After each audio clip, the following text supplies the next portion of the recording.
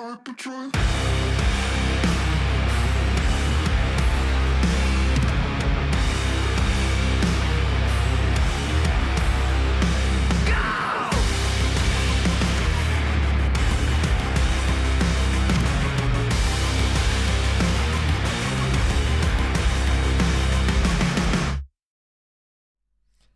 Hello, Chateau! It's Sundat, and coming up today on Building a Nation with Sirens of Malta, the Champions League continues. It may be going tits up for us, but today is the day that we turn it around, because I have made the unthinkable changes to the tactics with not one, not two, but two Trequartistas. In other news, Hammer are in action, smashing it all up. All that and more coming up today on Building a Nation with Sirens of Malta. And we're dancing!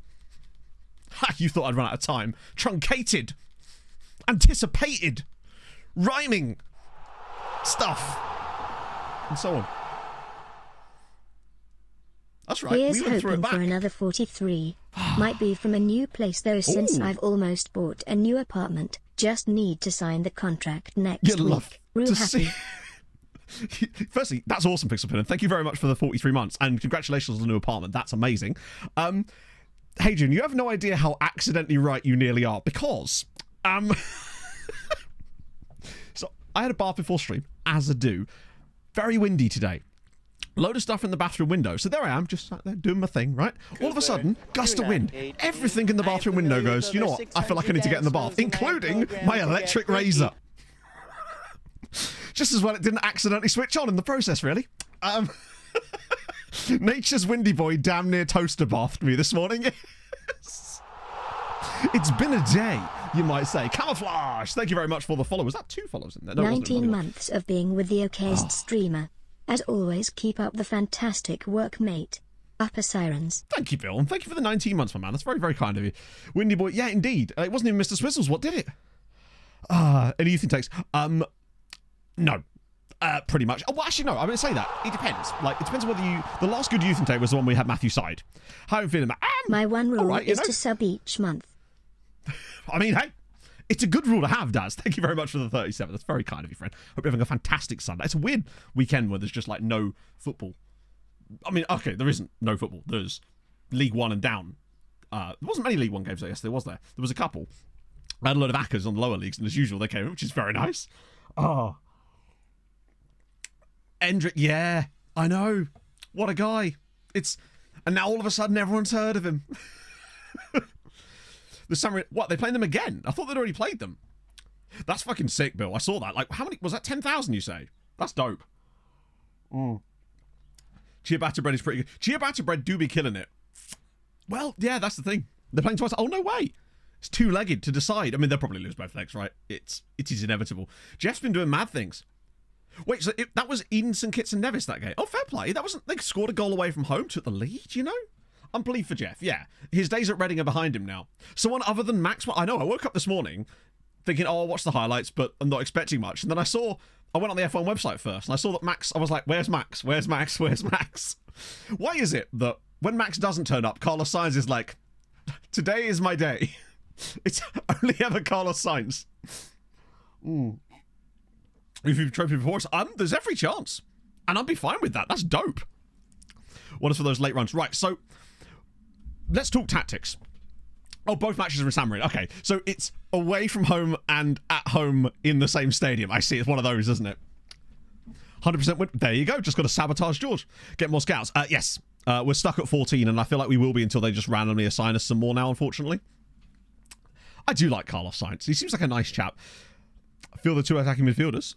We don't have two attacking midfielders, but crack on. I mean, if you're using two attacking midfielders, then crack on. That sounds like it's working for you. Pablo with a 38. Months. A wonderful time was had by some. Catching up on the last VOD made me realise we haven't tried several of the streamer lore quotes with Stream Nana. True. Hit it, Edna. So here goes. Woozy face, woozy face, woozy face, reversing dump truck, reversing doom truck, 7777, 777, 777, 777, 777, 777, 777, 777, 777, 77777777777777. It didn't quite work with Ravishing Devil. No change to the tactic. Yeah, I did, but I didn't do that because you haven't seen the tactic yet. 2 months of watching Bolton, Stockport County, Notts County, Norwich Nomads, Wimbledon and MTK. Great streamer, great guy. I'm assuming by this you've gone back and watched my old content.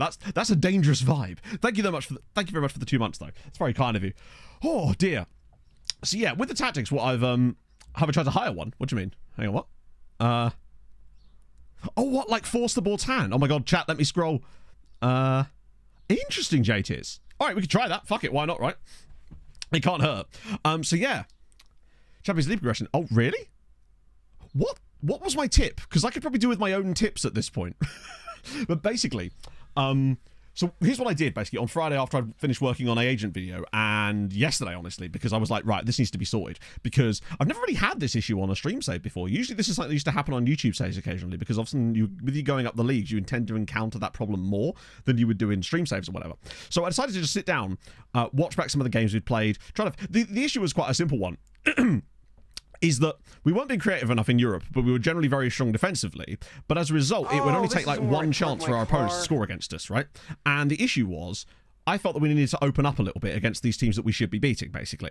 And the only way to do that is to become slightly less defensively stable, but try to get a balance that goes the other way, essentially. So we concede a little bit more in terms of chances, but they're slightly lower quality chances, and then create a whole lot more chances to the point where instead of drawing a game 0-0 or losing a game 1-0 where you should maybe win, you're going to win 4-2, kind of things like that. Like we used to back in the day, basically. That's why I felt like we had to kind of go down that route.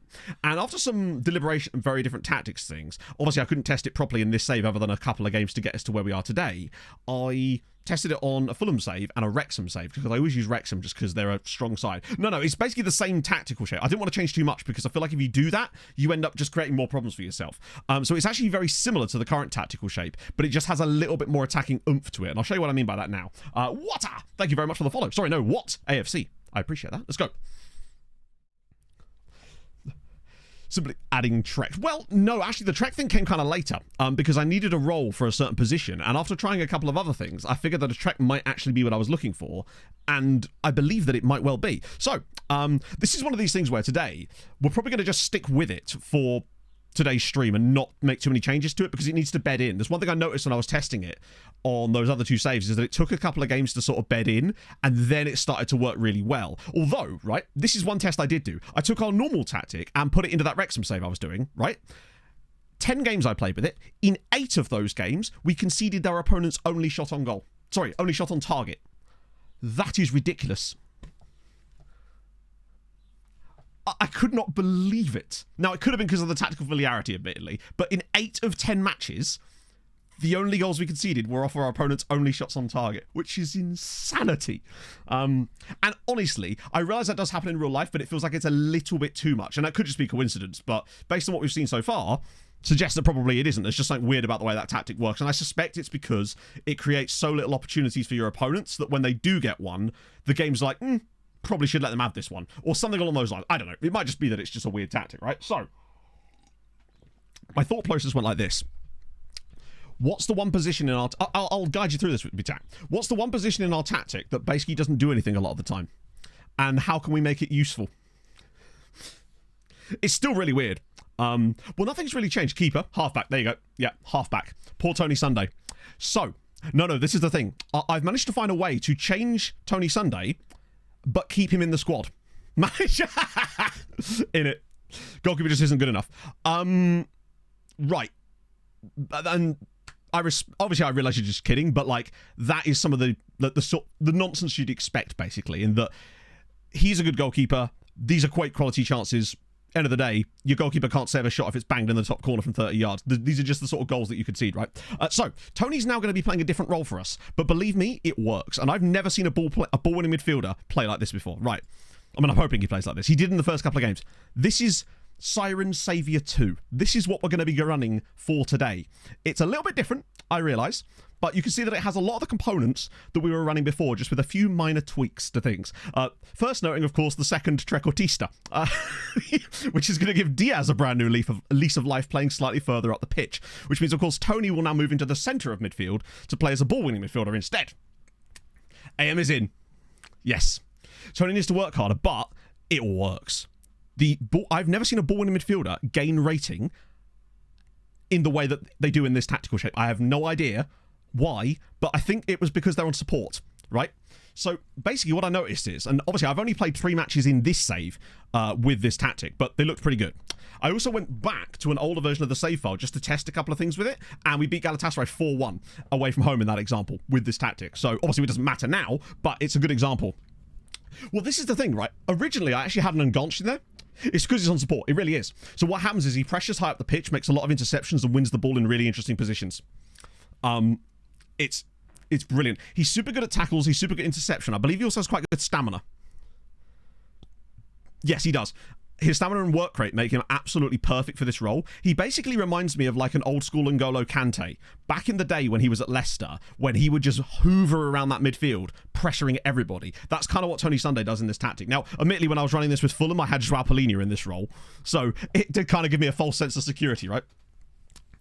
Kamga can play AP, but he could also probably do a job as the track as well. AMA's best. Hey, like I said, we're not changing the tactic. We've not even used it yet. But I understand your point.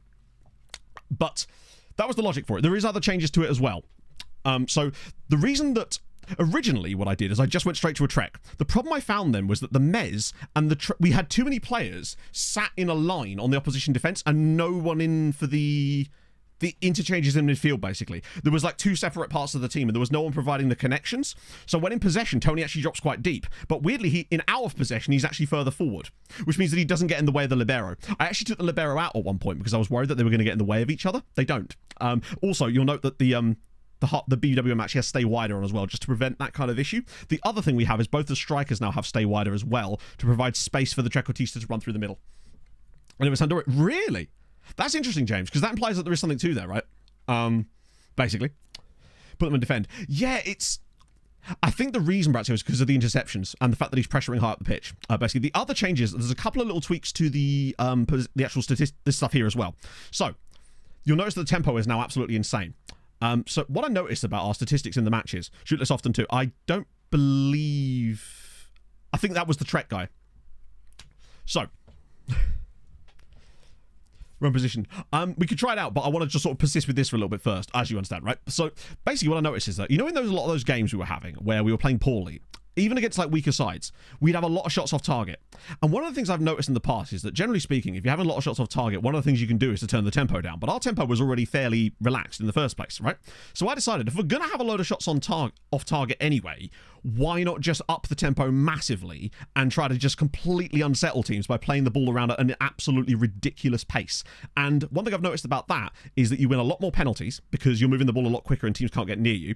So that's one element of things, and it just seems to work a lot better. Now, there is a downside to this, and that is that the stamina of the players means that you need to make substitutions around about 60 minutes every single time, generally speaking. However, I thought about trying to turn the tempo down in the second halves of matches once you blitz teams in the first half. I tried it and it doesn't work. You just lose complete control of the game. So it's actually best to keep it on the higher tempo and make subs instead. But what I will say is around about 50 to 60 minutes into every game, you're going to see one of our players make an absolutely shocking pass into the midfield for seemingly no reason. It happens in every game and I don't know what... I think it's just the way that the game represents like slight fatigue and tiredness. That's at that point, that's when you make the subs, basically. It happens every game. There's nothing you can do about it. You just have to accept it, basically. So what else have I not explained? Oh yeah, that we're also focusing through the middle now. That's the other change I made. Because what I noticed is that when I tried playing it down the flanks, where our best players are, those width players, right? Teams just spread out and block the passes, and they just intercept them every single time. But if you focus through the middle, everybody gets bulked up, and it just allows enormous spaces for the likes of Palacio and Vida Zinha to just get into space. And that way, when they do get the ball, they're actually ready to have an impact, basically. 60 minutes. Yeah, exactly, Brazio. So I've started making all subs at 60 minutes dead on now. Pretty much. That sort of, I think, explains everything. First half changes by accident. Ooh. I have taken a couple of players off at half time when testing stuff with this.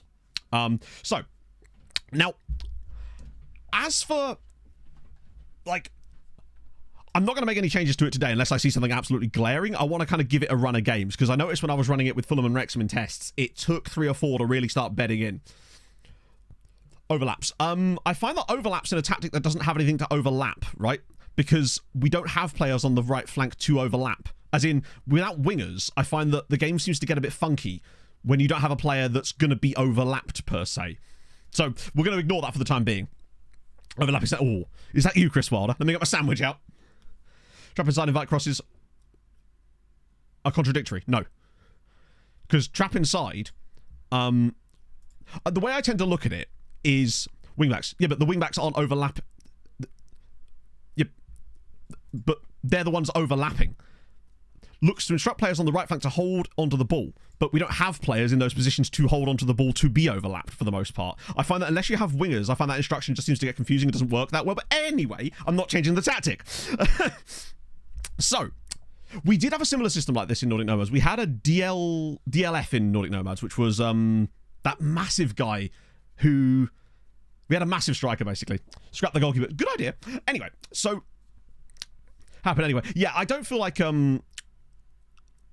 With the higher tempo, I don't really want them waiting, basically. I like the way it's set up at the moment, and little tweaks I might make here and there, but I don't want to make drastic changes for things I don't think are going to work so far. Anyway, what was the last thing? Welcome on support. No, I'm alright, thanks. I feel like that's not going to be make or break. Struggle very much on the UCL quite often. How do you mean? Just, I know, fair enough, but like I said, I'm not changing the tactic before we've used it. Like, anyway, that's just going to be a hard rule today. We're going to give it a run of games and then make changes, maybe. But for the most part, I'm probably not going to. Right. Also, Fofana's probably not going to start as the striker because as someone pointed out in the VOD, and they were dead right about this, Fofana is not actually as good a striker as Ouattara, basically. He just hasn't got the qualities that Ouattara does. If you actually do a direct comparison between the two, it's actually kind of wild, right? And why my assistant keeps saying that he's a better option, I don't know, and I think it's because of, like... Can I have a refund, please? How would I go about doing so, Crazy Brit? Thank you very much for the 40 months. And by the way, chat, it's not that I don't appreciate tactical advice, it's just that it's very difficult to incorporate it before we've even actually done anything with it yet. These streams can always devolve into a bit of silliness if that happens, because it just becomes like obnoxious backseating to the point where nothing actually gets done, which is why I came into it with the tactic rather than trying to do it live, pretty much. But you could see, right, if you go to like advanced forward, for example, which is the role they'd play, Ouattara is just his passing is worse, but pretty much everything other than his agility is... It's all Henry. Maybe work rate slightly. And the footedness. Missing out. No, that's the beauty of it, Thomas, because Sunday's the position that moves, and he gets pushed into midfield anyway. So, let's give it a go. We may well lose, but the fact is, if we carried on playing what we were playing, my guess is we'd have probably lost anyway, right? Why haven't do any... Also, you might know that Montagno's going to have to start here. That's because Palacios injured, and he's not really fit enough to start this, and Jar Jar isn't in the squad, so it's a bit of an annoyance, but life goes on. So that might be a bit of a costly point for us today. But here's how I expect this game to go, based on everything I've seen from this tactic so far. We will concede more chances, because with no one in this position, you are just going to get caught on the break sometimes, but Sunday will win you the ball in much more increasingly interesting positions. We will, generally speaking, outscore and outshoot our opponents in every single match if they're at least either as good as us or slightly better or much worse. I tried it in a game, the first game I tried it in, we actually scored at over 6 XG, which was kind of wild. Ndoye, I don't think Ndoye can play midfield, but, Jim, you're going to like this. Do you remember, whoever it was last stream said, oh, can Kadri play in DM? And then we checked Kadri, could he play in DM? No, but you know what he can do? Is he can play in CM. Which means Kadri is going to be the perfect backup boarding midfielder for this role. When he's not playing in the centre-back spot, he can slot straight into the midfield. Yeah, it was you, Jim. Exactly. It's brilliant. It's almost like it was destined for this. I think you're right, Jim. I think we should. Swiss guy, Cazorla, I had a little look at Cazorla, and I did test him, I think, in one game, maybe. With his decent tackling, and on his right foot, he could definitely do a job. A tall midfielder that can head, exactly, particularly in that role. So, let's just jump into the game. One thing else, well, I think we probably need to look at changing our set pieces at some point too, because I don't think they're as effective as we think they are. However, one thing I've noticed is that if you delegate them back to your assistant or the set piece guy, he doesn't stop playing your set pieces. He just keeps playing them. So I think you have to revert them to default or something. So for the time being, we're okay. But back up a Sunday. Yeah, I think we definitely do need one as well. Don't know what league most of the teams are in. Well, it's easy enough to find out, though. Just Google them, really. Ah, dear. Right. You're right, though, James. You will concede more chances, but you just create so much more. It is the simple fact of the matter. I actually lost our last game with this, by the way. It was one of those games where they just score every shot, but it is what it is, right? So, we're going to go with this. We're going to see how it plays. One thing I want you to pay attention to is the rating gain, most likely by Sunday and Kamga in this game. It's what I've noticed about this as well is that every player seems to not be carried by it. They seem to have to contribute. The occasional one will be the striker that will sometimes underperform, but I feel like that happens in any tactic. But what I didn't want was random players being carried by it, basically. Now, obviously, against teams like PSG and that, we'll just switch back to our original tactic. But this is what I want to go with for every other game today. Just see where we're at, basically. Less upsets. I think so. I think it's a case of you just have to go a bit more gung-ho, right? And this may well go tits up for us today, but we'll try it. The fact is, I feel like if we'd gone in with our original tactical approach, we'd have probably still lost randomly anyway. So still be prepared for, like, random nonsense because it's FM, but I think this will give us a better chance, basically. That's the theory. The more we can create, the less chance we got of surprises. By having games that are really tight, where we're not conceding many chances, but not creating much ourselves, it also gives the opportunity for, like, one-shot, one-goal type situations. Whereas if you're creating 3 or 4 XG a game, you get... you get behind after 1 minute. I'm actually enjoying the content, and I hope the Sirens be winning heads in the Champions League. Big man on campus, thank you very much for the 43 months. Trust the process. Trust the process, chat. Yeah, that was just Montano getting out jumped. To be fair, our centre-back should probably get that. Yeah, I think we should tear it up. Theme isn't finished. New tactics cooking. It is. I've put the wrong ingredients in. That is the most me thing ever. Trust the process, chat. Worst case scenario, Hammer and Carrius. Watch us create nothing in this game anyway. Only had a DM there. Well, yeah. DM's known for their back post headers. Ah, dear. I don't remember that being a command, Johnny. That's amazing. Right, let's see how we do. So you'll note where the libero pushes up into midfield that they're not actually directly clashing most of the time with that player, which is always nice. Ouattara. Right, these are the sort of situations I want to try and create. Montano. Kamga is going to... Lovely. That's what I want to see. That kind of fast interchange within the box. That's what I'm looking for. Henry Ouattara finishes it off and we're level. One thing I've also noticed as well is... Who's that? Is that Diaz? No, where's Diaz? Right, so... Tim with the 5 gifted subs. You'll love to see it. Matane. Oh, thank you, man. That's very, very kind of you. Holy. So, what often happens, because the strikers are set to play wider, they often make these run-ins into the half space now, but because of the second trequartista, you still end up with 2 in the box every single time, which is where Diaz is making that late run into the centre. And so you still end up with the 2 strikers in there, which then frees up an option for someone like Ouattara to make those kind of runs. Nice. That's what we're looking for. Right, level. And creativity begins. Hello, chat. Here we go. Oh, that's them. Right. Hopefully we don't concede from this as well. That would be funny as fuck if we conceded again. Oh, over the bar. Yes, so both the strikers are set to stay wider.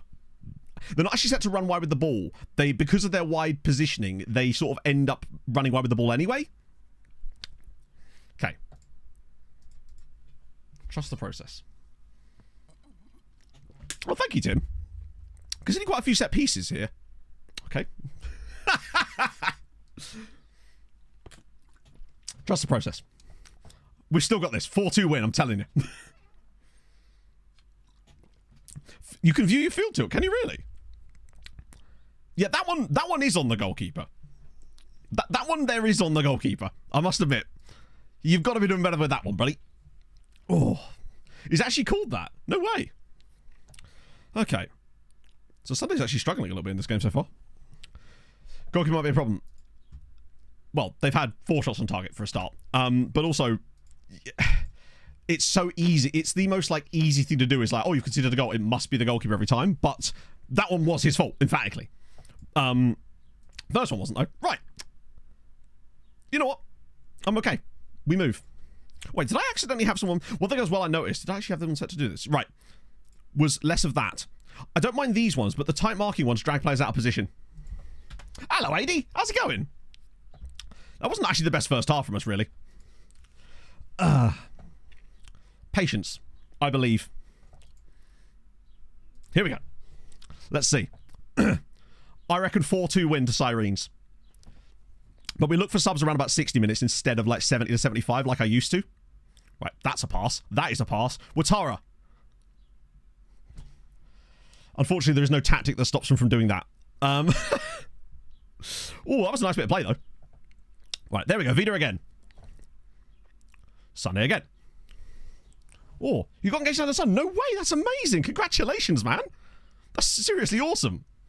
Wow, that's a hell of a story to come back to. Right, Watara. Round the side for Melbourne again. There we go. Right, 2-all. I think that one's going to get given. Yeah. Copenhagen 2. Sirens. And do you notice what I mean about how you grow into the game? We haven't done the silly back pass thing yet either, which is surprising. This is what I'm talking about. The other team tends to get more tired than you. Exactly, Steve. This is much more like, what a pass. Great finish from Melbourne. See, Henry needs to do more finishes like that. I bet they do, AD, yeah. Yeah, those sort of things just happen sometimes. I guarantee you we out-XG them fairly comfortably as this game wears on. Like, sometimes you're just going to concede goals. There's nothing you can really do to stop that sometimes, right? But it's important to make... Before, we'd have had no real chances. Right, so now, this is where we want to be looking for subs for anyone who's a little bit tired. Tony is a little tired. And honestly, Kadri might be an option for us today. Kamga's played okay, but he's getting a little bit tired. But luckily, we are absolutely stacked with midfielders. Diaz is tired, which means Padilla can come in. Also gives Padilla a chance to play a little bit more. John might well be tired, but I don't want to bring on Vega in that position because he doesn't have the match sharpness. Neither does Montano. Actually, you know what? No, I think I will. I'll save one more sub just in case we get an injury. Right. Now we push on. See what we can get from this. We haven't had a single corner in this game, which is actually kind of surprising. It's very unlike us. Right, here we go. PSV final or Atalanta? I'm not sure what the question is about. What are they competing in? Vega, he can do the job. Semi. Oh, that's a pass. That's a pass. I mean, look. From a tactical standpoint, we're creating those chances. You can't really legislate for players missing those. That's just... Do the same with the young players. Whichever one you want, right? That didn't seem to find a song for some reason, Flofees. Let me just refund you. There. Yeah, he's got to bury them, but you can see the tactical ideas at least, right? Oh, we linked the artist. Oh, fair one. You can see that in the second half, we've created 3 superb chances. They just happen to have missed them all. There you go. Right, Vega at the back post. Sirens 3-2 up now. It wears them down. And the reason I wanted to make those changes to it is because I found that often we'd get in possession, right? And obviously you can't really see it from here, but you'd have basically a line of 4 guys all pushed up against their defence there, but no one providing the link passes, right? And that was the issue. There was just nobody providing the interchange to actually build the play up from the back, whereas now, with Sunday dropping a little bit deeper, and the Trek, who drops deeper when they're not when they're in possession, it works. Hello, Lazio!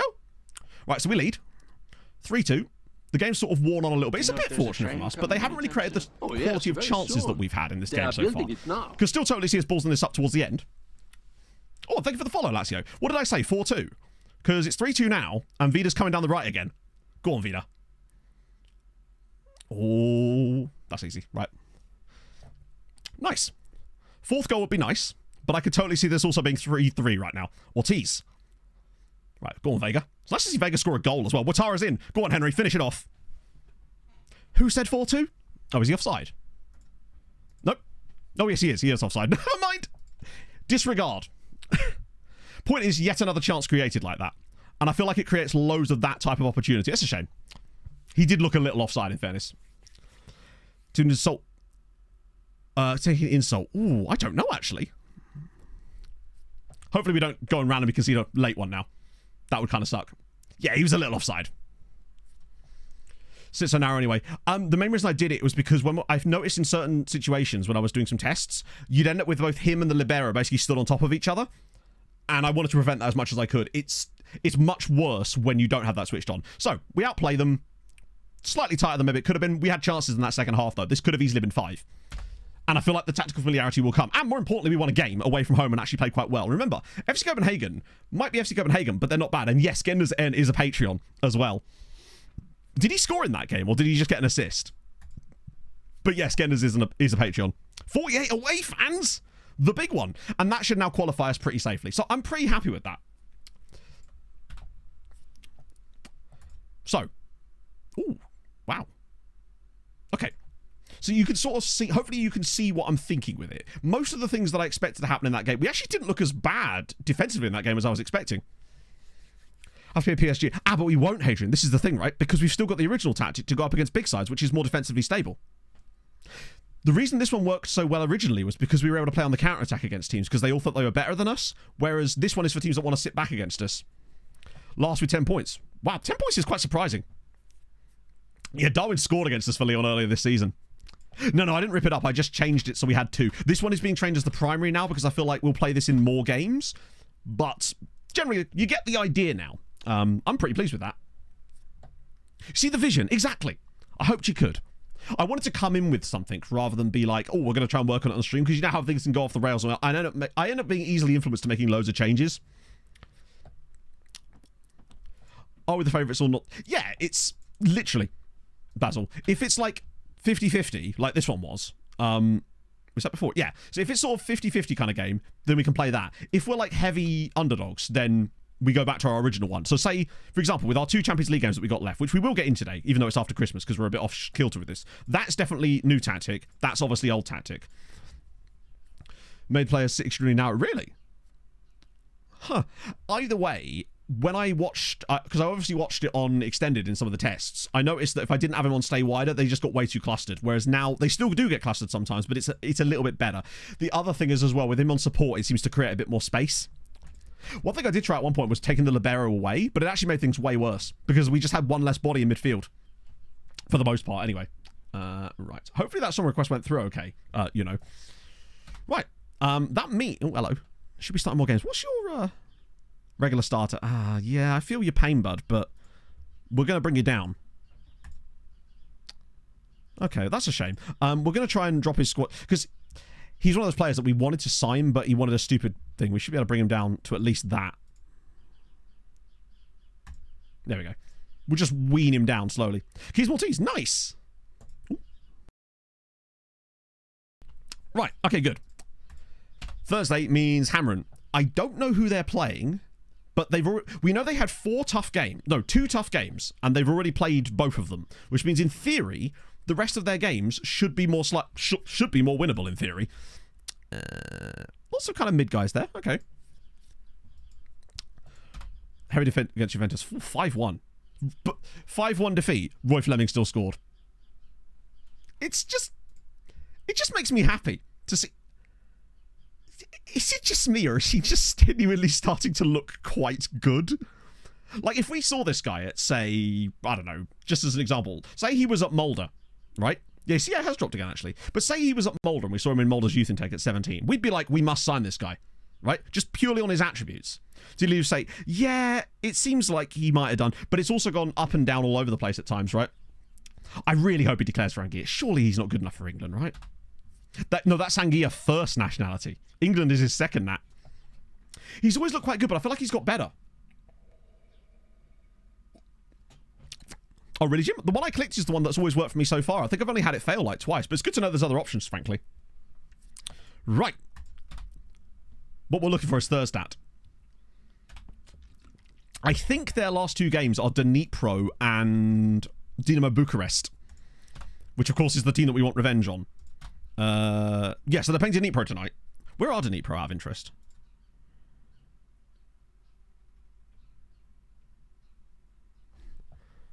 '20th. They've beat Linfield and Sheriff and lost to Hibs and Wolfsburg. To be fair, yeah, I'd say they could depart Sirens. Oh no, let me just trigger this extension. Oh no, the problem is solved.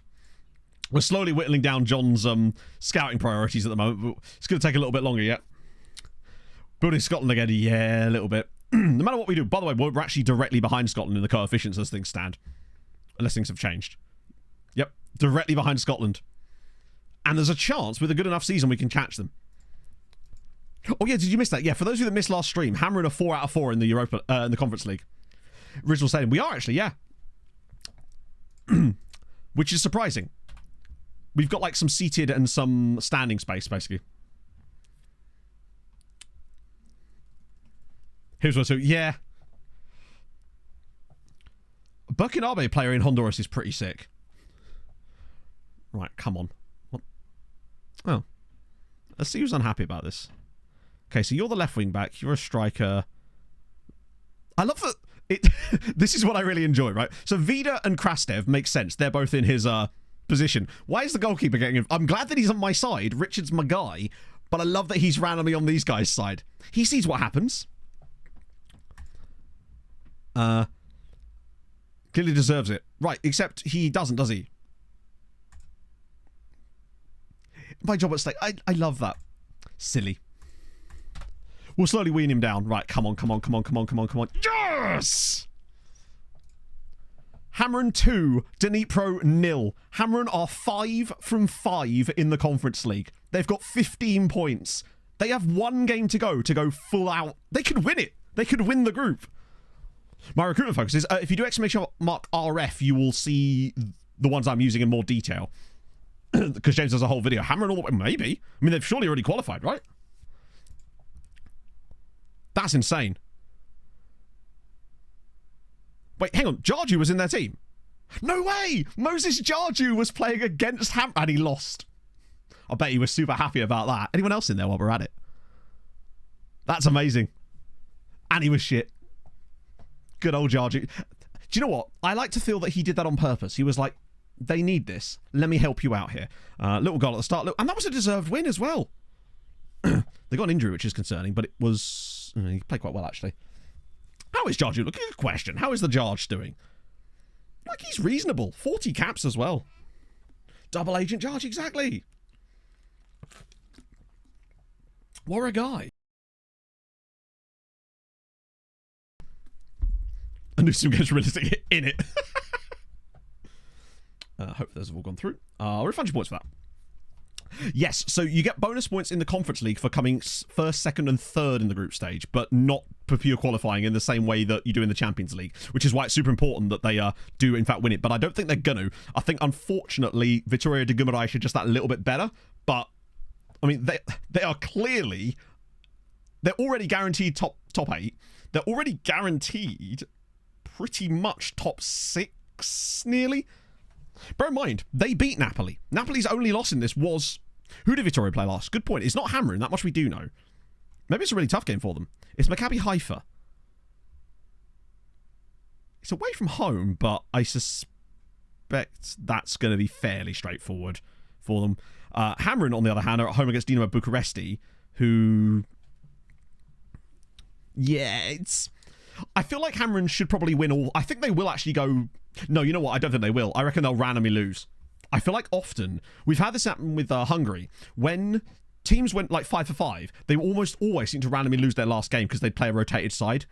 It's annoying. It's like, get us the points, lads. Or speaking of points, up to 8.5. So we've already got more points than last season, chat. And we still have 2 games to go. Hamron still have 1 more. So there's a chance we could actually be at 10 before the groups even finish. Now, most likely...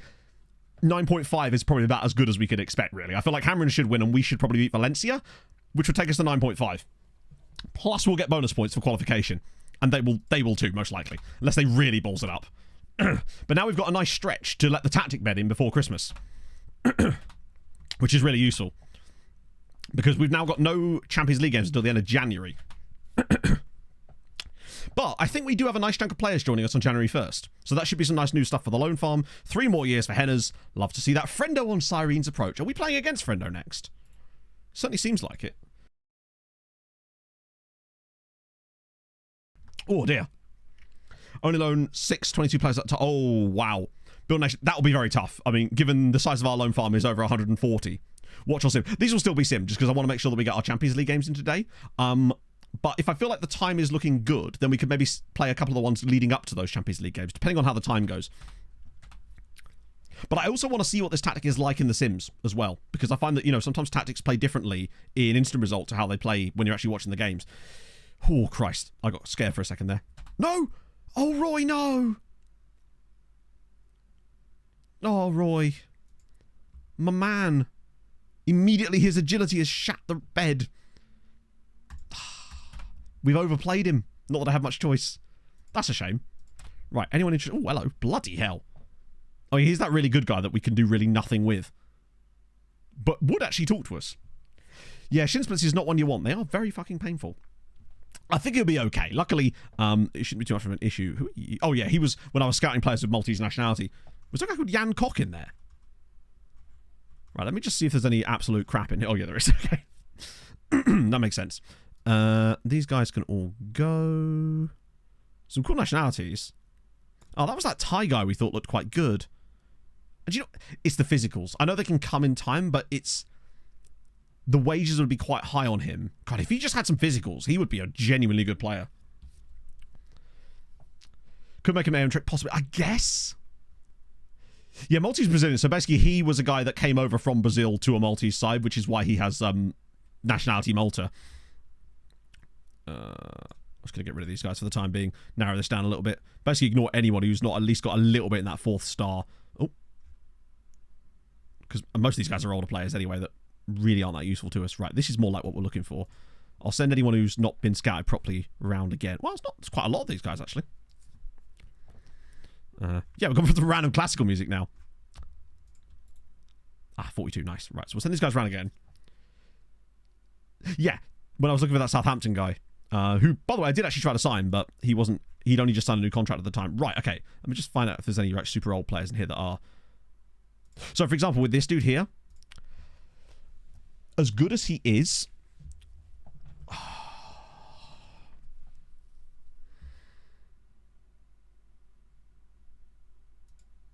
It's not even... The thing is, it's not even as good as he is. He is very good. It's centre mid, but he wouldn't even need to be a centre mid. Look at him. He's very Trekkie. Imagine him... Let's just go to the... I know you can do it in here as well, can't you? Look at him as a Trek.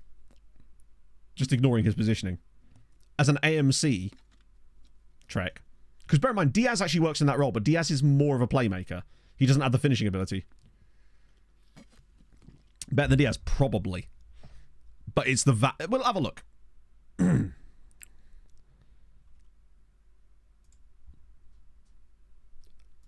Let's just say it for Trek, because that's where Diaz is pretty much operating at the moment.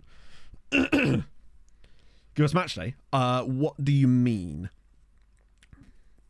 He's got the finishing. Passing is worse, obviously, because Diaz is better for the...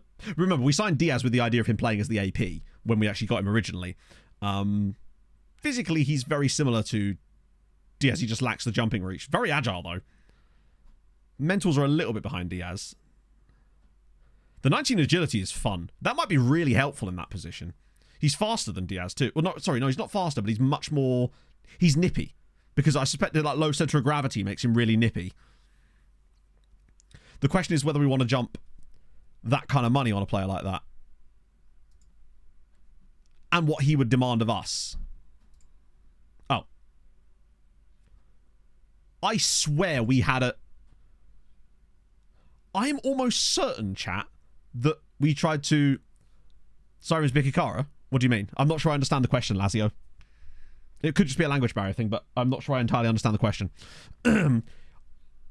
I swear we talked to this guy before, and he had... And then we went, I don't know if we really want this guy. He could have done. In the meantime, then, I will still... Maybe we'll try again in the transfer window. It might just be because we're not in a window. I know that sounds strange, but... Could we... Good wing back. You know what? He probably could. With that agility, actually. I feel like it would be a bit of a waste of his qualities going forward to put him there. But I know what you mean. Pay the fee and see what he wants. He won't. If he says that, he wouldn't talk to us. And I don't want to disrupt that now by having to go out of the talks. We'll wait till January and then we'll try again. Because I like him. Baldacchino's obviously never going to sign for us. You are at Real Madrid. Wait, why are you so cheap? Weird. Right.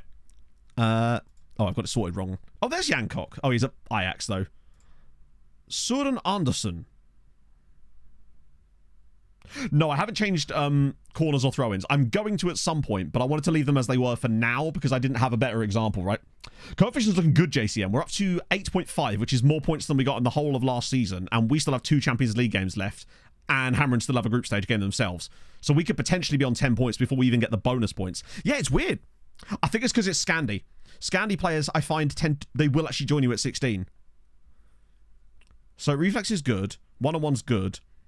Command of area, very good.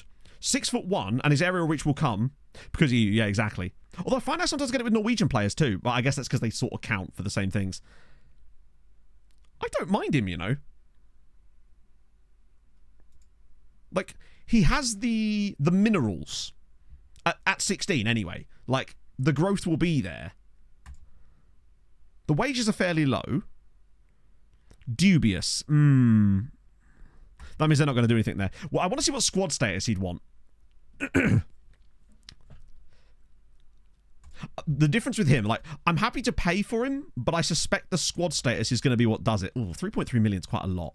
I'm just curious, because I think he's going to demand, like, squad player. I find sometimes these really young players do. They won't leave unless you give them something, like, really good to want to leave. When they're 18, it's a different story, but I think you really have to convince them, which does kind of make sense in a way. Niall Byrne and Antonio Mendes are both at Arsenal and Brighton and are not even going to come close to wanting to sign from us. Why has he got unknown transfer value when he's extensively scouted? I've not seen that before. Oh, there's a couple there as well. Why are they unknown? That's odd. Yeah, laptops can be a bit of a struggle, JCM. Sky good! How's it going, Sky? Hi, Thank you for the 100 bits. sad to see you sent off due to your second yellow card. Lol, how are you doing?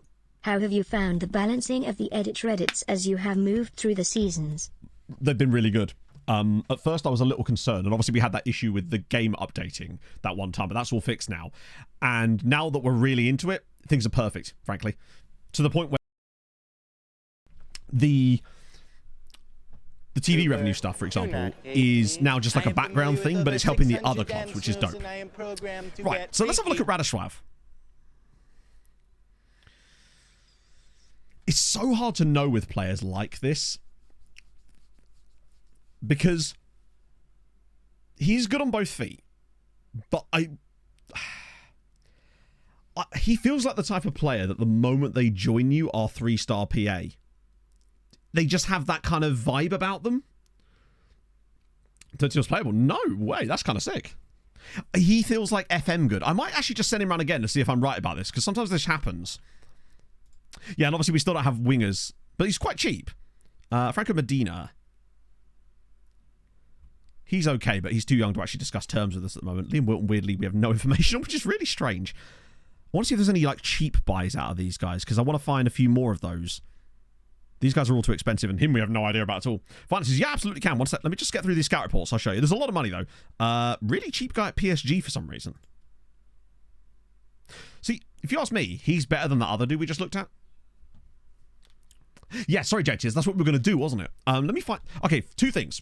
After we've gone through the scout report, I'll quickly show you the finances. Then we'll just randomly buy another scout just to see if we can force it through. Oh, yeah, 25 grand a week. Yeah, that's not happening, is it? Weird that he'd actually take a wage cut, but... Yona Gosling, yeah, he's not going to sign for us, is he? Yeah, you're a bit cheaper.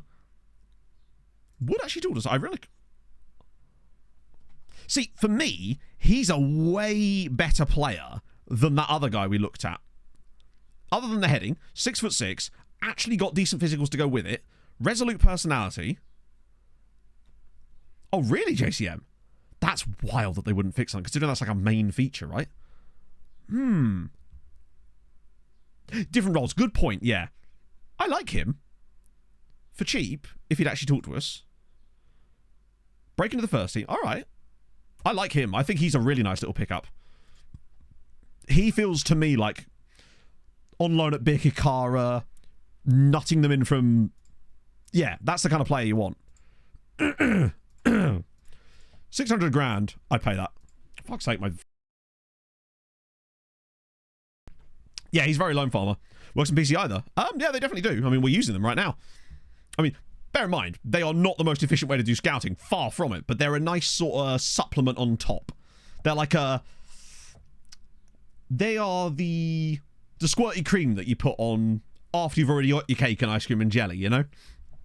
That's the way I tend to look at them anyway. Columbia lad. This guy here just because cheap. And he's 18, which means that I feel like he probably would talk to us, right? Karim Fadinho. Ooh. His attributes just look a little bit... I suspect that he'd actually be a little bit more... I feel like... It depends. We'll check what they want.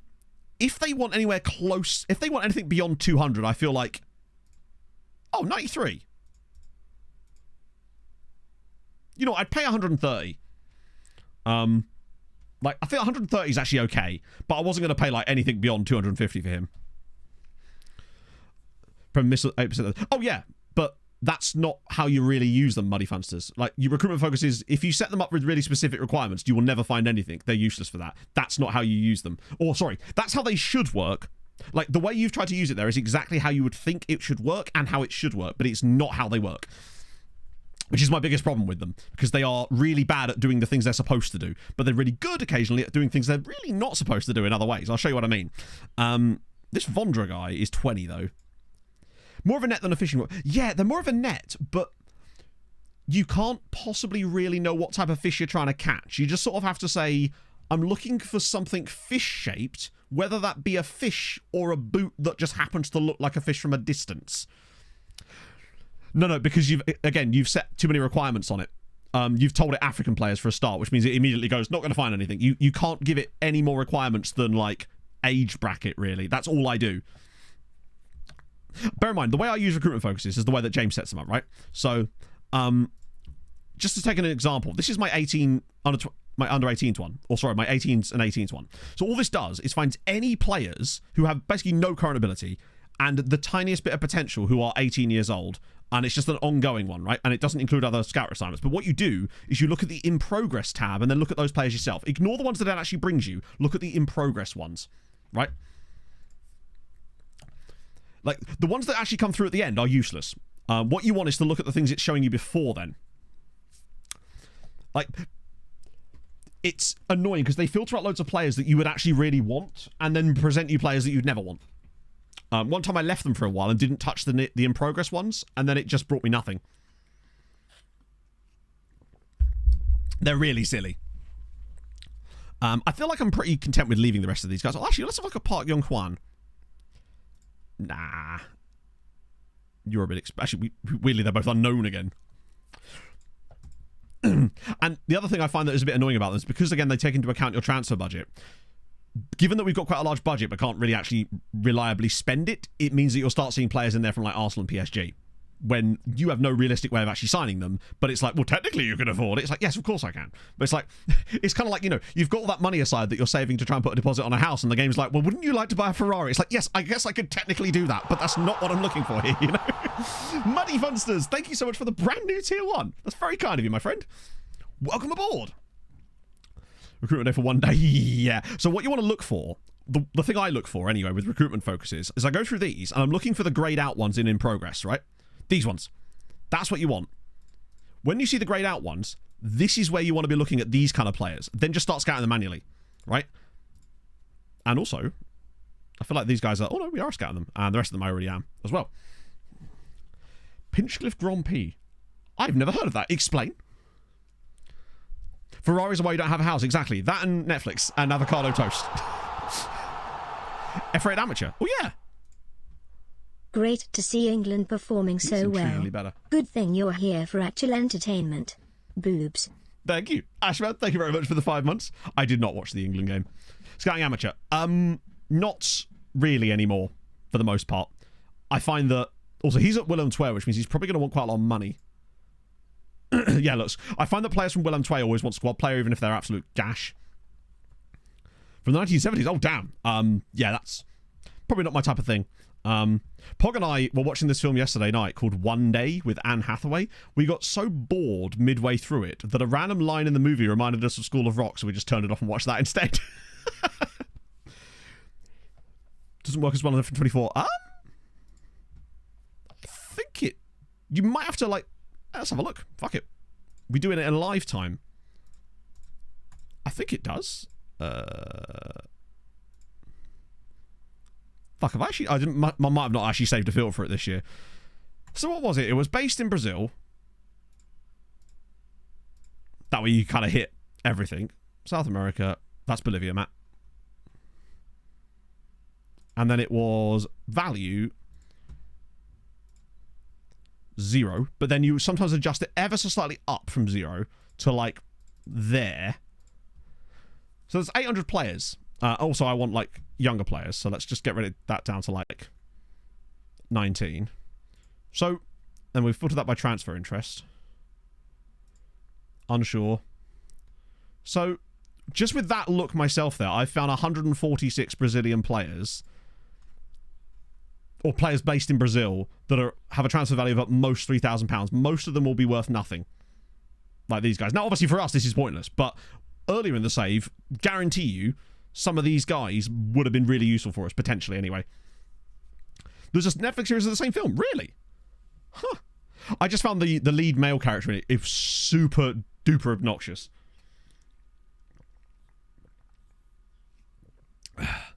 Hidden version of the non-hidden version. The hidden version allows you to see hidden attributes actually embedded into the main profiles of the skin gym if you have the editor switched on. So it's hard to actually explain without using it, which obviously I can't, but it means there's a little tap-in thing here that will show things like consistency, dirtiness, stuff like that, basically. Right. Okay. I think we're all cool. Oh, finances. Show the pic. Yeah. Oh, will it really? Oh, yeah, because of that glitch where you can see the CA, isn't there? Yeah. So you don't play with a normal one. Yes, yeah. If you're just using a normal save, then don't worry about the hidden one. I don't even have the hidden one, even when I'm using the editor for stuff. I just can't be arsed with it. But it's a cool feature that Saz has added. Saz isn't in chat today, but he might be watching the VOD. I just thought this was extremely funny. So yesterday in the skin chat, you know, in the Discord, Saz is brilliant at getting back and helping people with issues with the skin. Some guy came in and basically was like, why can I not see XYZ on the profile page for the club? And Saz was like, is this the laptop version? Because obviously, as you know, the laptop version has a slightly more, I think it was actually the players' profiles as it goes. It has to condense things a little bit because of the screen sizes and stuff, right? And then Saz was just like, I'm sorry, this is the situation. That's why it's the case, basically. And the guy was just like, can you make it work like that? And Saz was like, no, but you're more than welcome to do that. And then the guy was just like, this is not acceptable. I'm just like, sorry, mate. Had no idea you were paying. Like, oh, I just found that extremely funny. The level of entitlement was absolutely absurd. Can I speak to the manager? Yeah. Fully. It was great. It was such a Karen. I feel so sorry for people called Karen. Right. Wait. Oh, yeah, they've got to deal with... Okay, so he does want fairly low squad stats, and it would be good to have a young goalkeeper coming through as a prospect for the future, right? I just thought it was funny as hell. Oh, dear. Saz does so much, and for people to give him that kind of sass was just unbelievable. I know. Bloke, he never adds anything to the skin, not like this entire panel page. Just crazy. He was a lot politer, was Saz, than... Actually, I'm not sure about this guy, honestly. I feel like maybe we go back in a couple of years. Like, how could you sass Saz? He's the best. It can't be done. Sass is my department. Sometimes. I see... This might be one of these times when actually... It'd be better to bump this one up rather than the national team clause, because I see zero scenario in which he is going to be playing first team games for us. But I don't know how well this works, so this will be a test. Yeah, see, this is what I mean, right? The one with club games, I find, is nowhere near as effective as... I love that he still wants the 20 game one in there, which is really odd. It's nowhere near as effective as the international cap clause. It's like they haven't quite got around to figuring out that actually... Yeah, so he goes for that immediately. Yeah, it's like, just make your own skin then, you know? Because, like, I know a lot of the skin creators are basically saying they're not doing skins for FM25 at the moment anyway, because they don't know how that's going to be coded, right? Yeah, give it a try, JCM, right? Like, the worst that can happen is nothing, and if nothing happens, then you kind of back where you were anyway, right? So nothing will be lost by trying it out. Are we going to get an 8-year deal on this guy? This is the lesser spotted 8-year contract, chat. Won't be a possibility for skin. No, it's not so much that there isn't a possibility for skins. It's just that with the game moving over to Unity, the way that skins are constructed will probably be completely different. So it'll take people a while to figure out how to build them. Build them? I have had my coffee, chat, I promise. Oh dear. It's not gone well there. Maximum boat. The maximum yacht. You're right, it's more of a super yacht in many ways, I would say. They are building them now. Yes, it's very soon. Right, we got a little bit of a gap now, so we can actually experiment around with some various options in this tactic. So can Cam get tackle? To be fair, against Birkikar, it probably doesn't matter too much. I think it's just because of his footedness. We might as well give him a run there. I might try Krastev, though. Because we signed him for a reason. Actually, no, I feel a bit bad for Ndoye, because he really should play more football. Yeah, I think this is one thing people have maybe underestimated about the next year's game, right? Because I actually think the experience might get slightly worse in some respects, because we will not have all the cool stuff that we're used to from skins, unless SI are really sensible and actually incorporate that stuff into the main game. He said, knowing full well that won't happen. But the thing is, it's such a great opportunity to do that. Look through the skins, look through the things that people use the most, and go, actually, this maybe could be in the base game. This is a chance to do that. High injury risk. Yeah, probably, actually. We'll give Padilla a run. And we'll let Quasi... Oh, no, we'll keep Henry in. Add instant risk. It's kind of crazy that that's just in every skin immediately, right? I'm hopeful for it, right? I think there's a lot of good things that are going to come of it. Unity, women's football, other stuff that's going to come with that. But I worry about certain other factors of that. I really, really hope that they don't make it too console-y. In the sense that, because I know it's obviously going to be big on console, I really hope that they don't water down the PC version further because of that. Bring it the other way, you know? Hammer doing a little bit good. Hammer are 5 for 5. In the Champions League, imagine. In the Conference League. They are second in the Conference League right now, only on goal difference. Saz has said that he's not going to, but essentially that's the statement of all skin makers, which is we simply don't know because they don't know how easy it's going to be. Oh, we're getting Fandino. Okay, cool. Casual reaction because it's not FIFA graphics. Yeah. The thing is, it's not even going to be close to FIFA graphics, but what I'm hoping is that it looks better in terms of... No, not even looks better. Feels better. Depending on how many casual players play this game. Well, I think the casual market is definitely... If you look at the amount of sales that they made, especially in the most recent years, there's been a huge uptick in sales, and that can't be a suddenly new hardcore audience. There has to be a more casual audience that's getting involved, and that's good. That's good for the game. But I hope that they don't steer too much into that, knowing full well that those people started playing the game because of how it is. Right? Those people already liked the game enough to play it in the first place. So there's no reason to further go that direction. I really hope that it's just... I just want it to feel good, right? I want it to... One thing I really want to see is the collision mechanics. What the sick equivalent of the Gordie Howe hat-trick would be. Settled on you finding an Ethiopian wonder kid for 10k, yep. Getting over 127 loans out, and some wimp being banned from chat for spamming messages about Tardagula. Well... We're over 127 loans, Millennium. We haven't had a Wemp yet, other than myself. And we haven't had an Ethiopian Wonder Kid yet, but give it time, right? I think lighting and stuff... Wow, Hammer lose again. They're in, actual trouble now. Well, I mean, I'm excited about F25 because I think it's going to be good for the content space, if nothing else, and that obviously means my job, right? So that's important. Gulaga, yes. We had a particularly... effusive Gulaga the other day. Made it into the recap video too. Playing time. Bruv, you're injured. You've literally been... I mean, I know you're just back from injury now, but you've been injured. That's why you've not been playing. Lordy Lord. That man is he's impossible to please. Well, license for European leagues, it costs money, right? He's very good, isn't he? His attributes are extremely excellent. I would like to try and sign him at some point. Say he gets randomly released when he's 31. He's definitely someone we get in there. Right?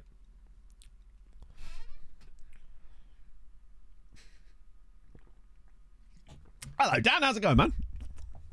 We were just, rebuilding the tactic. Oh, all crazy expensive. Yeah, I think it's a cost. It's a balance, right? It's a cost of every league is going to cost something.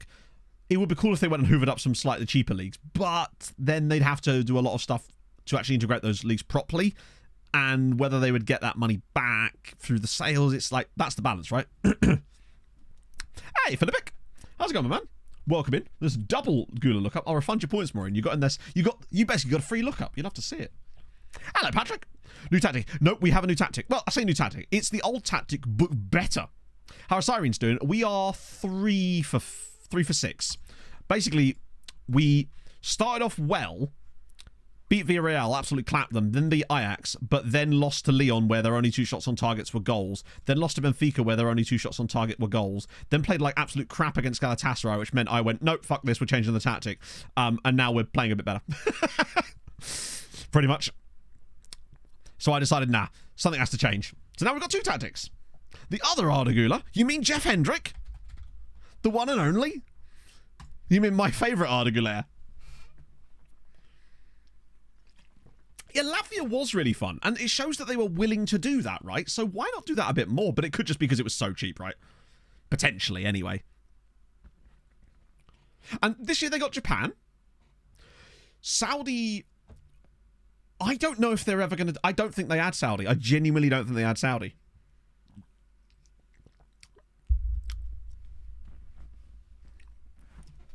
I'd be willing to put money on it that they don't ever add Saudi as a licensed league, or certainly not in the next couple of years. So there's a old Ardagulaire. Hello, Neolite. Do you want further rights for the J League? Well, I mean, it's fairly popular. I actually don't know about the popularity of the J League, right? Celtic. Oh, Lawrence Cook. Oh, no, we looked at him before, haven't we? He's that really good goalkeeper who's suddenly become more affordable for us these days. Exactly. They didn't do it with China. Might offer it up for free. Yeah, but I wonder if SI would even get involved with Saudi. Do you know what I mean? I don't think they would.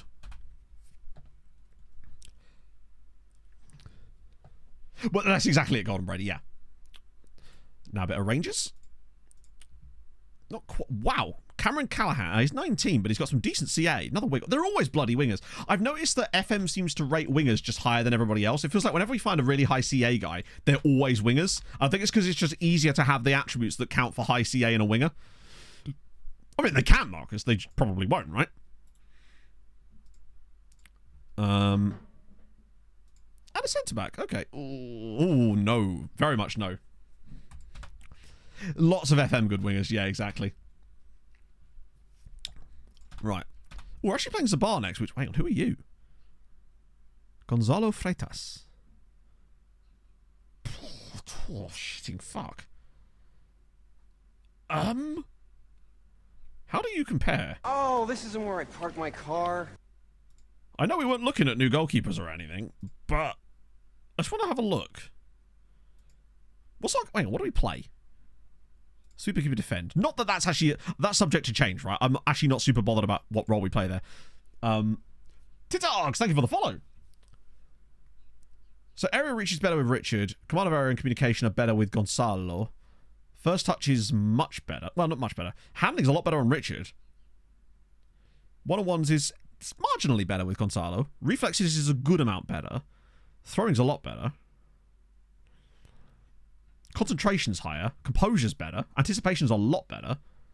Physicals are roughly a mishmash. Slightly taller. Much heavier.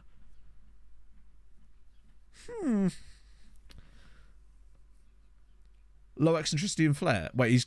well, no, he's got low eccentricity. Yeah, that's good for... That's a good thing for me. I like him. Wanted by Atlanta United. You can sort of see where Richard is... When you put it like that, distribution, shot stopping, and the physical side of things, and the communication... Seeing it written like this, right? You notice that the one area that Richard is much better is eccentricity, which is actually not something that I'm super fussed about, and arguably I'd want it to be lower, right? Yeah, we had a guy literally called Gonzalo Freitas, I think, at Polonia, did we not? I think he was a centre-back, though, not a goalkeeper, right? Richard's slightly better aerially.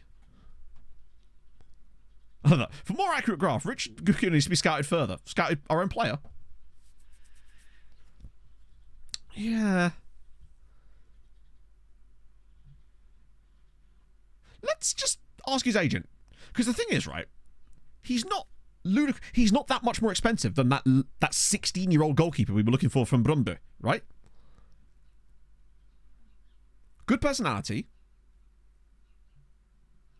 And he's on a low wage. How is he on such a low wage? 1 cap, though, but we can set that to 5 caps without a problem. Let's see. If his wages are like under 10k, I'd be tempted. In fact, if his wages are under 10k, I'd be absolutely astonished.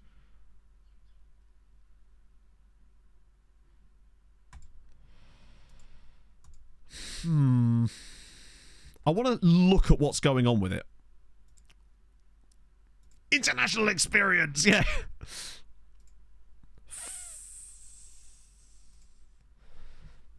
4.8 though.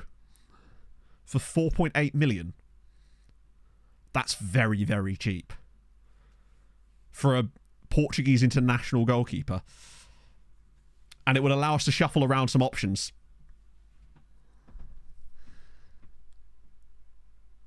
I think that might be an actual deal for us there. It's interesting that this is one of these that's come through. I like him. What's Richard's like? I like Richard as a goalkeeper.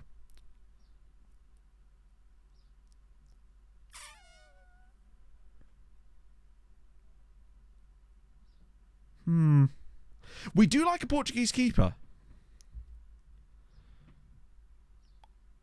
Who has better command of area? I think it's about the same. I save reminder command. What do you mean?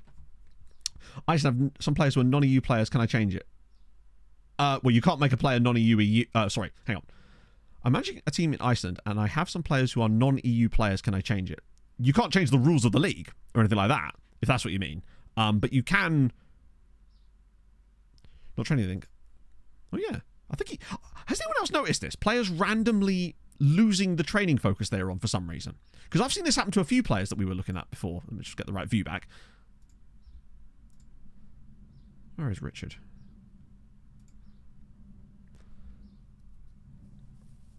Because Richard's the kind of guy that we could actually probably get quite a lot of money for in January if you bid him up. To probably pay for the signing. For what's happening in the save. There isn't, no, because then I'd have to spend ages updating that for every stream, and I feel like that's a little bit unnecessary because pretty much no one would use it. It could be because of a long... Yeah, but I don't think he's had an injury. Richard feels like a guy for Saudi. Yeah. Different positions. Yeah, but it's a goalkeeper, right? And for once, I didn't play him up front. To Juarez. Oh, Freitas is better than Juarez. I'm certain of that, because Juarez isn't even better than our current guy, right? Yeah, Freitas is literally better than Juarez in every single department. So maybe we could convince Richard to drop down? I think he'd probably not take it.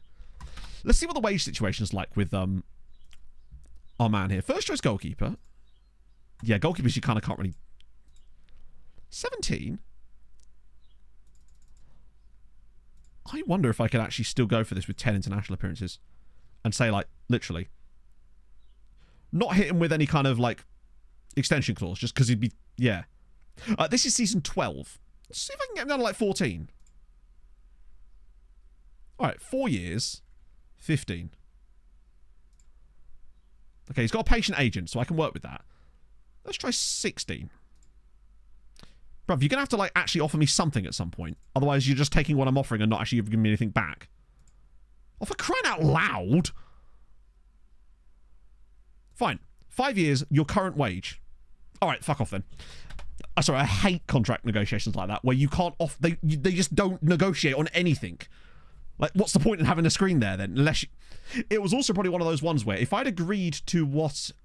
One of the 3-year deal, well, tough. Like, at least meet me halfway, you know? We can go back in for him. That also might be one of those silly contract negotiation screens where had I actually suggested and hit accept on the terms that he wanted, it then would have changed to new terms. I've actually seen that happen a few times this year when they start like that. Where you offer them exactly what they say they want, and then the moment that you hit it, they then change their demands. 3 years was an extension. If he wasn't even willing to like accept a larger contract with the same wage, then I think he would have probably not gone for it.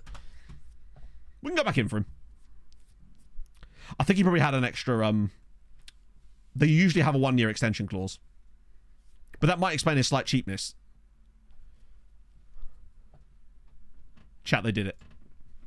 Hammerin have won every single Conference League game. 6 out of 6. Second in the Conference League.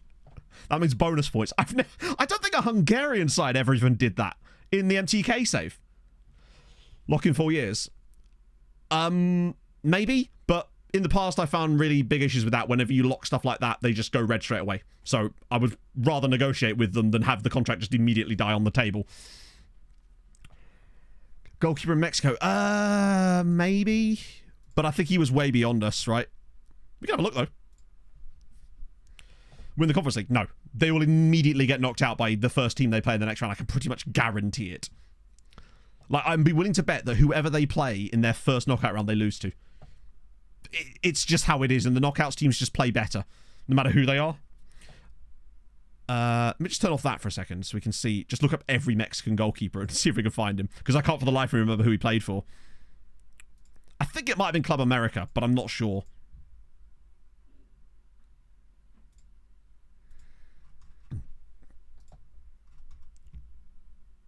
Is it this guy here? No, that's not him. If they won a European Cup before us, I'd be over the moon about that. Yeah, true. We'll set an age range of like 27 or something. Ah, is it this guy? Yeah, it's this guy, isn't it? £27 million. He's very good. I could see like he would absolutely be it, but it is him. Because I remember he had a couple of caps at the time. Now he's got a lot more, but come on, that wages. He wouldn't talk to us anyway, I don't think. 33 to 40 million. Woo! He's the kind of guy that's going to play against us in a Champions League final. Let's put it that way. Also, does that help the coefficients? So that should have put us to... Yes, so there you go, 9.5, which means that for Hamren coming second, they got the equivalent of a free win in terms of bonus points. So now Malta got a 9.5 on the year, which, out of interest, just casually puts us 5th on the season. Are Sweden banging? Wait. Are Sweden doing the opposite of banging? Where the hell are Sweden? Sweden? Oh, 11.1. Oh, shit, they're up there. Sorry, I wasn't even thinking about that. Holy Christ. MC SNW, thank you very much for the 7 months. Hope you're having a fantastic Sunday. Wow, bloody hell. Sweden have just gone for it. Yeah, look at these last couple of years in Sweden. Okay. Heja Sverige, I guess. Yeah, Bosnia's having an alright time of it as well. Germany's finally starting to recover slightly. Scotland still doing Scotland things. You're right, Spain are having a shocker. When you look... Wow, that is appalling. Although my guess is Spain will shoot right up here the moment that we get to the end of the Champions League groups. Because Real Madrid... Barcelona... Maybe not. Okay. Maybe. Also, can we talk about PSG being 26th? I didn't even notice that. How did that slip through the net? Also, what are Bayern up to in the Europa League? Are they still being trapped? God, Bayern are the 8th in the Europa League and are clinging Norwich at top. I forgot about Norwich. Yeah, what is going on with Spain? Yeah, so where are Sweden getting all these points? It has to be Europa League and Conference League, right? So we've got Elfsborg doing okay. Hammarby doing okay. Is it Conference League? Malmö? EFK? It's probably because of Malmö and EFK. To be fair, Sweden do have 4 teams in the group stages, though. So that's actually quite a lot. For a nation ranked, what? 12th. They're only getting 5 teams in Europe right now. Oh, they got Mjällby in there as well. Yeah, so with 5 teams in Europe and all of them actually in the group stages, this is what we want to be seeing, right? This is what we could get in a couple of years. Now, remember, next year, we're going to go top 15, but we get a year's offset before we get that actually happens to us, which means next year, I think there's a chance we could get Goodyear and Hamren into the groups. Goodyear have been so close the last 2 years, they're only going to get closer. And also, think about how close Goodyear have come and how close Hamren have done in the last few years, with really shitty, tough draws as well. I feel like we're actually performing above expectation, considering some of the teams they've had to play to get where they are. So the fact that we're at 9.5 is actually astonishing. 9.5 points, but we've still got 2 games left. Now, we should beat Valencia, which should take us to 10.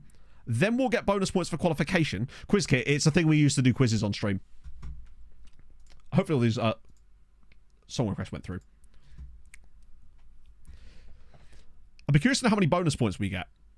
I want to see what that actually equates to. But it would be good to figure that out. I suspect it's most likely going to just be like maybe a single coefficient point, perhaps. Bayern in the Europa League, because they came 4th in the Bundesliga, then got knocked out of Champions League qualifying in the 3rd qualifying round by FC Copenhagen. No, so next year we'll still have 4 teams in Europe, which is really good for the time being. Oh, fair enough, Rob. You know what? We accept. Wait, hang on. Wait, no, I don't want to give an ultimatum to the club that's paid more. Oh wait, no, that's... Yeah, fuck it, I'll do ultimatums. Whatever then. I got confused there. How? Because they're bad. They have Bayern have been really bad in this save. They had a couple of seasons where they didn't even get out of the group stage of the Champions League, which is really tough. Why would I want him back? No, Leicester, take him. We could sell that. Yeah, Bayern have been super weird. Bear in mind, Bayern are being managed by... Is it Alessio Dionisi? Or am I being stupid? Yeah. So, they're being managed at the moment by the current Sassuolo boss in the save, which is an odd appointment. I mean, I love me some Sassuolo as much as the next man, but an odd appointment you would probably have to agree, right? Yeah, I think there's a chance this year that we could have our best ever season. Sheffield United are not interested. Go on, like, Marius, I thought you'd never ask. Although I suspect you're up in the summer anyway, but we'll definitely do that. Loan sounds possible. Great. I will just quickly use the dev list. Oh, wait, hang on. Available for loan. Can't do anything with him yet, but the moment the window opens, we'll whack him out there. Yeah, Rob... Do you know, for all I know, he would play a lot better in our tactic this time around. I've noticed as well, this new system seems to improve our centre-backs' performances too. It's a strange one, but it just feels more solid all round. I'm actually quite excited to see how it beds in. Because what we've seen from it so far is just like the early stages of it before it's really bedded in. But I feel like we are going to have to pay attention to players who have at least good work rate and stamina when we're looking at like new first team signings at least. 8 months. Beauty, thank you very much for the 8 months. How is your son going, my friend?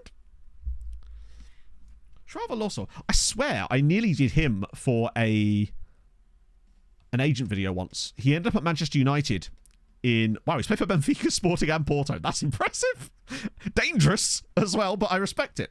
Yeah, he ended up at United on one of my agent video tests, but I ended up choosing different players with him. Speaking of, the agent video that's coming out this week, I might as well tell you the players, because it's an interesting bunch. We've got Emil Smith-Rowe, Morgan Gibbs-White, and Shaquille Van Persie as the 3. I'm doing 3 this time because we haven't done one for a little while. Retiring at you got to, really, don't you? At that point, you can't not. All sort of double names too, yeah. And because I'm doing it with a time machine, it's taking me a little bit longer because I've got more sims that I have to do because they're all at different points in the save, so they're not all like at the exact same point. One of them's first season, one of them is like 4 seasons in, and one of them's like 8 seasons in. Wouldn't it be quite old? So this is the thing, Thomas. The trick with the latest agent video is that also Emma Smith-Rowe are only like 23. People forget that he's actually only 23.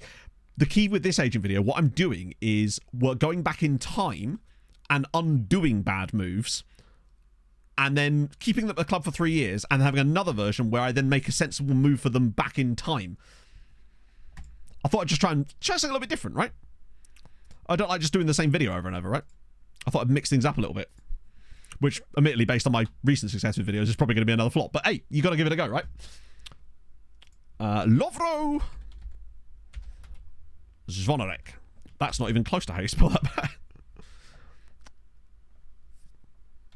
Yeah, exactly. Basically, I was sat watching Back to the Future with Pog, and I was like, oh, that'd be fun for FM. Unfortunately, it doesn't appear to be in my save file, which is weird. Maybe it's retired? Right. Good, you're doing bits. Hamrun are 4th. The European football does appear to... Now you know how it feels, Hamrun. As long as they get in Europe, it'll be aight. Change the music. Well, yeah. I could just whack the 80s playlist on. Okay, Tony's back in, which is good. Takes attributes into 54.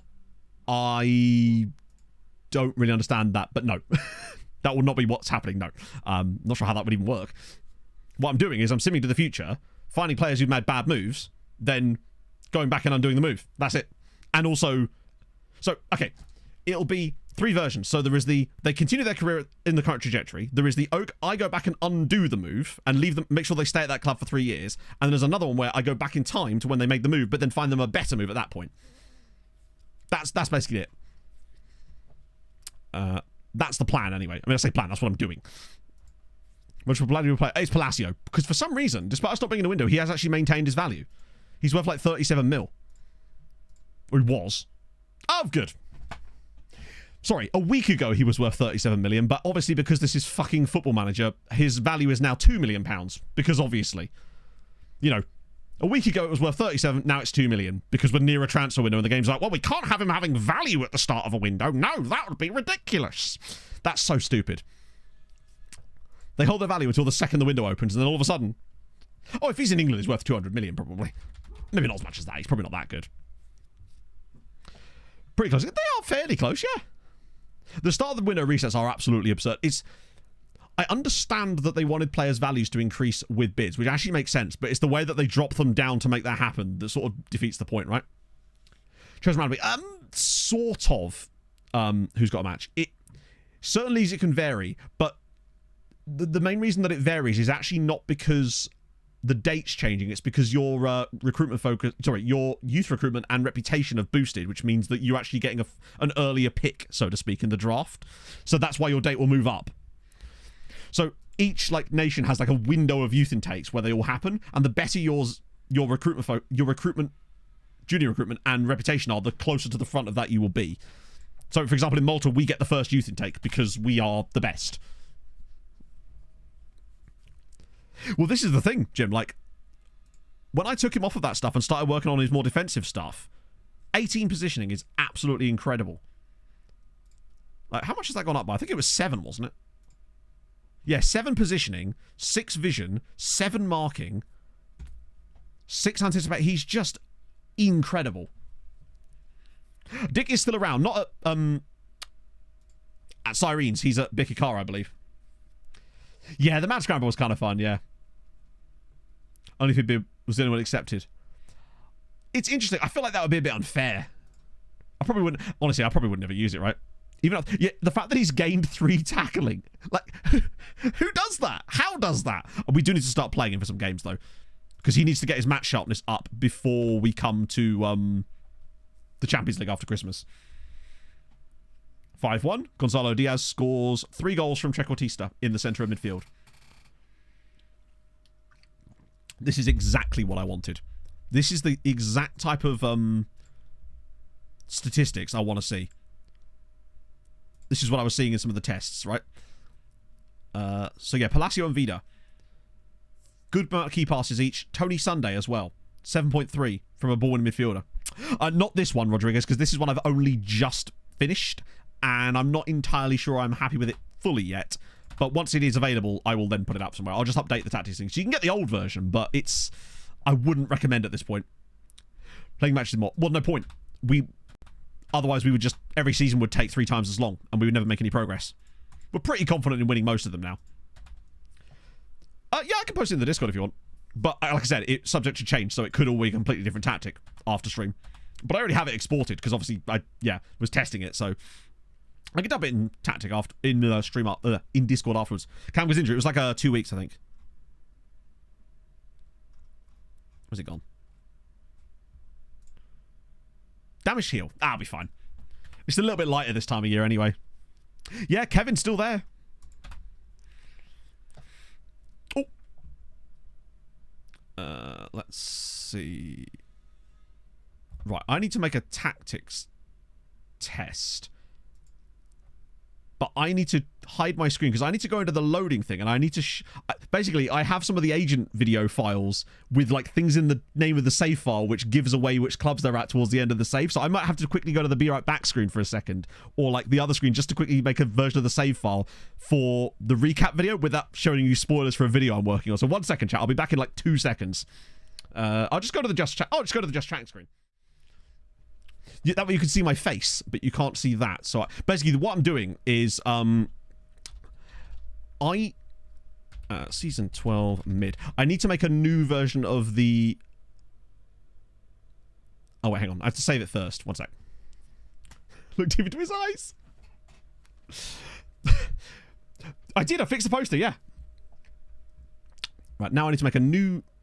Oh, not load. I need to make a new version of the save file from here. Called season 12 mid. It's basically to stop the game from losing the data cache, because I noticed when I was doing the recap videos that if I tried to do them from the end of the season, it wouldn't you basically couldn't see any of the data for the matches, which was really dumb. So now I just load back the original one. Right, cool. Sorry about that, chat. It's my own fault. But I do it so it's really easy when I'm looking through them all, because there's like so many different sim files, because I have to do 7 different simulations. I just held up 4 fingers for some reason. Right, okay, we're good. James and Kathy. He's on the move. Alaves, wow, those are really low fees. But looks like to Europe with you. 6 Latvian teams is dope. Right. Well, if I don't want to see your face, well, that's on you. How could you not want to? Wait, hang on. Who's Tagiev? That feels like Uzbek, right? Oh, Tajik. Yes, Zuri. They know what they're doing. Took some steps since my black. Oh, nice one. That's amazing. How long is the recovery process expected to be, Socrates? I can only imagine the pain of that. Bilateral Achilles ruptures. Does that mean on both sides? Look at my eyes, the eyes, and around the eyes, and you're under. What's that from?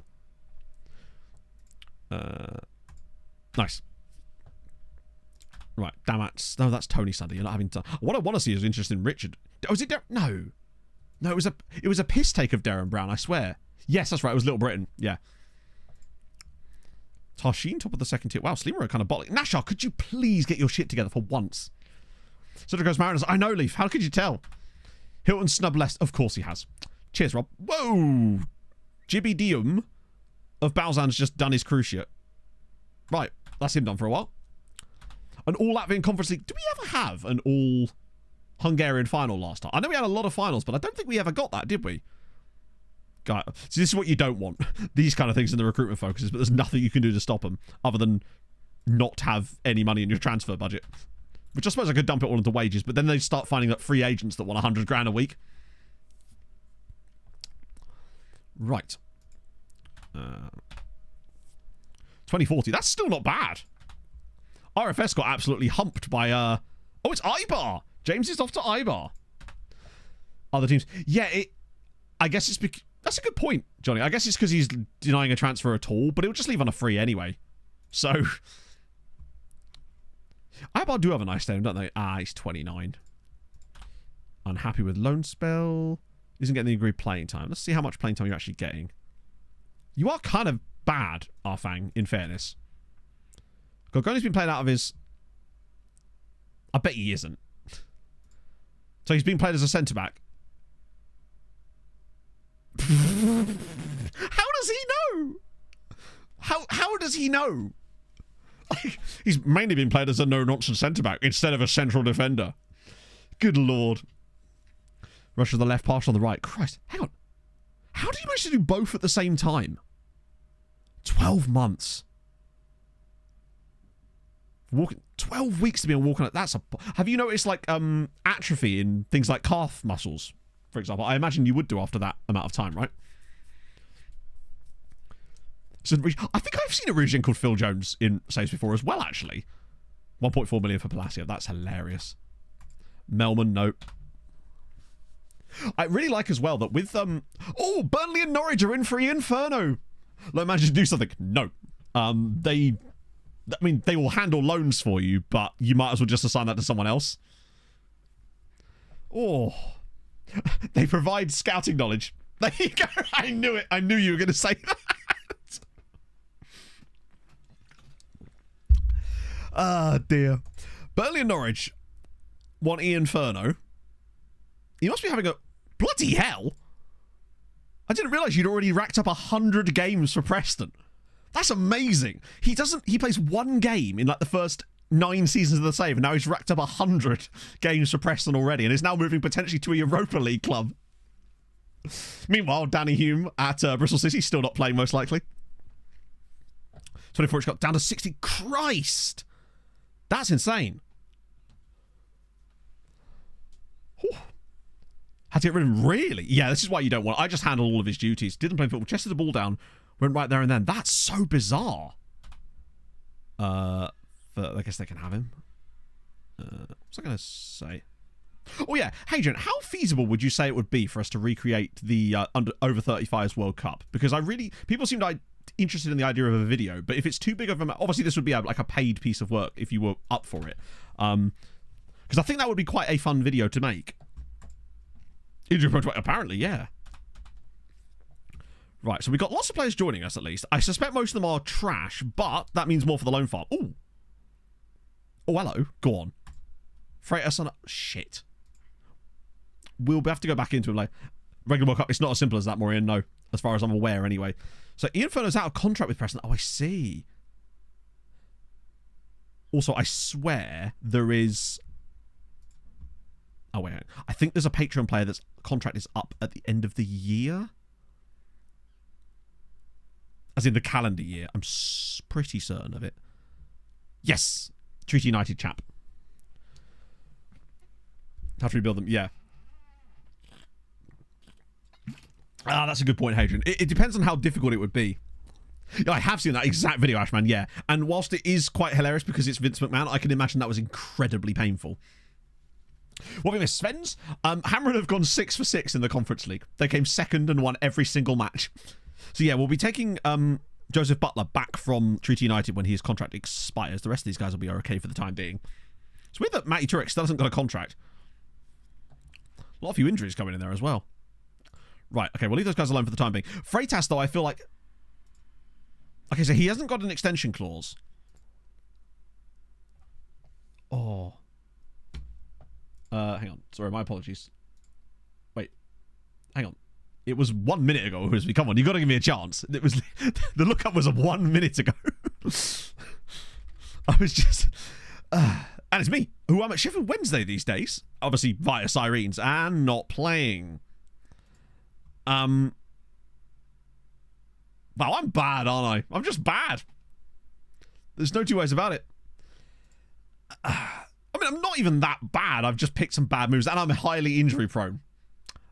Which is always good, isn't it? Yeah. Yeah. Nice one, Hadrian. Nice. Because I think that'd be a fun one. Okay. Right. Yeah, bad language too, which actually is very in character for me, I must say. See expiring players. Maybe, but we end up in that situation where we end up, like with before, where there's just loads of players whose contracts are expiring and they're just a bit shit. But we'll have a look. Ewan Jones at Carnarvon. The game time is definitely flowing now. Back in the top flight as well. Carnarvon have been all over the place in this one. From like getting fully relegated to the Welsh third tier. Then they got back to the JD Cymru North. But now it's Cymru Premier League. We'll get there, account user. Give it time. Or don't.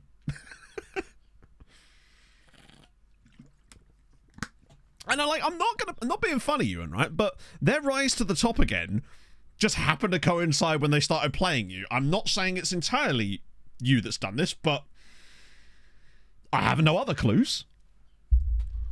You've carried them. Like Atlas.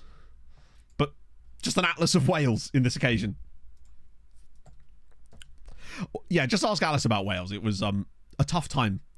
Let me just check. Some contracts are expiring. There's some of these guys out on loan, but what I'll do with these guys that don't have extension clauses is I'll just deal with those off stream. Is what I'll do. There's way too... Actually, there's some extension clauses. Let me get the extension clauses done. And then I'll deal with the rest of them off stream. Most of the time, I just delegate them to my Doff. He gives them like a... Hello? I thought he was going to try and get out of that there. I'll extend most of these. But if they're out on loan, I tend to just give them... I send them to the Doff. He usually only gives them 1 or 2 year contracts, but it saves me going through each individual contract every single time. Because that is tedious, mate. You think doing the loan extensions is tedious. You ain't seen nothing yet. There is definitely databases out there that remove things like that. I think it's actually fairly easy to remove, if I recall. But I might be wrong about this. This is where Hadrian's like, Matt, it's not easy at all. Also, Hadrian, I had a lot of questions about people asking how on earth you did the thing with the 55-year-old players, and I was just like, I've got nothing for you. I've got nothing. 2509, hell yeah. Staff contracts, we leave that. Youth contracts, we are fine with letting those guys go. I thought I said Vida for a second there. Diaz taken ill. Yeah, we'll have to send him home. why I extended his contract when he wasn't interested in doing so. You don't get a choice there, bud. I want to leave. Well, then why didn't you accept the contract when I tried to get you to leave? Like, silly boy. Three-body problem. Yes, so I've read the book. But so Pog and I just finished Masters of the Air, which was fabulous. And now we were torn between like Shogun or that. Oh, Mike's moving again. Still less than £500 a week. I wish mine were, George. I have to keep extending their contracts now, and I've accepted an offer. But what is the offer? 6.5 million. Looks like the Inferno is off to Norwich City in the Europa League. What a weird... Like, Talicus will be happy. What a very strange timeline we live in. Is a mess. Yeah, I figured. Because basically, obviously, I used the explanation you gave me. But people were just kind of like, what does that mean? Yeah, I've read the first book. I've read the book, Three Body Problem, years ago. And I've heard some good things about the show as well. Yeah, Norwich are top of the Europa League. I think they've won every game so far, which is just insane.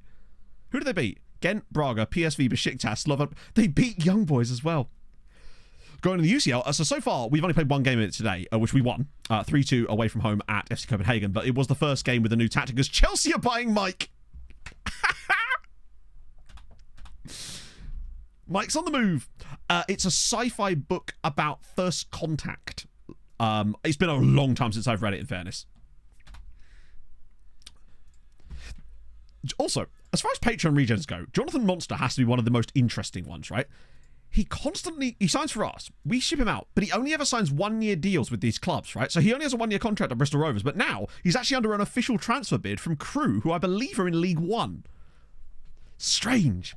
Hammer beat. They beat Nantes, Napoli, Dnipro, Dino Bucuresti, RFS, and one other. Over 35. Nice, we can comfortably do it. That'd be awesome, because I think that'd be a fun video, and I actually need a video to get my mojo back, honestly, as far as YouTube stuff goes, because I've just feel completely lost on it lately, really. I mean, obviously, I think like the agent video will do quite well, like, hopefully. If that doesn't, I'm screwed. Yotobor, have they got anything delicious for us?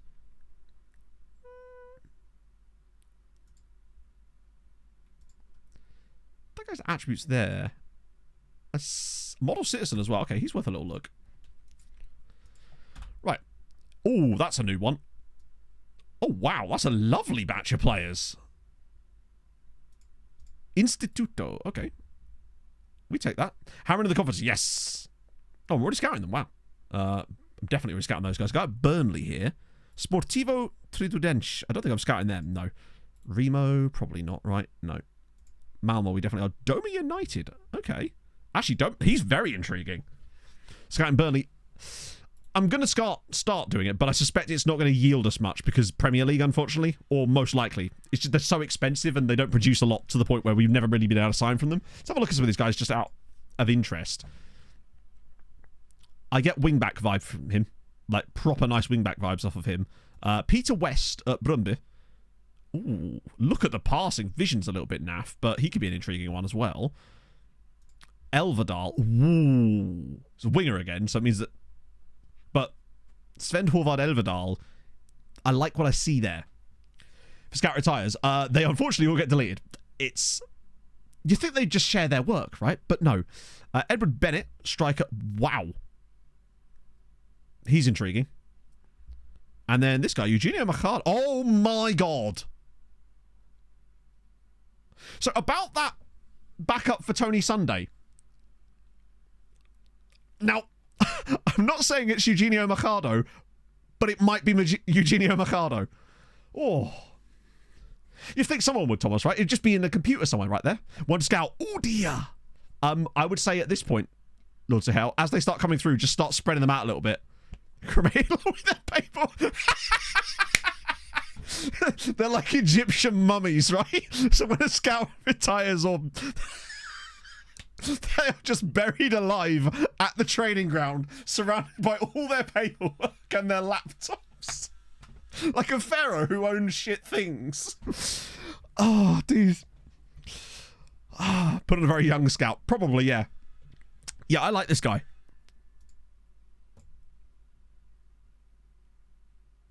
Yeah.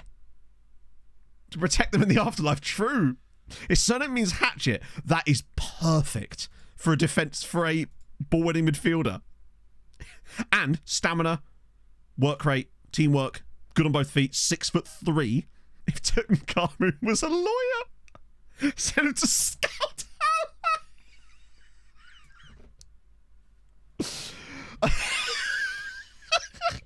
Instead of the boat race, you've got all the scouts retiring at the end of the season. In game, most expensive players right now. I actually don't know, because we you need to have scouting knowledge to kind of know stuff like that. And obviously, with the level we're at, we're not really scouting those types of players. But I believe Haaland is still around. Yeah. You actually found a good player at Chicken Inn. That's surprising. Usually they're just for the memes. Right, we've got to pick this guy up, right? I think he'll probably not be as good as he looks, but for £450,000, it's worth it to find out. That's what the adaptability is actually for. Turns out, Andre Luis, he looks all right. We're scouting him anyway, of course. I want to look at this guy here, because Doma United... 5'9". Wow, imagine if he was 5'9" and actually had 13 jumping reach. I would consider playing him. But we'll definitely get him scouted. He does feel loan farmable. Yeah, I want to get him actually properly in, but he's intriguing. Any new ones? No Royce boys. God. I'm excited about Mercado, though. Any updates on this one? Good, you lose again. God, Zabarra just come out of nowhere. I find that... I've seen Ronaldo become a manager a few times. Particularly, he managed Everton on a save I did a little while ago, and actually won them the Europa League, if I recall. Or was that someone else?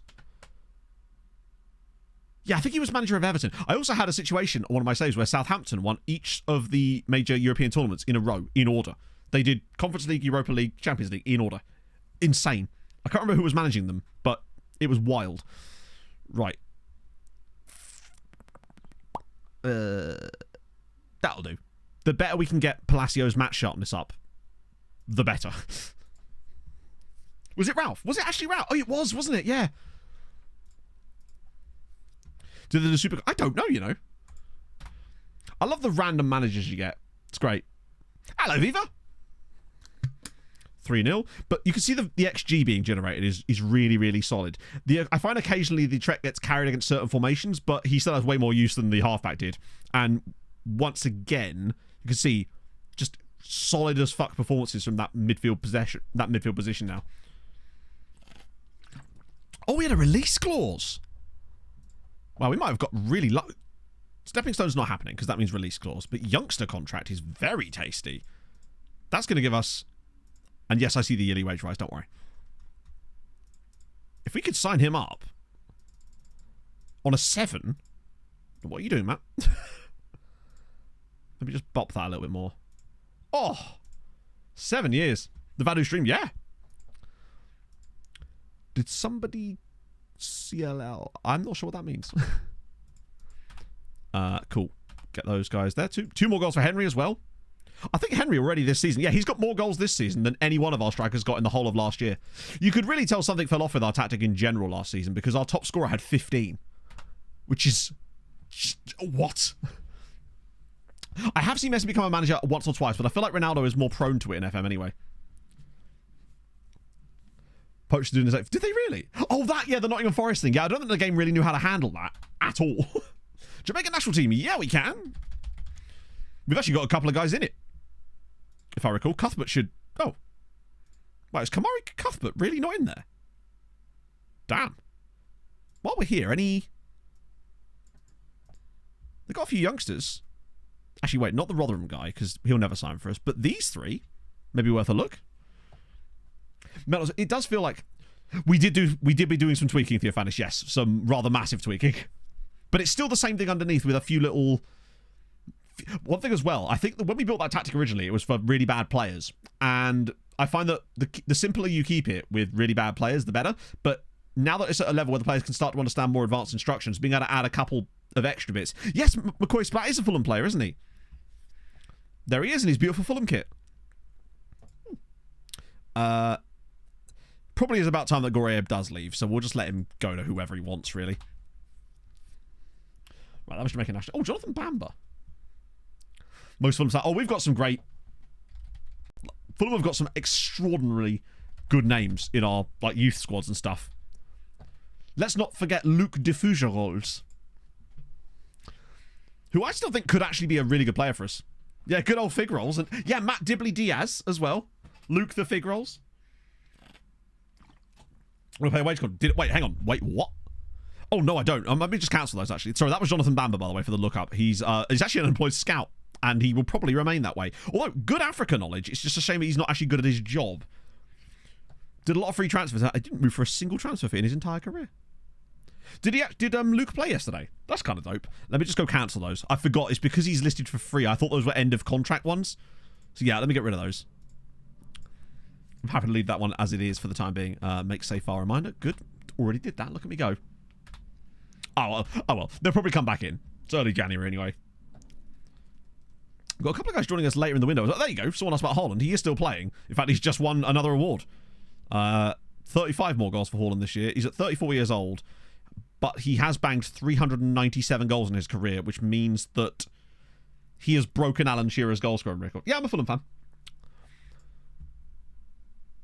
Jesus. He's only had one season of his first 7 or 8 in the Prem without scoring 20 plus goals, which honestly for Haaland's number, these are actually kind of bad for what you'd expect in real life from him. But then FM's not really good at modelling that. And ACL, yeah. Fulham's Youth Academy is insanely good. Oh, UCD have offered a contract to Joseph. Oh, so never mind. Offers for a Fifi. Well, we'll let you go, but not to Zamalek, because we're not paying for you. Oh, we're playing Kick Up on TV. Maxwell Kinsley Wellings is very Fulham-coded. Hammond dropped more points. They're down to 5th in the league. Lads, I swear to God, if you don't get into Europe this year, I will be livid. I think they'll be fine. Wait, did I not reject the Zamalek one? Oh, I just accepted the others, didn't I? My bad. Yeah.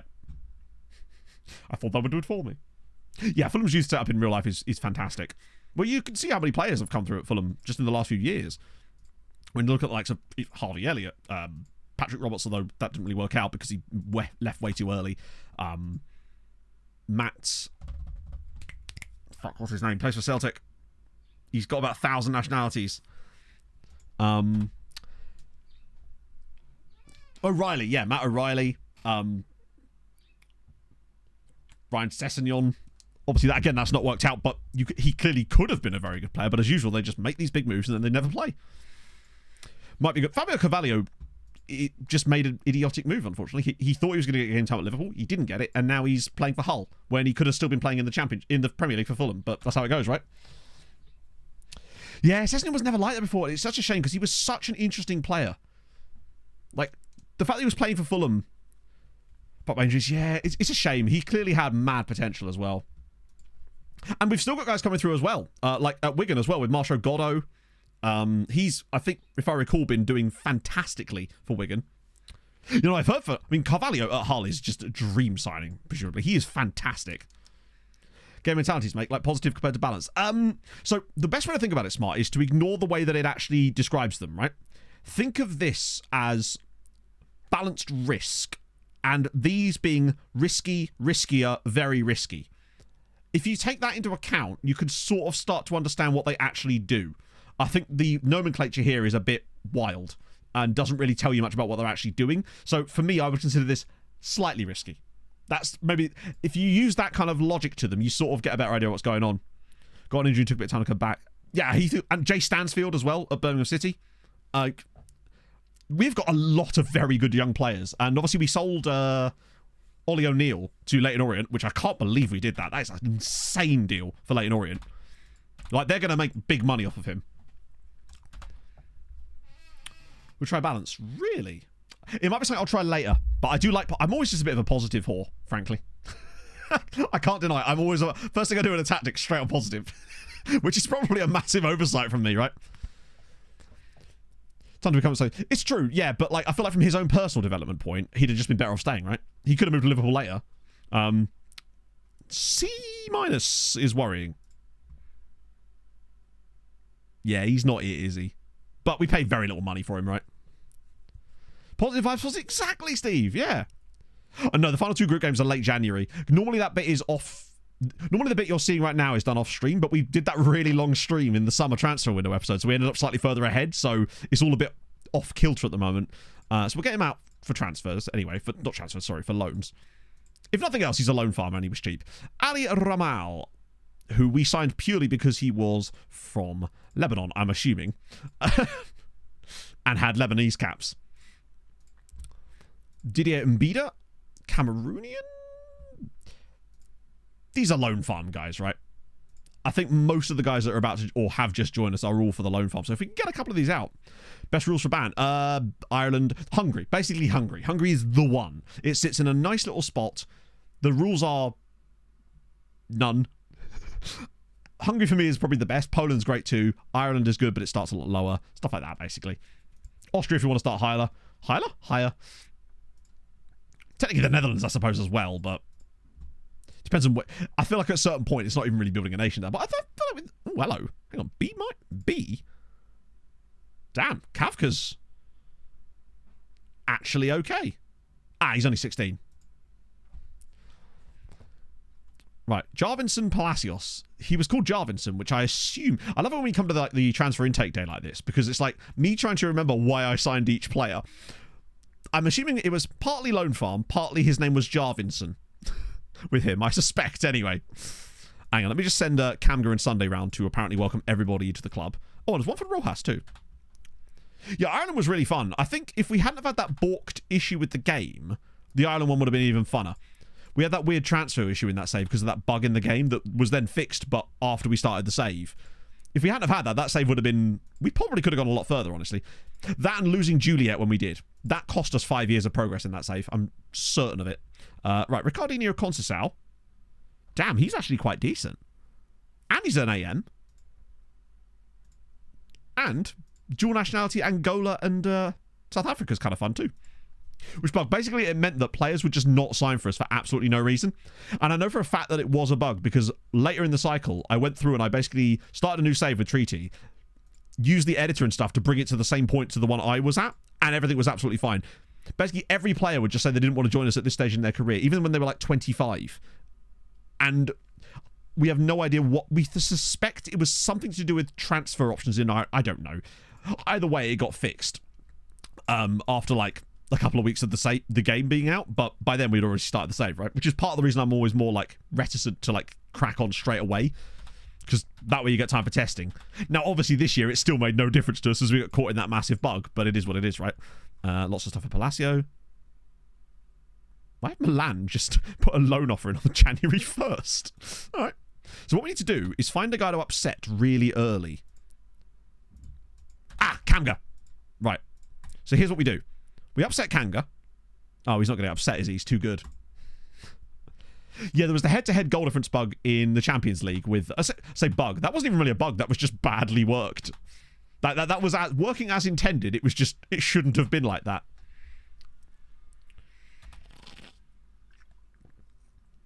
Yeah, we were actually caught by them fixing the game this year, which is just funny as hell. First man, yeah, I'd say Netherlands or Austria if you really want to just start and get an idea. The Algerian guy, yes, that was 2 feet Ganem. I've still never forgiven him. I'm not accepting these because you want us to pay. Norwich have got Ian Furno. 40 grand a week for the Furno boy. I mean, and all this by coming through Sirens. Make it happen. Willem Tway. They're going to have some amateur guys near, which we're going to have a look at. Like Ryan Reedon.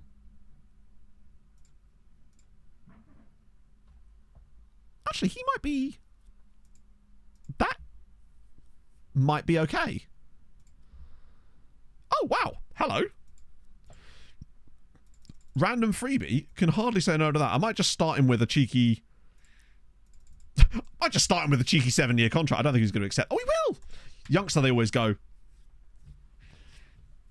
And... Oh, wow. Look at the name here. Wilco van Neustadt. I'm sure I've said that incorrectly, but... What a name. I feel like he could easily be NHL defenseman or Nazi war criminal. With an, do you know what I mean? Like, it can go one or two ways. Or NASCAR guest driver. Actually, do you know what? Yes. It'd be like in the Project 91 car. God, today is a good day for American sport for me. The Avs Pens game is on at 6 o'clock, and then NASCAR Circuit of the Americas. It's a good day. Yeah, he'll end up signing for Nuremberg. We should take him on trial. Oh. He's only got a fairly strong right foot. Oh well. Let's do that. We'll have him anyway, because the name's cool. Right. Get rid of that. Outspoken, highly aggressive.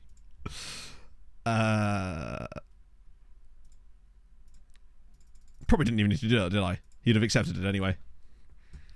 Cool. Take those guys. Oh. Right. Oh, well, that's better. Given Joseph's, I don't think I will. But that implies that we're really into just some good quality scouting now. Oh, lots of extensives. You'd have to see it. I did, Master Champs, I did. It was just snuck it through there. That's what I said, Asher. Oh. Right.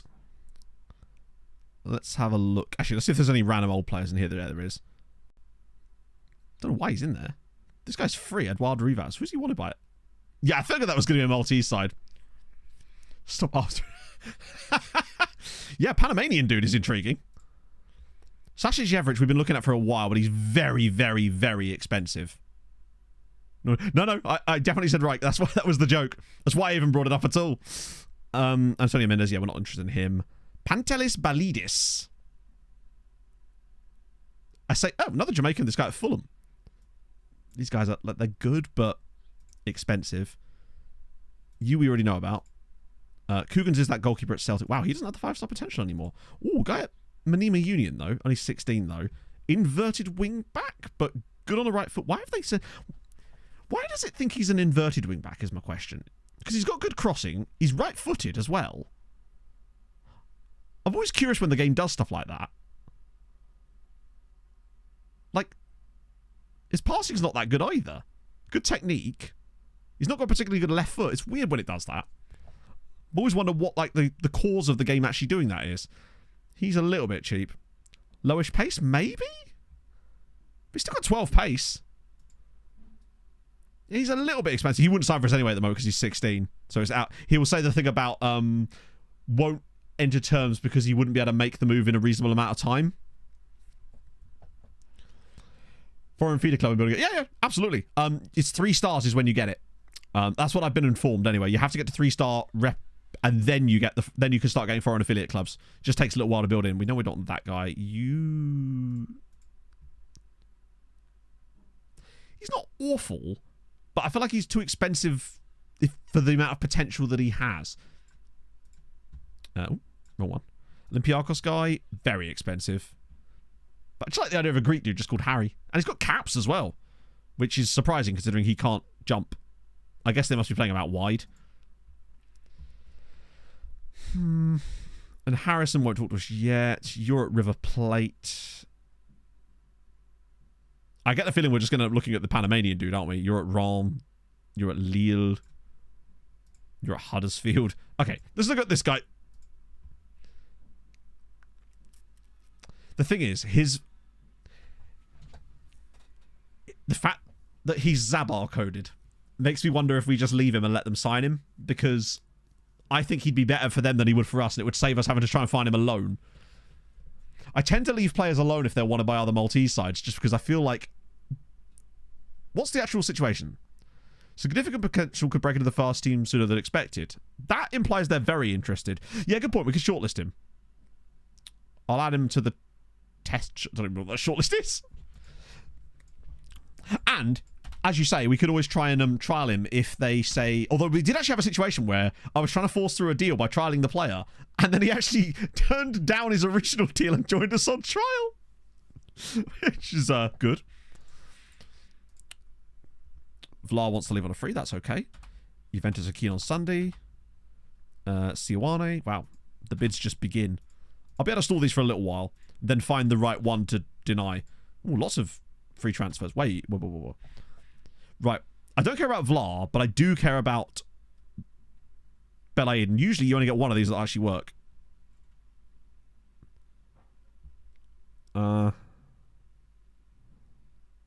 Wait. Hang on, have I got any way out of this?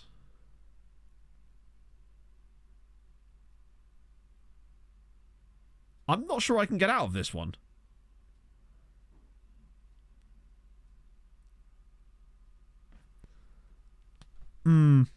Yeah, it was actually me. It was my regen that did it. Bango Shay, thank you very much for the raid, my friend. Welcome in. We're just having to deal with some players being wimps. Yeah, I don't think I can get out of this. The Roy situation, basically, he's on trial. So because we've already signed him, he can't actually officially join us until he's 17. But he was at the point of us signing him, he wasn't going to be 17 for another 2 years and 3 months. But we've got him on trial for 2 years and 3 months. They can offer a player, usually show the position they're looking for. If you use the exchange method, there's a higher chance of accepting the deal in that position. Hang on. A senior squad from Maltese player make an offer on a player. I think it says that no matter who you're offering, right? I swear, but we can have a look in a second, now that we're in the window anyway. So basically, the only way you can trial them for 2 years is if you've signed them up, you've officially agreed a contract, but they're not allowed to join you yet because of their age. Oh, no, sorry, not till he's 17. It's till he's 18. So he was 15 when he signed for us, but he can't officially actually join us until he's 18, not 17. I keep making that mistake. So it's 27 months. So once you officially agree a contract, a little option pops up that says allow trial until join permanently. So he just stays on a permanent trial, which means he can play for our youth team, and has done with great effect so far. Yeah, I think this is I don't want to have to sell both of them really, because Brandau's kind of good, but he's on a lot of wages.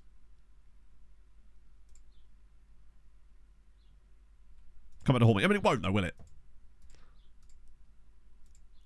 Let's try. Wait. You've still got another year left.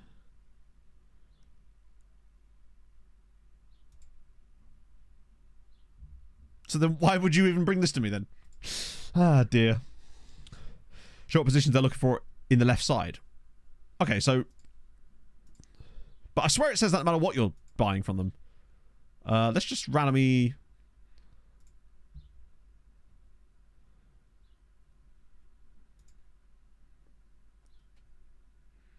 Oh, that's my player. Not really seeing anything, but oh well. Yeah, we probably will try and sign them. Or try and sell them both. It's annoying though, because it would loosen us in quite an important part of the team. See, while it may be... So the national team... I mean, I don't understand how he's not getting in this national team. Oh, some good names though. Ikenya Gums. Wait, I think Salvucci was in... Oh, God. Well, at least they've got the points on the board, I suppose. A couple of Richardsons in there. They've got a Roy Richardson. Akeem Tittle. And a Fleming. It's Alexander Fleming. Wait. Wasn't Alexander Fleming the guy that discovered, like, penicillin? Something. Imagine if they were related. He was. Yeah. Dude's been busy. That was quite an out-of-pocket... Oh, so he's... Yeah, so they're intending to leave. That's fine. We can... He's wanted... I reckon we get bids on him this summer. Not this summer, this window anyway. And you're wanted by them as well. I reckon we bid those guys up rather than offering them out. Vlar can just go. If he wants to go, he can go. It's St. Bart's. St. Bart's is a small island that I believe used to be a Dutch colony. It's where a lot of very, very, very, very, very, very rich people go for holidays. Made up country. Cool. Right. Sitif. What are we saying? Not quite. Yeah. Sioane. No. Diaz. Here we go. No, that's... Oh, shit, that's Diaz. I nearly accepted that. Xira already in for Eugenio Mercado. Nice. Damats want Fofana. Nope. Melita want Rivas. You were injured. This is ridiculous. You've also played, as far as I know, every game since you came back from being injured.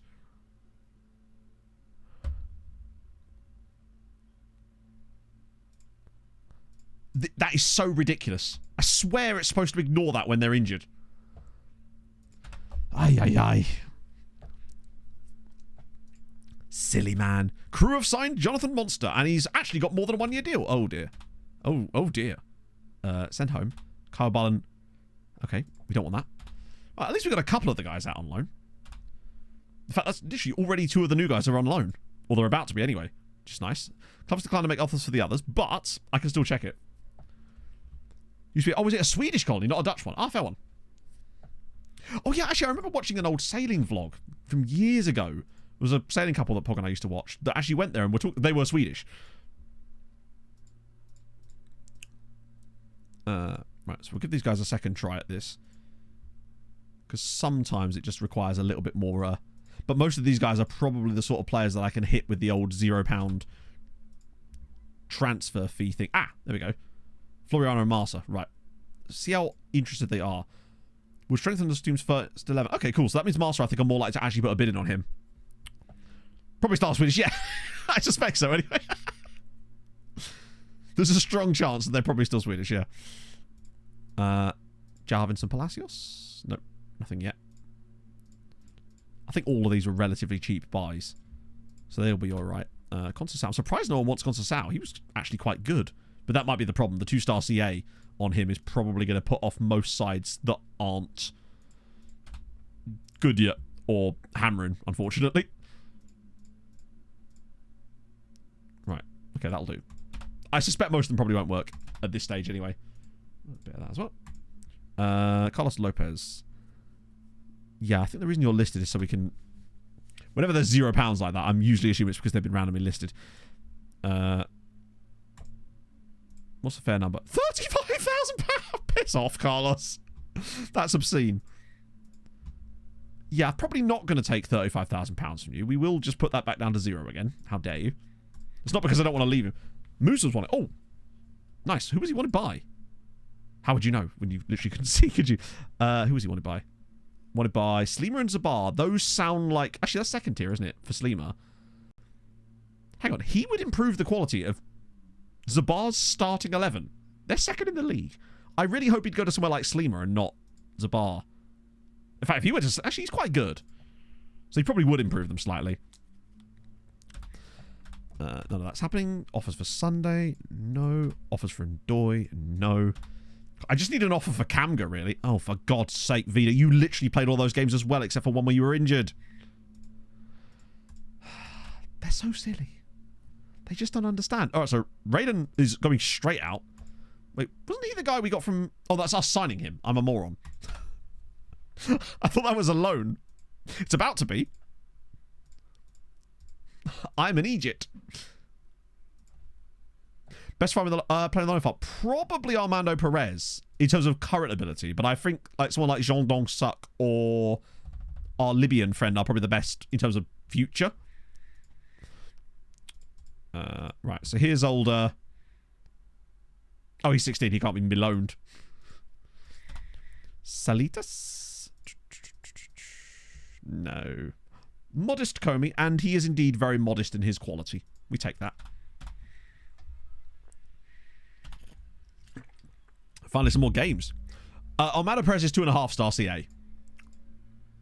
So he's... Also, did I just try to offer him out and add him to the transfer list before he'd even joined us? Getting a bit ahead of myself there. Right. Padilla. No. Oh, Rivas. That's another one. Cameron Land. Right. I just want Cameron to get annoyed at me, but I don't think he's gonna. Oh, go away! I'm gonna upset him. I can't be asked for making more promises because then we break them. Roy joins us in October. We'll go out for loan. Oh yeah, let me offer this 16-year-old out for loan. I'm pretty certain I can't offer him out for loan, right? I might be wrong about that. I'm fairly certain I can't. Yeah, just checking. Yeah, no, he's 16. Bambutos. Okay, Prince Ipua. We've already got a guy called Ipua. Oh, he's 20, but he's actually fairly solid. Right. We're coming around to a point now where I've got to make a decision of who I'm going to upset so we can keep most of these players happy. Wow. Darmany obviously had a hell of a game. Didn't score, so he must have just assisted every goal, apparently. Right, here they come. Here come all the offers, and then it's just a case of navigating them as safely as I can. Ooh, Slima are in. That's good. Marsa as well. Good news. Hey, Nordwolf. Right. I think Tony Sunday is usually a pretty good lad. So we'll try it. So I reject all these. Oh, fuck. Oh, no, we're okay. So we reject all of these because we've got no choice. And I think the one we want to upset is Tony.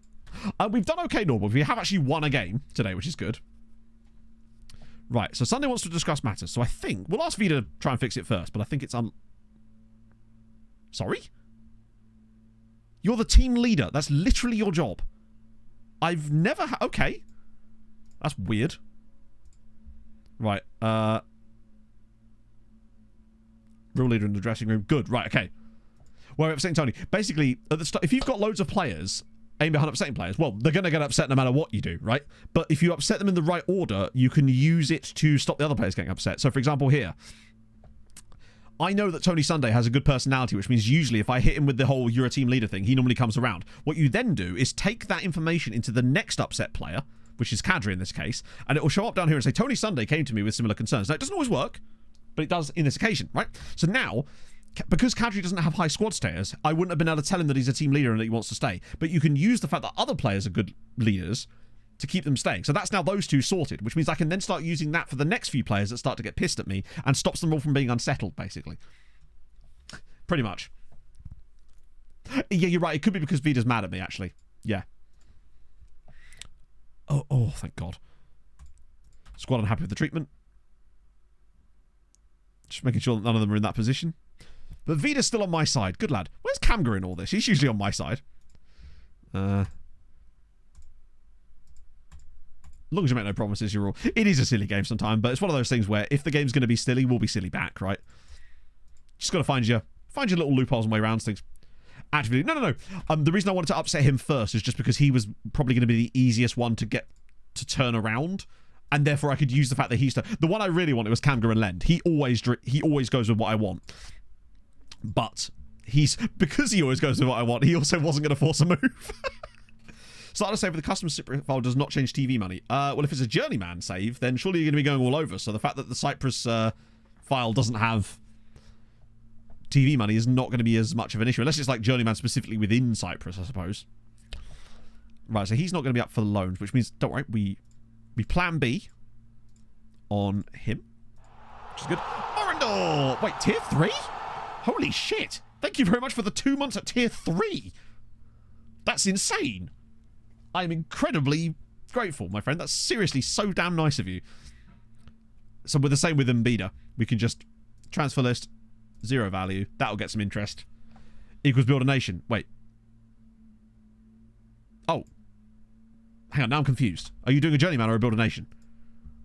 Or are you doing like a save where you're doing a build a nation where you're just managing different clubs in the same league? I'm a little confused. Because fair enough, that is a way people have done the save, in fairness. Right. Holy Lord, what's with all this tier 3-ness? I don't... he might be a struggle. Because he's actually really good, but I think I can just about get away with it. I'm worried that we'll start getting like your Benficas that always seem to come in for those guys. Hammer and drop more points. Could you not? Goth Matter emotes? Oh, dear. I need to bring back some of the other old emotes for that instead. And it wasn't Goth, I was emo. We'll keep Richard in. For the time being, anyway. Wait, Burns come back up again. Okay, good Quasi a little run. I should probably start Palacios, because otherwise he's going to strangle me in my sleep. So, probably for the best.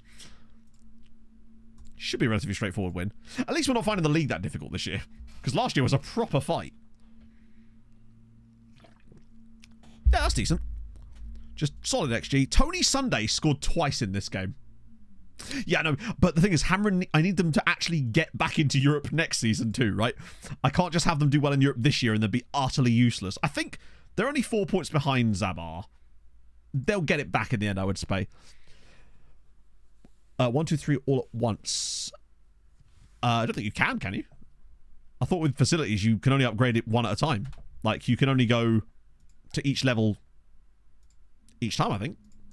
Unless you know a way. That'd be awesome. Oh, see you later, Hadrian. When they're playing right. Yeah, I know. It's just like, it's a game against Luton. I'm not particularly asked about completionist on that. You know, they played the game, we won 3-0. I don't think it matters a huge amount, but yes. Youth training, junior coaching. Hang on.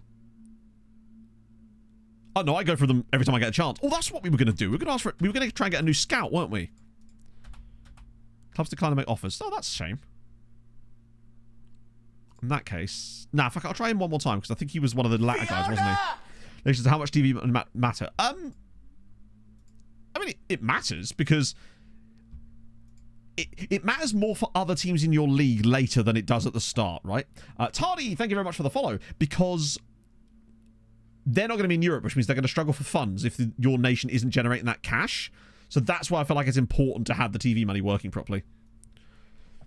Offering them out. My plan is to go through January for the time being, hope we get some bids on them, and then drive the money up. Because if I offer them out, you don't get good bids. And they had interest in them, so I'd rather let the interest roll in and then start bidding them up, like we did with Rangelovic last summer. I find that works way better. After the ball for better youth coach, and they say no. Yeah, they're weird like that. They want it to be their idea, basically. Right. And Doi doesn't always... Oh, he did this time. Nice. I find Ndoi's weird about that. Quasi as well has always been a bit of a... Yeah. So he doesn't care about other players because he's a bellend. But I just upset him. That's his fault for signing an 8-year contract. Congratulations, you've played yourself. Right. I was going to try and grab a random scout. Not a random scout, just anyone who's really good. Actually, where are we a bit weak? We might as well do a bit of map men, right? If I could remember where the hell it was. I think it's just in scouting... Scouting coverage. Nope. That one. Where are we light? Of terms of, like, North Africa still? North Africa could do with a bit of a buzz. Just to test this out. Oh, welcome in, Tardy. Hope you're having a fabulous Sunday. Japan also... I feel like with Japan, though, we're not going to get as many... All of Asia, yeah, but in terms of, like, where we're going to get players from. Yes, we'll get players from Japan, but most scouts I find are just Japan, and I feel like we can hit more with North Africa. Eastern Europe. I guess... South Korea... Yeah, true, but they tend to only have one. I've noticed when I find scouts in this area, they're either Japan or the other one. West Africa, yeah, but I feel like West Africa up to exceptional. I'd rather create new territories. Bear in mind, what we're looking for here isn't like getting it good. We're looking for getting it at all. And this bit, I think, like could do with a boost. Turkey, there's no point because Turkey, the players are too expensive for us to realistically sign anyway. Guinea, Ivory Coast, and Togo, yeah, but aren't they those countries that we already have full knowledge of? Middle East, again, it's like... Alaska, I know what you mean, yeah. We'll do Alaska. We're just trying to improve the overall knowledge. We could maybe do South Korea, Japan. Knowledge of team reports, you cannot. No, and building scout knowledge is pretty much impossible in FM these days. Low manager, no, and no. I use a DOF occasionally, but very, very rarely. Let's have a look. See if we can find a guy with Japan and South Korea, perhaps, just to improve our base knowledge. Would stop us wasting so much time. Wow. Yeah, I also want them to be good. And he is not. He's average. Let's see if there's a guy with South Korea knowledge. You might just not have Japan knowledge. This is the thing. They need to have knowledge and be decent at their job. No, same guy. Yeah, I think it's pre-programmed to happen. North Africa, yeah, that's what we're looking for. Let me just check for, like, Egypt or something. Because usually if they've got... That's South America. I hate the fact that this isn't, like... There we go. They'll probably have surrounding nations as well. Unfortunately, they're really bad. But he's at least very good. Let me just do that, just in case. Yeah. I want them to be, like, 13 plus. These are conditions that are not switched on, so they don't affect it. This is from when we were looking at coaches. Negotiate contract. That's what I do use him for that, but that's the only thing. We used to use him for like player ideas and stuff. Ah, Iran. Hello. Oh, it's Carbassian. It's Daniel Carbassian. He'll have the same like MLS knowledge as all the others, but with a few extras. It would be rude not to, just with that level of knowledge in general. Like, that quality, I should say. At least we'll get accurate reports. Chief Scout. Yeah, except you're not. And I don't want to sack our Chief Scout. Fuck off. Yeah, I hate when they're like that. But not much we can do with that. Right. That was a shame. He would have been useful. Yeah, I remember the name. Morocco. Do we have Morocco knowledge? Morocco. Nah, they're like 8s. Let me just, out of interest, check Australia. Slightly better. Oh, wait, our Mobile. Oh my god, it's our Mobile. He actually gives us a bit of African knowledge too in South Sudan and Kenya.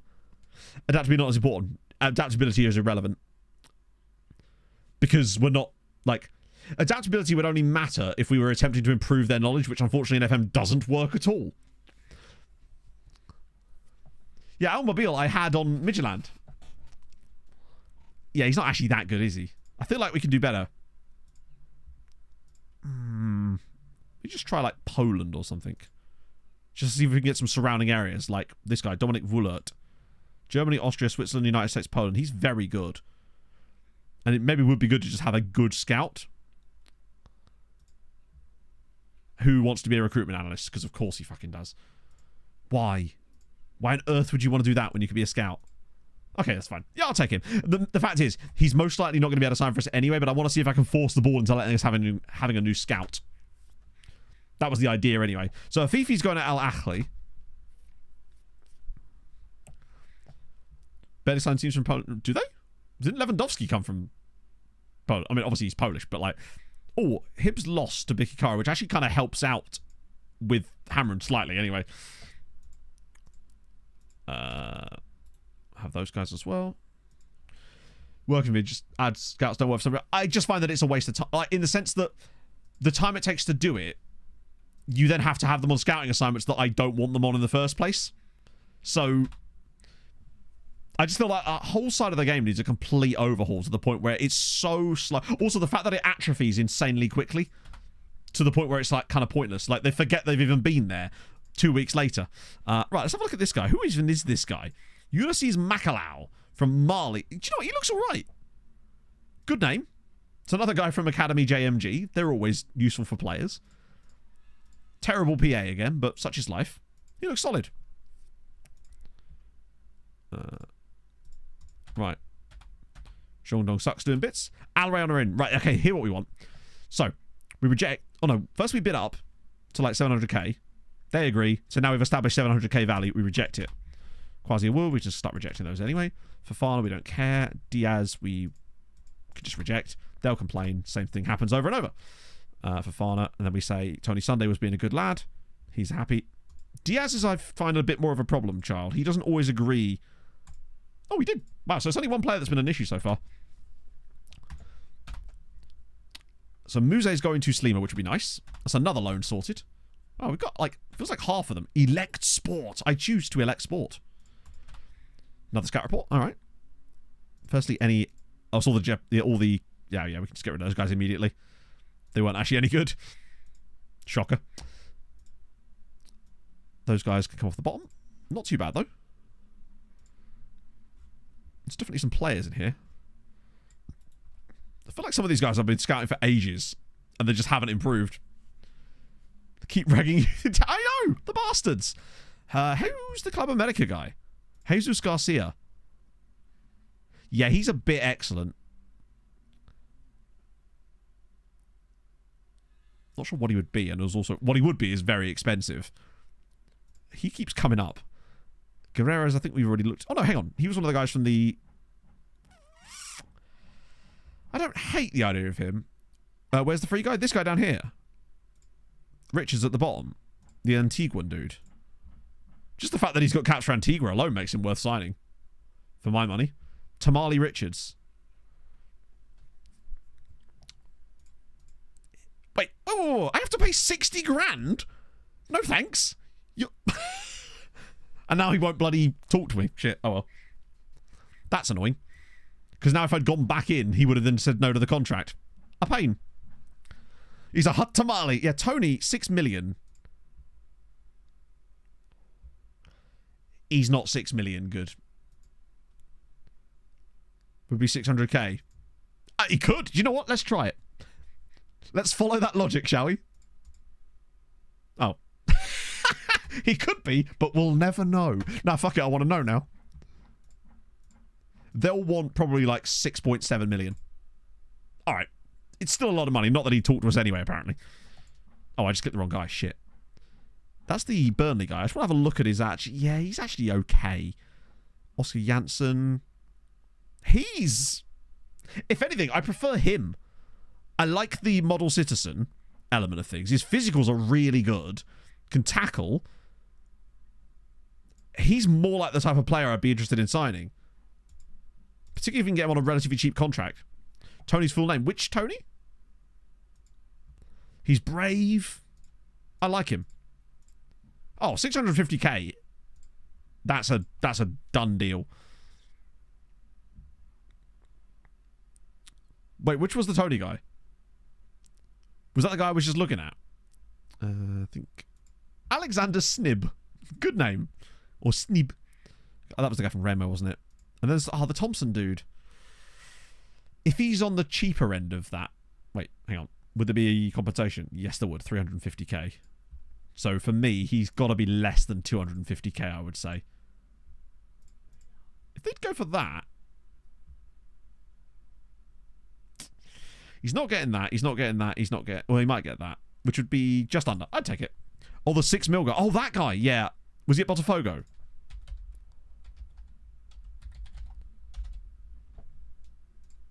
Good old Tony, lad. You'll be in there, won't he? No? Tony? Hi? There he is. It's Schneebley. Yes! Right. What are we saying? His name will be like Tony Rodriguez da Silva or something. Martini Lopez Donash. Okay, I wasn't expecting Martini. You could have given me 1,000 guesses. I was never going to guess Martini. Today I feel Martini, chat. Okay, fair enough. That's a new one. I've not seen Martini as a name before. Jesus Garcia. Cool. Right. Happy promise kept. Good stuff. Nuga. Well, but did it actually say that? God damn. Do you think he's got the bandy leg as well? Right. Oscar Janssen. Future prospect. That's fine. 1 year contract. Probably not going to do that, Oscar, if it's all the same. Be a bit weird to spend like 600 grand on a player and then offer him a 1 year contract. Hope you understand. What? Are you joking?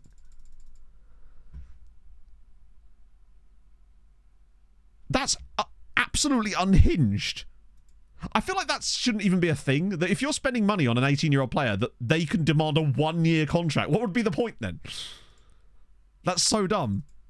Yeah, 1 year contract with a yearly wage rise. Let's try again with a slightly higher base wage. Oh, there you get it. I see that happens a lot in players that want 1 year deals. They still demand the wage rise because I feel like every player just demands a wage rise no matter what you do. Every contract, they're like, I want a wage rise. They're like, but actually, we don't need to do that with him, do we? He's just a straight up. There we go. Cool. Couple more guys for the loan farm. We move. Oh, God, what now?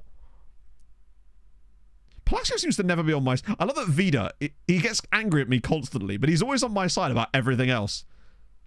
Should be held here against their will. It's funny you should say that. Obviously not going to sell our star youngster. Thank you very much, lads. I feel like I keep clicking back down at the end there and maybe actually agreeing to sell player when I'm not going to. I wonder why they keep getting annoyed at me. I just can't think of everything. Wait, who? Luhovi reminder. Please sign, please. New note. So this is that wingback guy, isn't it? Wait, I swear that was. Please don't tell me he signed a new contract. Oh fuck! I think he has. You know. And he only has a minimum release clause for domestic sides. Please tell me. Fuck! That's super annoying. Because he looks really good. Like, really good. Might just try anyway. Because I'd happily pay 1.1 mil for him. They want Vida. I say no. Kanga and Lend. We do need another sign, please, new note. I just don't know who. Reject the loan. Oh, you bell piece. Hang on, didn't he have a promise to go out on loan? I've got the Kazakh. He's still technically here. We just can't do anything with him. And I don't really think I want to. The optional fee I managed to get in the end was 7.5 million. Didn't want a loan last time, did he? No, last time it said about he wouldn't talk to us because he just signed a new contract. I think. Right. So he's wanted by clubs. What is the interest actually out of interest? Priority target would improve the starting 11 at Casiro. Okay, what we'll try with him, as I feel like this usually goes through. Take off the popet. Sila Cutie. I recognise that name. Thank you very much for the follow. I swear you've already followed. Let's try a random guy. Doesn't have a long-term future. Players to exchange. Oh, there's two of them. Wait, they want both. That'd be pointless, wouldn't it? Because they're both DMs. What tactic do you guys play out of interest?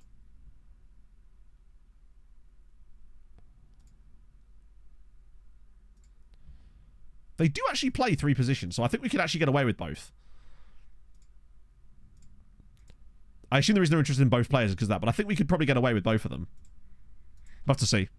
Interested in a loan? Yeah, he is, but that's pointless to us. Because he would... What happens if we loan him, he then doesn't play on loan, because obviously he wouldn't play on loan, and then he gets recalled, and then he's then unhappy about it.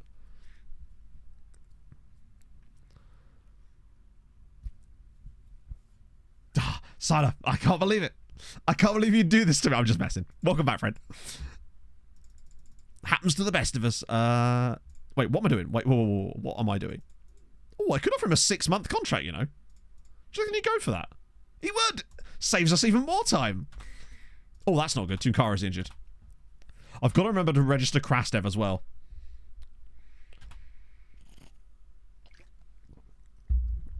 Okay, we should have some Champions League stuff coming up soon. It's frustrating. Yeah, I know what you mean, actually. Mine's just a bit like that whenever I look at those lists too, but that's because I obviously follow everyone that we raid and stuff. Okay. Did I not set his value to... Oh, no, I tried one more time, didn't I? PSG want Kadri. Here comes the Palazzi offers. Why is that Milan one just hanging around there? Oh, it's because it gets constantly denied, doesn't it? Right. Request about scouts. Let's see if this works. Wait, what? Hang on. But... Oh, that's so stupid. So just to clarify, I can ask for more scouts, but they don't do it straight away, which means you still have to cancel it. So it doesn't do anything. Shouldn't they immediately action that? Just give me a yes or a no. There might be one of these guys that I can just get rid of anyway, in fairness. But that is really dumb. Because, like, what's the point then? Who's really bad? Mr. Jobless, but you can't get rid of him, though. Oh, no, we can't get rid of them because of the... Fuck. No, we can't touch that guy. I'll have to cancel that for the time being. That's annoying. They'll just say no anyway. We're doing well, Noble. We have got 9.5 points on the year, which is pretty solid for us. Offer for Padilla. But Hamrun are through to the knockouts of the Conference League. I'm willing to grant it. Of course they are. Oh, well, we tried it. It didn't work. It is annoying that it's much harder for us to get rid of scouts because of the team report thing. Yeah, that is so silly. It's like, the reason I need a new scout is because I have a guy that I'm actively trying to sign. They're like, well, we'll let you know later. It's like, well, maybe you could just speed it up a little bit because they're going to let you know the next day anyway. Best left back ever. Ooh. It's just going to be Anthony Robertson's profile. My God. Yeah, he's a bit alright, isn't he? And a bit of Cabo Verdean in there too. That agility and balance is absolutely insane. They're just signing immediately. Yeah, but the thing is, they can't because you can't progress the game until you either cancel the scout signing or provide someone else to sack. So it can't even get to the point where they accept or deny the offer. That's the dumb thing about it. Klaxvik want Victor Foe. Okay. Was that they wouldn't say no on that screen? Even no, but the point is I couldn't progress past that screen. So because it was a must respond screen, I had to either block sack one of my scouts or cancel the transfer, so I couldn't progress past the point to actually see if they were going to say no or yes anyway. It's really dumb. Under any circumstances. That's silly. Yeah, delay should have been there. Yeah, why wouldn't you be able to delay? It seems weird that you can't delay them like you can everyone else, but little things, right? Hopefully all these have gone through. Right, that's the cup. We don't even have to worry about hammering in the knockouts because they're going to be going straight there. Yeah, I think you might be right that it used to do that. It's strange that that would change, but here we are, I guess. And Doi, Cazorla, okay. They seem to be betting on the tactic a little bit now, which is nice. And also good to get some of these guys a bit of extra match sharpness. With, how long have we got until... let me just check up here. So Valencia's in 13 days, so we want to rest everybody for Valletta. That's all right. No harm in smacking Kirkop about a little bit in the meantime. They deserve it. But fair play for them for getting to the round of 16. 7-0. Okay, we take that. Padilla with the trek in the middle there with another hat-trick. This is what I like to see. Strong performances all across the board as well. Much better. A lot of money for that as well. Nice. Alejandro Rivas has moved to another club. Ah, shit. But that's fine. We can just do it with... So Rivas has gone on another loan, but that's okay. We'll just send them Mercado instead. They'll accept that. And he should actually go through this time. Potentially, anyway. The double trek is working, yeah. It's good to know that with these now, I can actually hit them down to only a 6-month contract and then just remove this entirely and they'll still accept it because they have no personal value. Well, so far, only one player is upset with me in terms of players leaving, which is good. Ah, it's a shame. I'd have thought that someone might have been interested in him. But I will try for a second time, just in case. If not, he goes straight onto the pile of the transfer list players. Unbeatable... What? Oh, 49 unbeaten in the cup is very surprising. Hey, Nedabu. Sioane, he'll get annoyed in a minute. I'm surprised he hasn't already, actually. And Victor Thompson's in. Right, cool. He's another one for the transfer pile. Mbida, nope, that's a free transfer. Nope, that's Janssen. Oh, nice. Oscar Janssen's in as well. I'm doing excellent, my man. How are you? A B there. I see, I told you this guy had some to him. I reckon we could get a loan for him.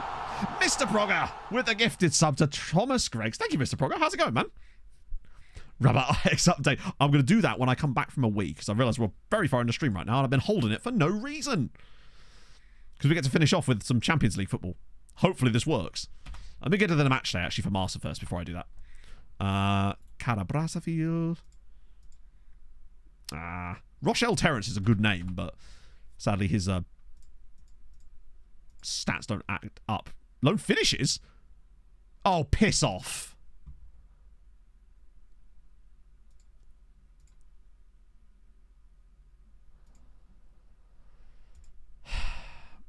Yeah, let's just ignore the fact that he played 10 times for us. I think he's played practically every game possible. Right, alright. Cheers, FM. It's like, how the hell would they even know? Tony Sunday came to me. Well, that's annoying, because he was actually a really useful option for us, and I think he's going to be a tough one to sign. We're going to keep going back in for him if we can do, but it's going to be tough. Let's see. That's frustrating, though. Luckily, he's still on a youth contract at the moment, so he might still accept, but I think he'll just be a bell piece. Did play wide centre back? Probably, but we wouldn't probably have managed to agree to the loan in the first place if we hadn't put that in there. Because usually if you want to play them in the role that you want, they demand like 5 times the amount of money, which is just utterly stupid. Well, it's not utterly stupid. It's just that it's exaggerated. I feel like it should be a little bit more sensible than that. I don't know why I'm rejecting those straight out when I could just stall them and it saves us a bit of time. Send home. Right. So nice little gap there. Katumbi. Is this TP Mazembe's youth team? Oh, hello. He's not actually that good, but whenever I see wingback, my eyes light up. Jar Jar's actually our best trainer. God, I hope Roy comes back soon. I'm used to seeing him at the top of that list. Good win over Balsan Youth. Okay. Even better. God, I miss Roy. Just want him back. Feel like pure shit. Just want Roy back. Jar Jar, that's the one. Siwane. Just stall those for the time being. Christ, that... Every window, it's just this. Diaz, Cameron, Land. Oh, he's finally... Wow, that took him long enough. So he's signing for them. Okay. Remember, I'm getting them. We'll just get it in the match day, and then I'll make sure I don't want to wet myself in my seat. That would be bad. Palpol Kanda. There's another guy called Pulpul. Oh, the jumping reach! He was so close to being usable. But then the jumping reach bug, not bug, but like the jumping reach happened. Not quite. Oh, wait, was there a guy? For a second I thought it was a guy in Roy's Boys then. Okay. Any surprises? Good, you're actually making some really good progress now. Out to Roy, he got shin splints. And as a result is out for 2 months. Which means obviously he's no longer developing. I mean, he's still, yeah, you know what I mean. It's just a pain. Right? So those two are actually in, which is the main thing. Del Castillo, a rare appearance for old Del Castillo, but one thing I will say as well, when we're actually playing matches with this tactic, it means that more players get match sharpness too, because we're making substitutions way earlier and in much greater quantities. Right, okay, I'm going to have a pee, which means pee break, and that means whiz quiz for you lovely people. I shall return in a moment.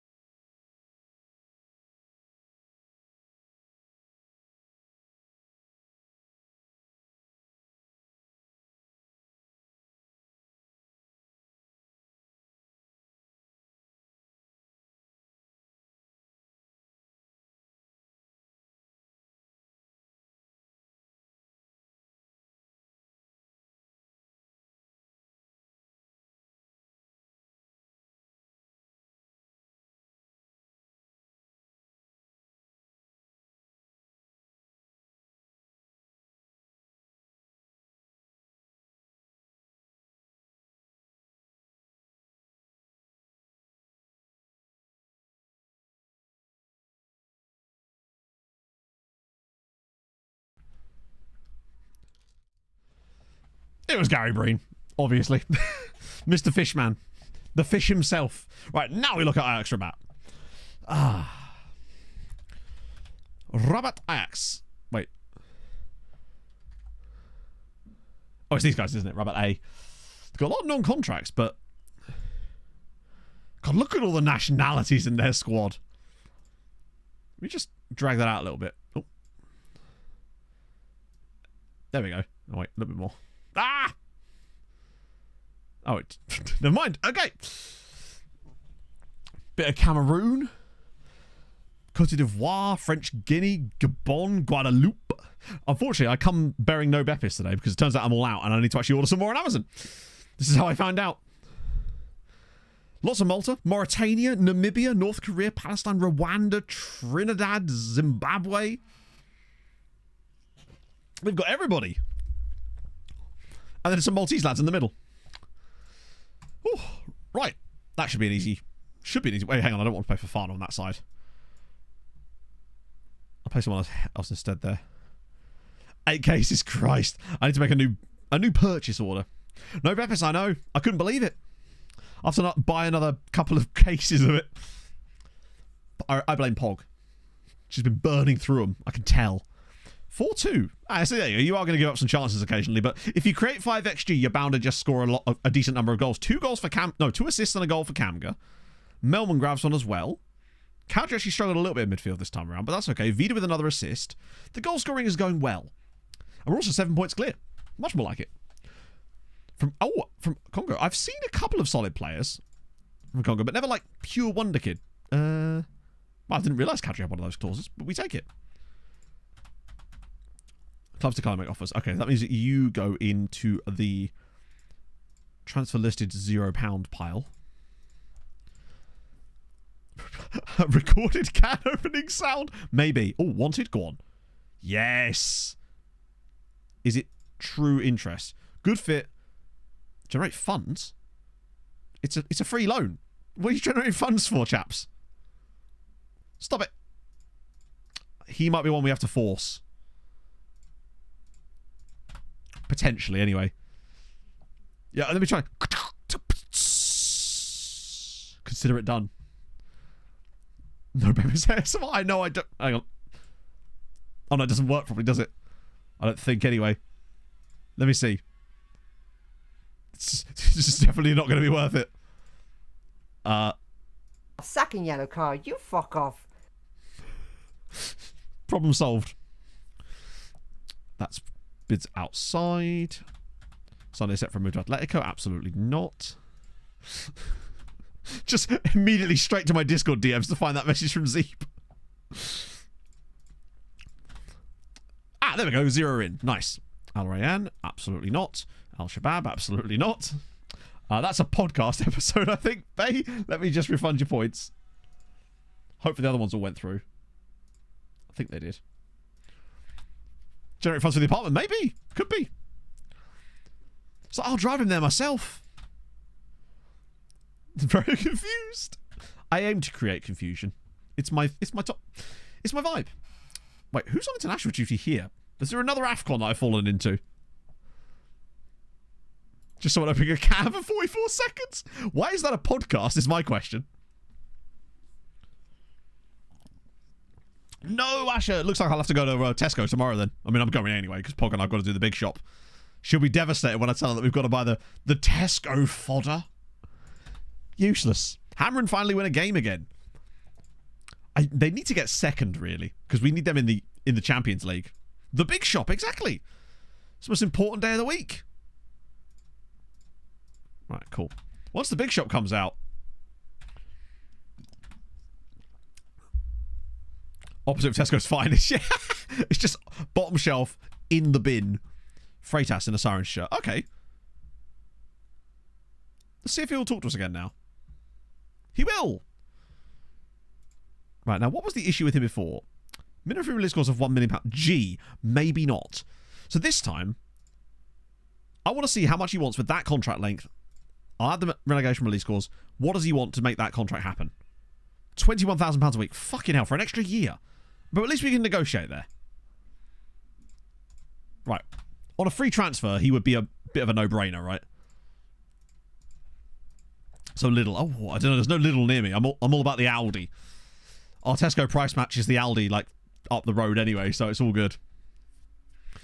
I don't know where my nearest Lidl is. Out of pettiness. Wanderers reserves. Mario Rica. Okay, he's 20 though. Scouting update. Oh, good. Someone from Manchester City. I'm sure we can afford him. That definitely won't be massively silly. Guys from... I don't know why they're being scouted. Just random guys from other Maltese sides. A couple of Azeri guys in there that have actually maintained a bit of potential, surprisingly. For once. Ugandan. Was he... Yeah, but if he's not any good, then it's pointless. Yeah, I guess he mustn't. I'm just discarding anyone who's got like nothing to give. Or is way too expensive. Like, for example, him. Peter West of Brumba. He's still maintaining some value. He's actually not bad. Robert Urban. So he's much worse. Percy Nunez. He won't talk to us yet. And I think he's FM good. Bit of a weird one, actually. Most of these guys, you're very expensive and also not very good. You presumably... Why are you here? That he's actually okay. Kasimov, they're sort of okay. Shabab Ordon. I can't see a guy called Shabab Ordon. Oh, hang on. That's Q8, I think. Oh, it's Jordan. My bad. So I thought we were talking about a player.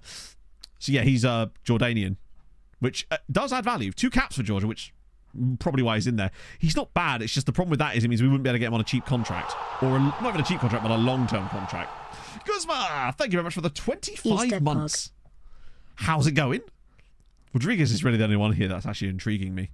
He's Intriguez rather than Rodriguez. He's just so expensive. But I do really like his attributes. He feels like a summer signing kind of player, potentially. I'd still rather have him. Obviously, he's a lot more expensive. I do really like Rodriguez, though. Yes, because we scouted, basically, players with, like, 1 international cap, or 1 or more international caps, and then just scouted all of them, no matter who they played for, just to try and find players like that. Because sometimes you find some absolute bangers. Yeah, we'll stall those. I mean, I could just reject them, but we need to make a loan for Janssen as well. Okay, so he gets a few choices of options now where he wants to go. I'm very curious to see how we do against Valencia with this new tactical setup. Failed to agree terms. So Mercado is just basically refusing to go, despite him literally saying that... Wait, what? So they don't want him anymore either. They've got what they wanted. So Mercado's an idiot. He comes in, has an offer, has a promise that he's going to find a loan, and then just turns down every loan I find him. What an absolute whopper. Hello, Statline. Got a 4-star youth intake. Hell yeah. By the way, you missed this chat because it was technically off stream in that little tiny period. We got our youth intake preview. Would you believe it's all E's? Such is life. I mean, I don't suppose we were expecting much more than that, but it would have been nice to not have an intake full of E's for once. Intimate Sioane. If they come up with a big... Oh, bugger. He's never going to talk to us now, is he?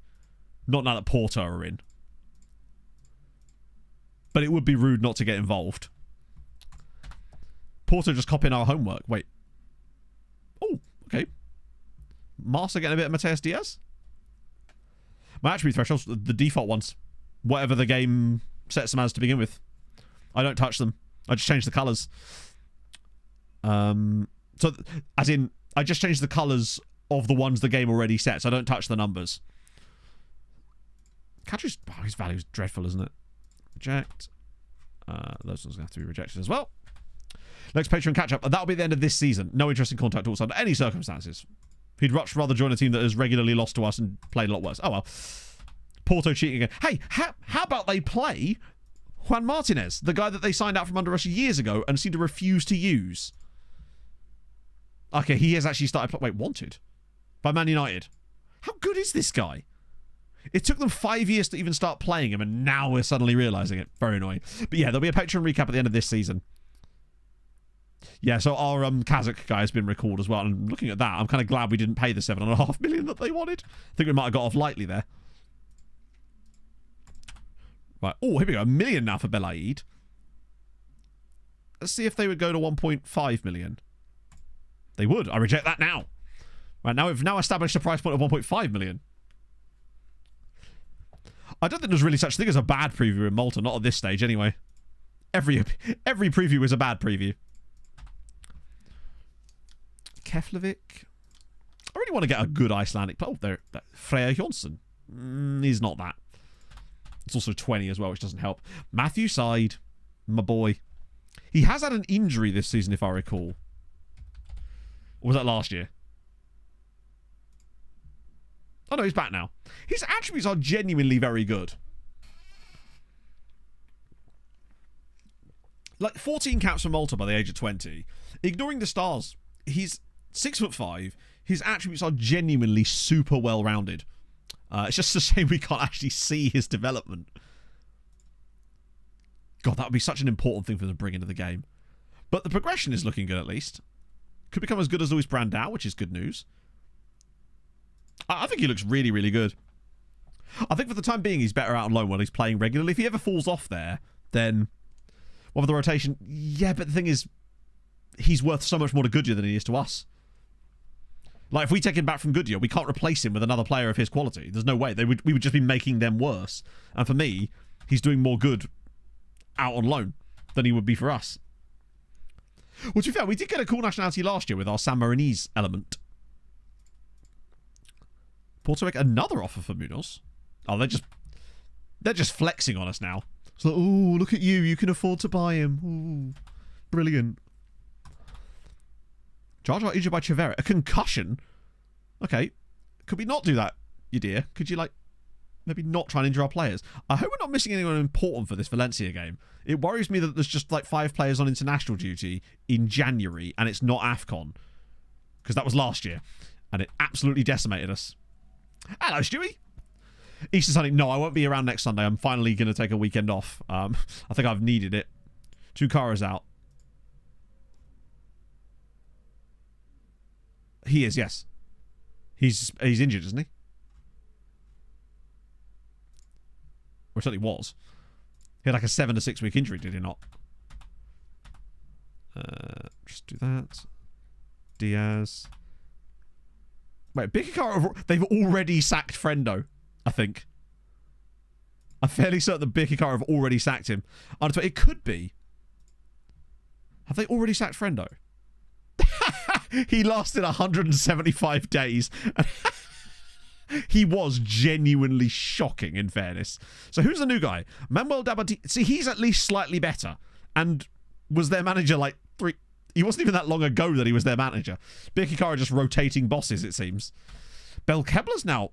No, there's no way that he doesn't have caps. Why, he doesn't? If he declares for Malta, that could be a massive boon. Although, there's no indication that he wants to. I don't know how Frendo got that job. He must know someone. Jassim. I'm assuming you mean this chap here, the 31-year-old Iraqi that was... who's he wanted by? Hey, he's one of our Maltese sides. In that case, let me just bring him on trial and see if that helps out with that a little bit. So he's been at Naft Al Basra for a long time. No, I'm not surprised about Frendo either. That guy has nearly like decimated Bikikara's squad this season. Yeah, we'll bring him in. Because like Bikikara are 10th. They're supposed to be a team challenging for Europe. They have Vladimir Stava up front for them. Like, there's no way they should be as low down in the league as that. At one point, they were in the relegation places. I mean, they're not in any danger of that now. Although Valletta, Christ, they're worse than I thought they were. Minus 30.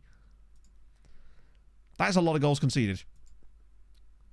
46 by just over the halfway point. That could be a new record for... Here we go. Ali just sends in. My hope is that bringing him to Malta will encourage the other teams to put a bid in him even more. So shame that Bikikara just went for another boring manager and didn't try and sign one of the cool ones from like Gozo or something. Kinema. Oh, Ethiopia, what are we saying? There is a guy. He's not a good one, but he is there. Any new recruitment focuses? No, nothing new this time. Goodyear win again. Bikikara actually win again. So they're getting slightly better. Zabar cannot stop. What have they done this year? I guess they kind of entered that top 7 equation, but they have performed well above it. Right, Valletta. So this is rotation. This is... No, I want to go with Melman and... We'll do those two. We're going to go with Melman and Henry for the next game. We want Padilla in here. Vega Cazorla is fine. And Doi Montano, because Palacio will be back. Del Castillo, Kadri, and Lignon, I think will be okay. No, I want to have... I'm sure I can put someone else in instead of him. Rob Hilton will do. Hey, Juju. Yeah, that'll do. As a youth coach. Even I don't think we could make him better. They're working quite well so far. Although, watch us lose this game, and then I will change my opinion. Suddenly, I won't, because it's a massively rotated team. Be curious to see how it does, actually, in this with the rotate. Okay, so our massively rotated side, with quite literally a B team, just put a 6.25 XG up on Valletta. And scored 7 goals with it. But no, we conceded a couple because we know that we're always going to. So why not score 7 in the process? Fofana with a hat-trick. Padilla with a hat-trick from the second... The front 3 scored all 7 goals. Outloaning my save. Got any advice? It depends. I don't know what you're doing to get them out on loan. So whenever people say, help me get players out on loan, my first question will always be, what are you currently doing to get out on loan? Because if I don't know what you're doing, I can't tell you what to do, right? Yeah, that goal difference is pretty hench, isn't it? This is why I feel like this is the right approach for us, to just go full-on gung-ho. Plus, our goal difference is nearly as high as our points tally, which is what I'm always aiming for, right? Now, how this is going to work against Valencia, I don't know. But it's definitely worth a go, right, I'd say. Learning about scooting foreign clubs. Okay, so are you doing any part exchange stuff? Are you using the part exchange thing? If that's not working, are you trying the transfer list for £0 and wait for transfer interest, then use part exchange on top of that? Are you offering them out for loan and dev listing the moment they sign for you? Things like that. Who's Scott's? Barry Scott's left. No, Barry. We'll save you, Bazza. Worry not, friend. He's going to end up at a Djiboutian club. I can feel it. Real Madrid want Palacios. God, I can't believe they're bidding £1 million for a player that was worth 37 million like 4 weeks ago. It's wild. Barry Scott's in. I feel like we're going to end up having to sell him, though. Move on. Gonzalo Freitas is in. Okay. I was kind of... Wait. Oh, no. I don't mind actually leaving that off right now because I know for a fact if we sign him now, we'd have to try and register him. Kadri gets a wage hike. He must have come off the bench in that game anyway. Alfei, I want Quasi. Whoa, nice. Works in the transfer window. Yeah, it does. But you can only loan players during transfer windows as well. What are they talking about? Stop complaining. Can't let good players leave. Thank you, Kamga. Oh my god. Also, bear in mind that it's super important that the players you're offering out on loan are not in like the best 5 players at the club you're offering them to. If they're too good, they simply will not go. We found that every player that we'd offered out on loan, when they join the clubs, they're not even in the top 5 in terms of CA at the club they're joining. It's fine to have good PA, and they often do have good PA, so they become the players you want them to be, but they can't be the best player at the club you're loaning them to. They need to be sort of 5th to 20th. But ideally, you want like your 5th and 6th. Like, I would say between 6 and 10. That's where you want to be aiming it. Right, what's the favourites thing for this, actually, out of interest? So 33-33, so that's very, very even, which is ironic, because we were less favourited for the game against FC Copenhagen. Which makes me think we've got a good chance here. But watch it all go tits up. Such is life. God, I'll be glad when we get out of this transfer window just because of this. Quasi Wua. More time to keep that promise. Who are you? Right. He must have been the guy we brought in to get a player out on loan. Ojeda's expected to be loaned out. Well, you could just like... Oh no, I signed him from Sweetie. He's going nowhere. Oscar Jansen's got a loan to Sweet. No, Melita. Melita have made some big loans in this save. Ever since they come back up, they've got some really good players on loan. If they could survive, which it looks like they're probably not going to, they could actually build a pretty decent team. Maybe over the second half of the season, they'll build it up a little bit. Nah, not quite. Oh, there's Duda again. I did try and go back in for Duda, but they actually wanted even more money. And I can't afford £10 million on him. Did he return? Oh, there you go. That's really strange that happened, though. Random 26-year-old, but that's the guy we're already signing. You're at LAFC and not very good. You're free. And St. Kitts and Nevision. Okay. We don't mind the free St. Kitts and Nevision, do we? You gotta. Wait, no, compensation? What? I'm not paying for you. How dare you? I probably could have just bought him for free, but now I can't.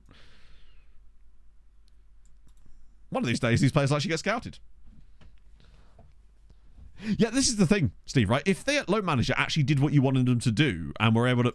comfortable taking instructions and then working with those instructions, they'd be brilliant. Problem is they don't, do they? They just do their own thing. They'll turn down a loan because the wages aren't enough when you've specifically got it set to accept 0 wages. They're just like, I didn't feel like it was enough. Or when I've had one time with a loan manager back on a save that wasn't about loans. I think it was on Nordic Nomads. I had my loan manager, who by the way was on more money than I was as the manager. He was on like $3,000 a week. Turned down a loan because the money wasn't enough when they were offering maximum wage contribution of 100%. Because they weren't offering extra money on top of that when I had no way of telling him that we didn't care about that. Like, it was silly stuff like that. I think the logic is, well, he's good enough that you could maybe get more. It's like, yeah, but unless someone's willing to offer that money, it doesn't exist. It's just fake money in the ether. Right. Krastev has to come in. I think. That's the one thing I have to remember. There might be someone else I can get rid of, like Quasi. Yeah, that's easy. So that's made my life a lot easier. So we've got 2 spots available now. And only one of them has to... Well, we have to fill one of them, which is Krastev. Can't add any more, though, unless we find a homegrown guy. I suppose we could add someone like Maleka. Because it still allows us to boost the squad up. But I think everyone else is probably going to have to be left out.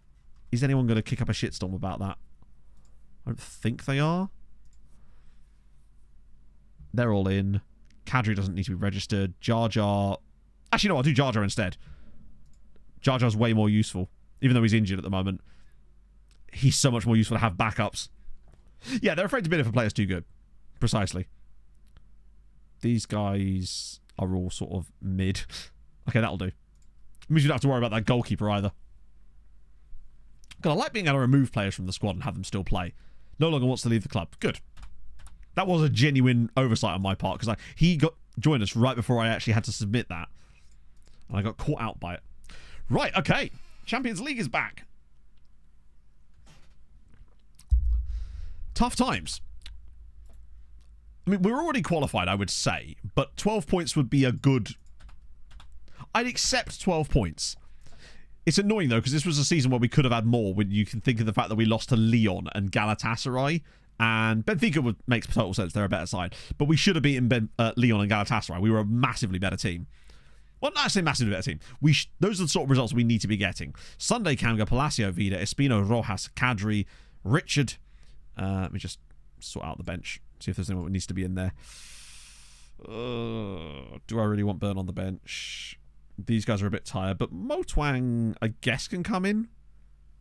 Particularly if we do need those backup spots. Right. Okay. Champions League is back. Oh, God.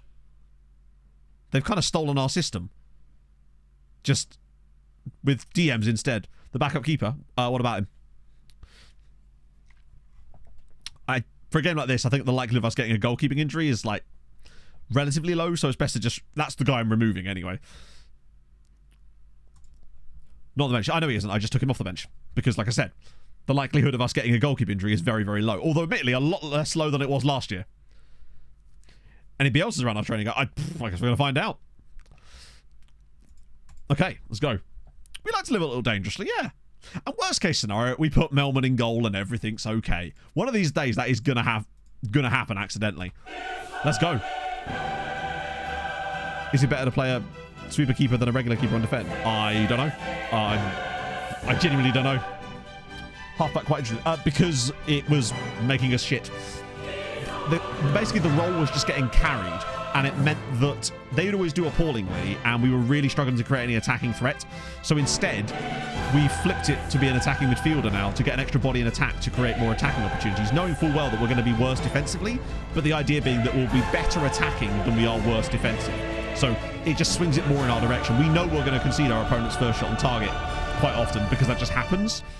So we'd rather create like 4xg so that we can win 4-2 or whatever, because we can't take the risk, basically. We lost too many games because we couldn't create enough opportunities, and even though we defended insanely well, we just concede our opponent's first shot. And if we're going to create loads of chances, we just have to kind of trust the process on it. But this is only the second Champions League game we've played with it. We beat FC Copenhagen with it earlier, 3-2. So it was still fairly close, but that's life. I want to see what we're going to do against Valencia, who are a good side. He's not tracked that run very well, but Vida's got it anyway. So we'll see. I still expect us to create sort of 2.5 XG in this game. That's my hope anyway. Even against reasonably good opponents, it will do that, although that kind of passing is utterly shocking, and we're probably going to concede from it now. I should have cut in there. Good defending. Espino's really bailed us out there. That was dreadful defending initially to actually create that opportunity for them. Oh, good. After all that, we still concede. Oh. That is frustrating. I actually thought we'd got away with that when the initial block happened. Usually, that's the highlight then. But then we still managed to find a way to concede anyway. Because nobody tracked the man on the edge of the box. It's kind of Sunday's job, that one. Right, so we trail. Such is life. But we trailed twice against FC Copenhagen as well. Yeah, that's a frustrating one. Those wing-back ones. That, by the way, is the reason I don't do distribute play down the wide areas, because I find that they were playing those passes way too often and they just constantly got intercepted. Whereas by focusing through the middle, it seems to provide more space for those passes when they actually are on. Oh, God. Hi, you want to actually track the runner at all? Okay, right. Go on, Melvin, win that header. Yes, except there's no one's up there. Oh, nice one, Leo. That's awesome. How's it going? I'm a bit worried about how we've started this game. Not from the tactical standpoint. I'm more worried about just the way the players are lining up and sort of the general random misplaced passery that you see in games that you're just not going to perform well in. Well, that's better. Finally get Palacio involved a little bit. Nice equaliser soon would be lovely. Oh, God, we're going to concede off this as well, aren't we? Any chance of maybe tracking the play? There we go. That's more like it. That's what I want to see.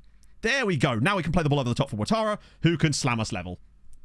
That one feels onside, right? Oh, it's not. That one's offside. God damn. But these are the sort of opportunities we were creating loads in the last game. That looked pretty close to me. But we had 2 disallowed against FC Copenhagen as well. That must have been bloody close. Oh my God. He's literally stood inside him. What a moment for Clates to rate. He stood inside him, I say. Welcome in, everybody. We were just witnessing some metaphysics. How's it going? Atkins Jr., thank you very much for the follow. Just ignore everything I say. It's a standard approach. Thank you very much for the raid, Clates. How's things going with the Journeyman? Yeah, this isn't looking good, friends. But it was like this against FC Copenhagen too. We trust the process. This is going to be a long range. Oh, no, he's gone short. Oh. I was kind of hoping that was one of our cool short free kicks actually coming to work. But no. That would be unlike us, wouldn't it? I feel like we're going to grow into this game and find opportunities. Melman, come on. Oh, no. Come on. Diaz, please. How are you missing these? Oh, in fairness, he does. He won the treble. Hell yeah. Fair play. That's awesome. How has he missed the target there? I think that was deflected, though, wasn't it? Ball in. Oh, dear. Wait, is that free kick to us? Ooh. It was a proper just put it in the net. Wait, we're not going to see the free kick there? Okay. Right. Chances are starting to come for us, though. Good quality chances, too. We just keep missing them. Right, there we go again. Right, please slip him through. Oh, you've got to pay that earlier. Right, Ouattara, though. He's got Melman with support. We've got bodies flying forward. He's going all the way. He's going all the way, and he's fucking missed it again. Oh, my God. Oh. BS free kicks for you. Yeah, no, that is kind of cool, actually. Plus, I really like the amount of flexibility you have with the set piece creator. We'll probably concede off this play now. Back post header. Well cleared, actually. God, we've been all over the place. Good chance creation again, though. It's just a bit of a risk. But the chances are coming. How do we keep missing? With those, it's just the game. What a bit of play from Ouattara there. He's bought that slightly. Oh, we do need the giant arrows. We really, really do in situations like that. Well, we can't say the lads aren't trying. The creativity's there, but as always, the one shot on target, one goal has yet again befuddled us. But that's why we try to play like this, because you just have to create so many chances to score. MFSLT, thank you for the follow. If it wasn't for that, I'd literally be pretty happy with that first half. It is what it is. There's not a lot we can really do about that, other than yell at them and hope that the second half turns out better. Tony Sunday's had a bit of a poor day, and I feel like he was partly responsible for the goal, honestly. I think he should have closed that down sooner. Right. Okay, let's go. Second half, same thing again. More of the same. We want to be getting as close to 3xG as possible, really, because surely in amongst that we'll find enough chances to score a goal. Tony is improving, though. Diaz has struggled a little bit, which means 60 minutes, bang. Early sub time. Tony is struggling a little bit, but wow. Tell you who's really struggling is Henry. Fofana. We'll go with Fofana. Diaz is fairly fresh. Actually, Camgas, if anything, is more of an issue. We'll go for Wilson. Vida's doing well. Palacios... Actually, they're both doing fine. Rojas has struggled a little bit. I might even do Inter Lignon for the added height from set pieces. Not that we do those set pieces. All right. Want to make sure he's on his... Yeah, we'll put Katri to the middle.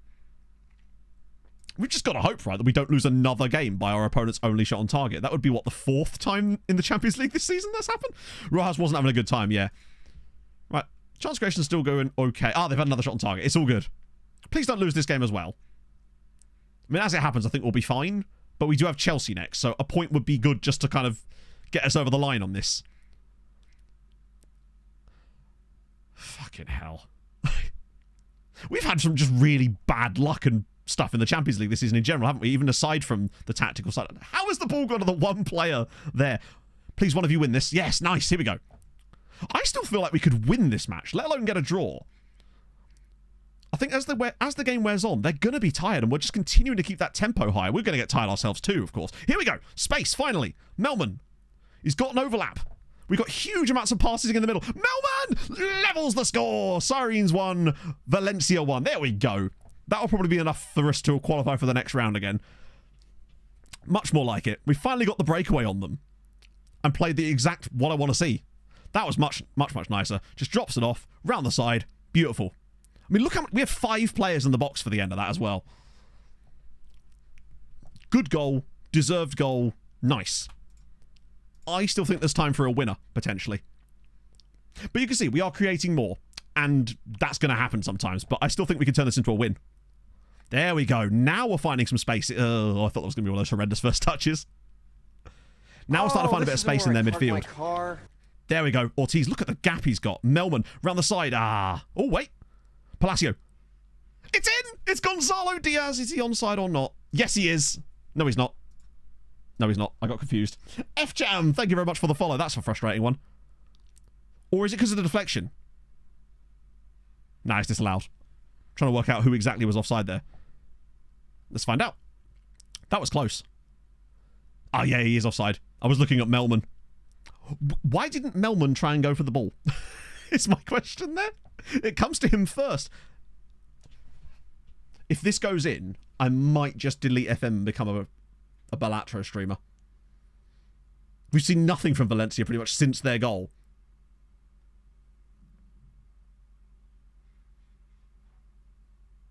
Oh my god, I thought it was going to be one of those ones that comes back off the crossbar and goes straight to their man. Oh, thank god our defender was in the right spot. I don't like the fact that this highlights continued. I really don't like the fact that this highlights continued. Please don't give away a stupid penalty. I beg of you. Oh, that's fine. More of that, please. I guess I'd take a draw, not because I feel like it's a good result, but it's better than losing. Right, we've actually got a couple of subs left, so Diaz has really played poorly. We'll go for Padilla and Vega for the last 5-6 minutes. Oh, I'm glad he shot from there. Oh, go on. If we win this here, Fofana, Ortiz, use Vida. Use Vida. Yes, Vida. No. Oh, wait. That's fine. We win it back again. Kadri, use somebody here. It's not really the one. It's the one player I wouldn't really want on the ball in this position is Kadri. Palacio. What on earth was that? If this turns into a goal, look at this play. Oh, wait. Oh my god! Sirens 2, Valencia 1. Holy shit, what a piece of football. Come on! That is what I'm talking about. Look at this build-up. The recycling of the play there. The vision from Vega to actually pick out Padilla. It's 2-1. No Balatro. Hell no. Oh, Sirens 2, Valencia 1. What a goal. And a thoroughly deserved goal as well. Oh, no, no. Oh, their keeper's up. It'd be so funny if their keeper actually scored a goal against us. Okay, Balatro it is. I give the fuck up. There's only so much you can do. Whatever. Deflects in. Deflecting off our own fucking defender. Oh, why do I bother? Still time to lose this as well. Oh my god, there's going to be another highlight here. I swear to god, if this is a loss. Right, come on, big header needed. Go on, interception. Yes, no, how do we do... Please somebody win the ball. Please somebody win the ball. Oh my god, they nearly fucking won it. Oh my god, are we getting another highlight?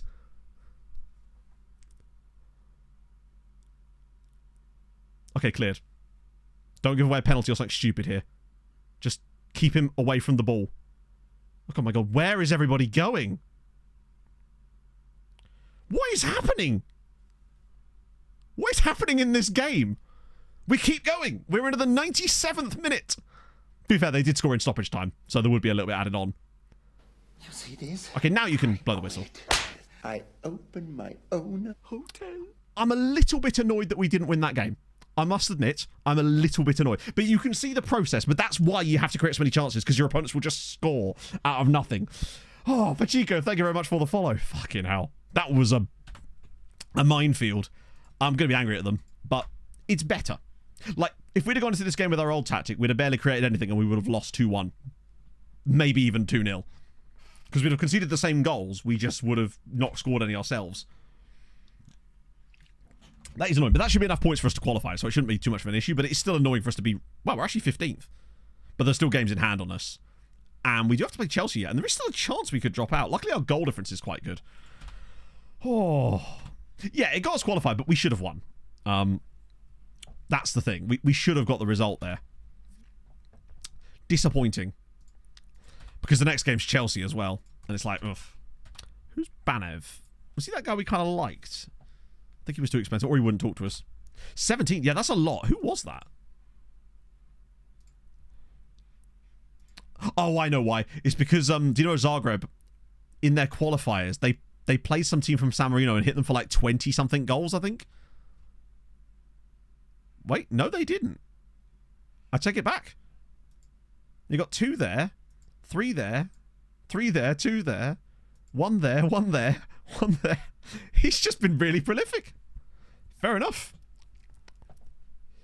Yes, there's some very strange effects with the Mount Everest thing. We did try some stuff with it this year, but it almost became so broken that it became, like, not workable, if that makes sense. Right, so we rest for Goodyear and then try to take on Chelsea. We'll play the original tactic against Chelsea, obviously. There's no point in trying to play this style of play against Chelsea. We'll get absolutely ripped apart. I mean, we're going to get ripped apart regardless of what we do, but I would say if we've got any idea about the draw for Hammering yet, but obviously they've got a freebie. 27-0 on aggregate. Yeah, it's a bit much, isn't it? That's how we used to end up with a lot of top scorers in these tournaments. Oh, wow. That's the first complaint. Tony Sunday, good lad. Off we go. So it's just the one upset player, which I can handle. Real Madrid with a 7-0 win. It drops us to 17th. But conceivably, unless Ajax, Roll, and Club Brugge come up with big wins, in fact, really, Club Brugge had no chance, and we also get absolutely destroyed by Chelsea, we should be okay. Vida's still top assister as well, which is good. How many assists has he got now? So top scorer is Henry Watara, 23, which is much better. Vida's got 14. That's good too. Final Champions League game today. Yes, we are, yeah. We'll do the Chelsea game today as well. 18 goal swing. Maybe Brugge have got like a really, really, really winnable game. Or we just lose to an absolutely biblical level against Chelsea, which is entirely possible. In fact, let me just switch over to the old tactic for the time. That way, at least that one's not being trained, but is the one. We don't care about the Europa League, do we? Because we've got no one in it. Gashi's unhappy. Definitely don't want to sell Diaz. Oh. Like, the 2 games we've played in the Champions League so far have been close, I admit. But when you look at, like, the statistics for the games, they haven't been close. We should have won both. Whereas before, we were... It'll take a little while. Did Norwich win again? They did. Norwich have won every single game so far in the Europa League. That's unbelievable. That Norwich, top of the Europa League, ahead of Bayern, Feyenoord, Lazio, just chilling. Norwich are massive. They are. Like, obviously, we don't want English clubs to do well in this save, but I'm happy for Norwich, at least. Ian's Norwich. True. I wonder if he's played a game for Norwich yet. Yep, 3 appearances and a goal for Norwich. I wonder what Norwich's squad is like these days. Actually, I might just get a team report on them. Just to see what their squad looks like compared to ours these days. Obviously, this far in, there's probably unlikely to be any players that were at Norwich in real life. Although maybe there are. Jonathan Rowe, actually. Wait, he isn't here. Yeah. Good to see. What their sporting director... What? Norwich's sporting director? No, I didn't. No. What did he say? Michael Golding, Harvey Vale. Yeah! It's all the former Chelsea boys. Okay, a bit more money there. Al Shabab. Wow. 14 million for Tony. They recognise Tony as the BWM that he's become. Might start seeing some like mid-30s bids for him at some point soon. Talks upside. Good.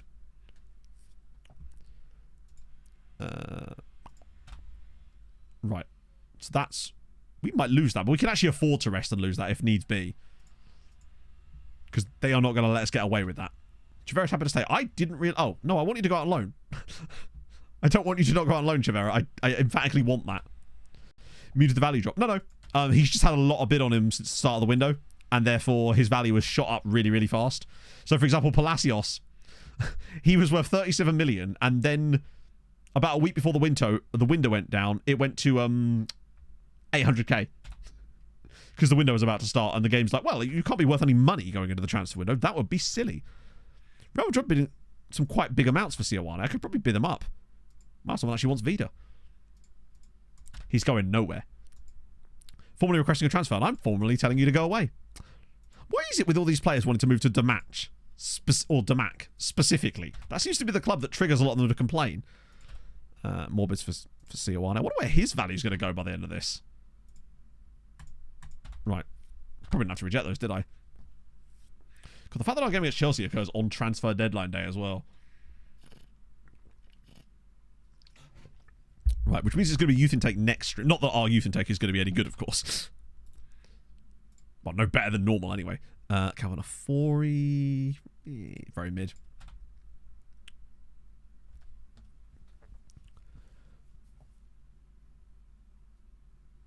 Jesus Christ.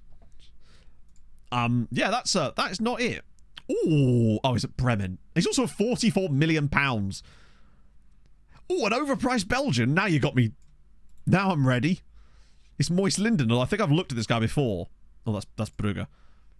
Moise Linden? Yeah, he's very, very good and very, very £26 million. That's a shame. He would have been nice. What about this guy? Pedro Vallejo. Very good at passing. So there's that. He's got that going for him. Momar Diop. I feel like we had... Was he a player we had at MTK? Oh, Momar, not Momor. My bad. It appears that he's not in this save. Or he's retired. Hang on, am I spelling that right? Yeah, I think I am this time. Yeah, he's unfortunately gone. Well, we tend to get at least one player with a different nationality in each intake. Hamren finally win a game. They're back up at third now. Their time will come. Their goal difference is still strong. I'm more disappointed about Bekikara. How on earth they've dropped him to be one of the bottom teams, despite the squad they've got. That's kind of unhinged. Who's the top scorer in the league, by the way? Oh, it's actually Henry with 15. Damn. He's just very good, isn't he? And thank you for that person on the VOD that pointed out like how good he actually is compared to Fofana. I'd completely forgotten. I kind of just figured that Fofana had overtaken him, but he just hasn't. Right, no, wait. This is youth prospects, isn't it? So, Quasi and Padilla, I guess. Cazorla, Ortiz, Vega, Motang, and Doi. Oh, no. Wait. Let me try that again. There we go. Oh, just moves him down there. Okay, that's fine. Yeah, I'll probably do. Frendo has not won himself any friend. He's certainly not a friend in me. That's for sure. Okay. There's quite a lot of loanies in this team. I suppose it is Goodyear, isn't it? Right. This probably will be a loss, which I hope isn't going to hurt our morale. I mean, it won't matter too much. It's Chelsea after all, right? I think we've actually ended up pretty much with the same exact number of points that we... Wow, 0-0. Oh, no. Okay, it happens. Such quite a good result in many ways. We've ended up with the same exact amount of points because we are going to lose to Chelsea as we got last year. And it's weird that I'm celebrating that, but I kind of am because it feels like we're on a better pathway now. Also, we got some coefficient points for that, right? We got... Yeah, up to 9.7, and we'll get a little bit more after the Chelsea game. So my friend was under 21 coach. The problem is we don't have any spaces, do we?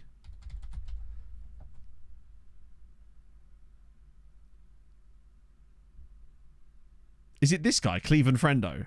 Yeah. Let's have a look. I bet you we wouldn't accept it. That's the problem. He's not even... He has zero interest in discussing anything with us. He knows we've been rooting for his demise, in fairness. I can understand why he would maybe not be entirely flushed with the idea of joining us. Although it's a bit weird that he wouldn't even discuss anything with us. But there we go, apparently. Maybe this is the beginning of the Bekikara revolution. Or not, because they've just lost to Zabar, who are very good in fairness. Yeah, there's still a 3-point gap for Hammered to make up. No, 4 points, rather. Playoff round by Atletico. That's a pretty respectable result. That we've been knocked out of the playoff round by Atletico before. Ironically, it was the same season that we'd beaten them in the groups, because that's just how it goes. 7-4. Well, at least you went down swinging, right? Drop into a smaller job. Oh, interesting. It's funny how the game still considers him to be an assistant manager, but I guess he wouldn't be a manager according to the game because then I couldn't hire him to be a manager. But wouldn't that be cool? You know how you can have like you can have 2 assistant managers? I think it'd be cool if you could have a co-manager, but it's just like another dude in your save. Loan transfer. I mean, I would like that. I guess we could dev list you. Wait, bid already? Levski, yeah, you're not going to Levski Sofia. I'll loan you, but to a Maltese side. But I suspect that you might be too good for that. Because surely you are... Well, he has 2 stars. There's maybe an off chance that it could work. Now he's going to complain. Because it's what that man does. Tunkara... It's weird how some players' values go up loads when they get loads of bids, but some don't, for whatever reason. It feels like we get bids on Kadri constantly, and his value never seems to improve. It's going up by like tiny amounts. Whereas it takes like 3 bids on Palacio, and he's suddenly worth 80 million again. Ooh. Panin Atialci. Okay, he looks a bit more, there might be something there. He's got reasonable, but he is also 20. Wow, 17 heading. Hello. Don't mind if I do. That's a massive rarity. It just doesn't happen. Feels like strikers get better heading ability than most defenders in FM this year. It's finally starting to get some... Is that guy willing to talk to us yet? No, but he is a wing-back at least, so we've got some future there, potentially, if we could sign him one day. Pascal Bulow, who you wanted by? Massive teams. Are you any good? Kind of, but not really. How did I find them? What do you mean, how do I find them? Like, Hearts of Oak are like one of the biggest teams in that country, are they not? So they're really good... Wow, he's on loan from Man City. They're a very useful team to get youth players from, although not at the moment. I don't know, I did actually scout a guy, didn't I? Windful Sinful. I guess we're about to find out, because I'm not going to let that slide. Oh, no, it's Sarpe. This guy here, Windful Sarpe. Imagine if his name was... Actually, though, that does mean Windful is a name. So we've got Windful Sarpe and Windful Salisu. And then Kyle Winkle. Imagine Windful Winkle. That's a name you want. I think I can leave this alone, right? Don't think I want to touch that. Right. Out of interest, how badly does the game reckon we're going to get reamed? Yeah, fairly a lot. Oh, we're away as well. Right. Yeah, prepare for a bloodbath, chat. Carl is a solid name, isn't it? Oh no! Chip Bread, our Samarinese wonder kid. He's gonna be... That's quite a while, actually. What will San Marino do without him? Have Malta played any more international games out of interest? I don't think they have they? What was their year like?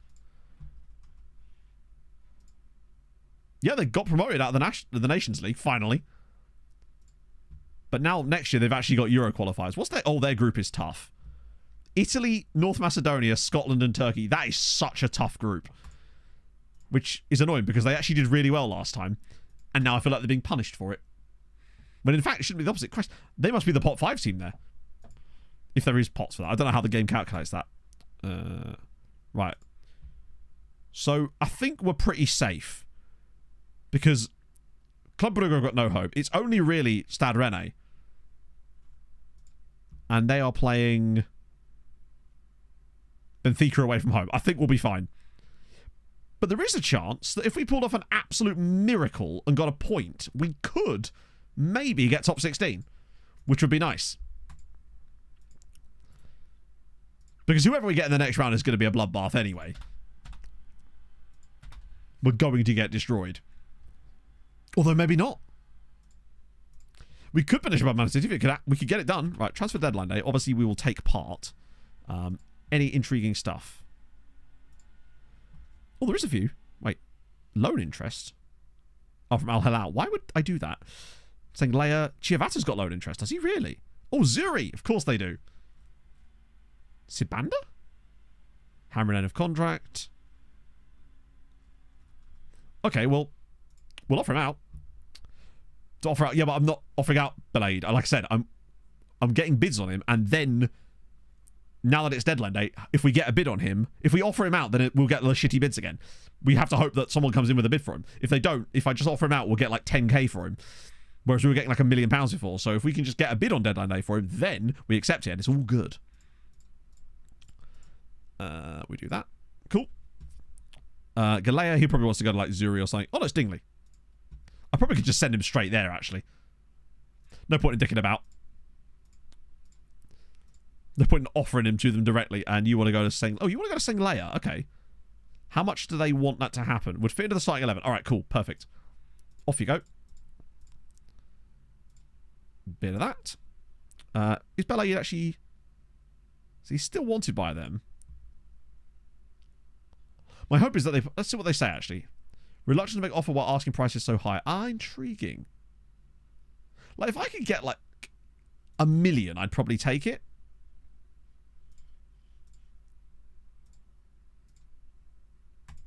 It's annoying, though, because I actually do like Belaid. He's played really well in our team many times. Looks like Jizz Dykes is on the move. Oh, no, that was us being linked with him, wasn't it? Maybe he will still be on the move. Massetti. Benfica. It's probably just because he's listed really cheap. Right. Oh, hello. That's Kadri again. Boring. Loan offers for Tony Sunday? Absolutely not. Yeah, let's just loan our best midfielder. Inter now wants Ioane?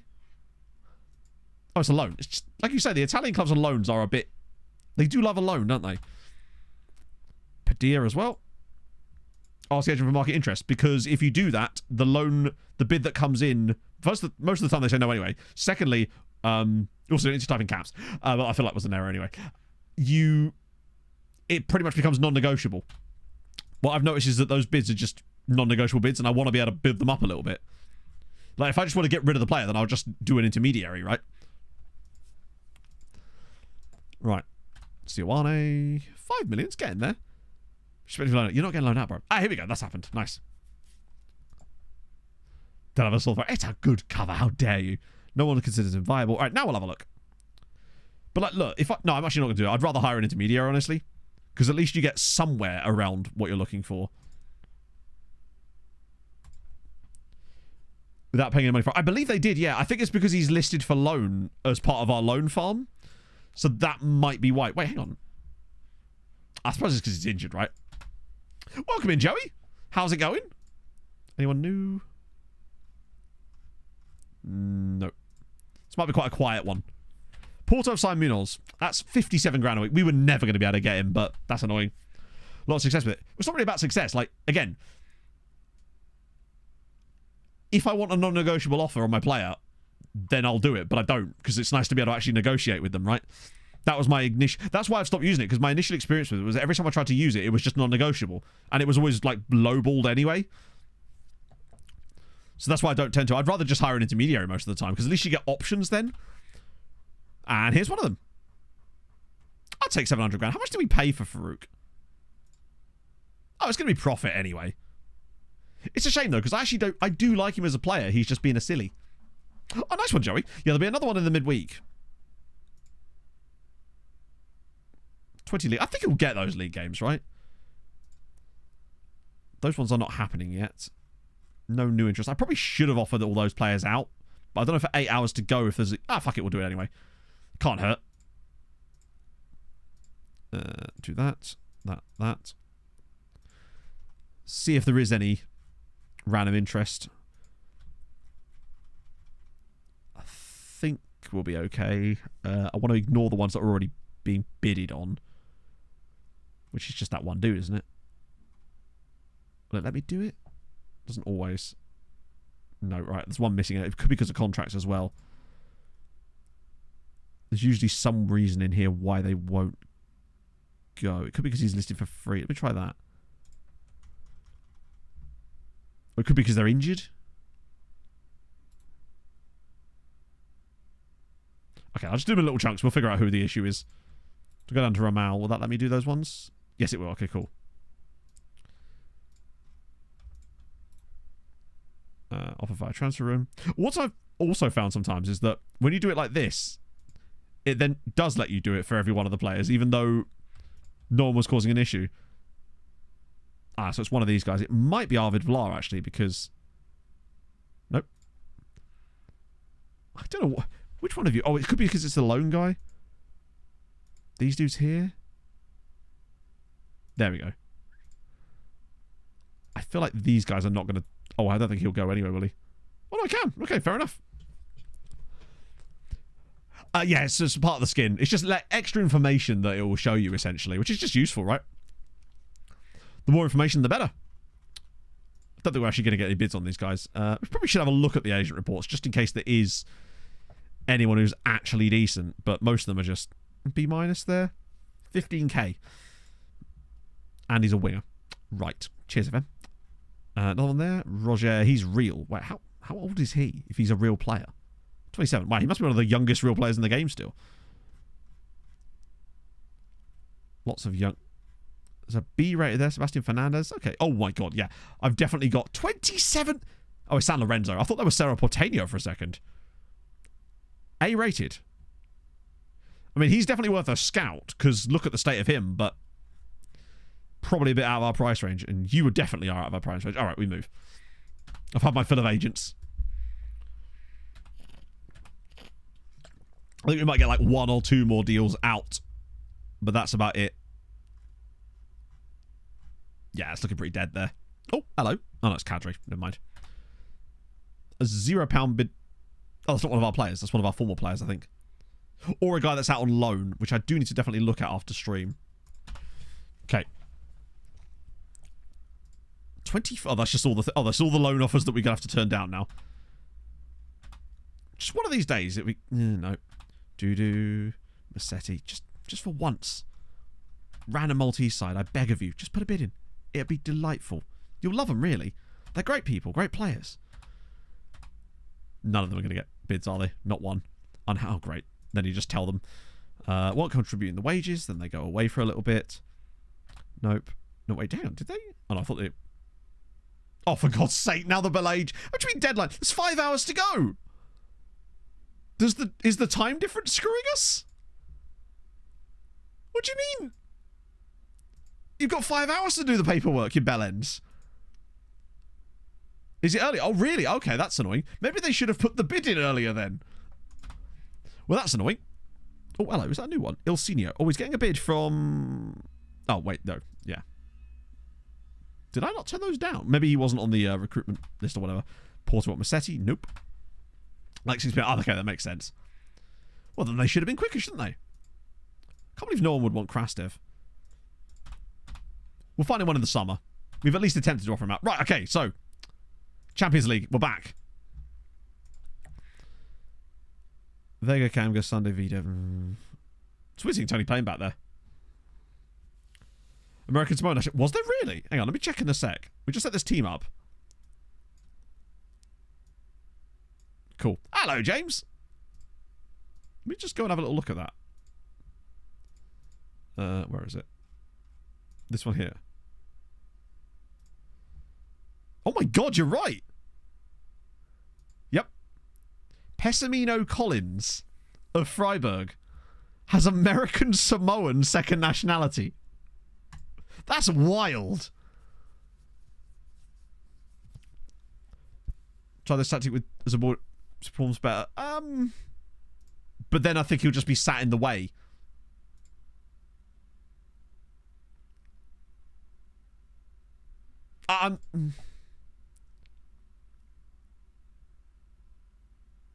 The problem is that's going to make us way more defensively open because then we're going to only have 2 players basically sat at the back rather than 3 because the libero will push up but he's not going to slot in if he's a ball in midfielder. Cooper, good ball retention. Yeah, but we're playing Chelsea. I am familiar with over 600 dance moves and like, I am we're programmed not going to be able to retain the ball against Chelsea no matter what we're doing, right? I mean, we could try it, but I feel like that's just going to make us weak and sort of defeat the point later in the league. Yeah, no, but I'm happy with the other tactic. Basically, to test this in the league would be kind of pointless because we're going to be beating teams anyway, and it's not going to make us more aggressive going forward, particularly. It was what we needed was to be more aggressive, and we now have that. But I think that would just give us a second defensive tactic for the league, which we wouldn't really need. Vito, thank you very much for the follow. Most useful for the first team. Sunday. Oh, that was just pure luck, right? We actually had 2 guys called Sunday. We had a Julius Sunday at the same time as well. So we're playing a match on deadline day here because it's all in different colours. I am confused. Why is Vega starting? Surely the... Oh, no, Ortiz is injured, isn't he? No, but Diaz could start. That's better. Right. Type mark. No. We don't want trigger presses and type marks. It's just going to drag us all over the place. Cool. Yeah, that's where I was getting confused. My assistant really doesn't like starting Diaz for whatever reason. I think it's because of the footedness there, even though he's actually brilliant for that role. Right, we're going to get ruined here, but we're going to give it a go. One thing I can say about Chelsea is it's not going to be a case of one shot on target, one goal. This is going to be a case of they're just better than us. What is this team? So Dan Strong in the midfield there as well. Still quite a lot of real players in this squad, like Florian Wirtz. Reece James is still playing. Swanina's their starter, which makes a lot of sense. Okay. If we were to somehow get a point, actually it wouldn't matter, would it? As things stand, a point would still put us 17th.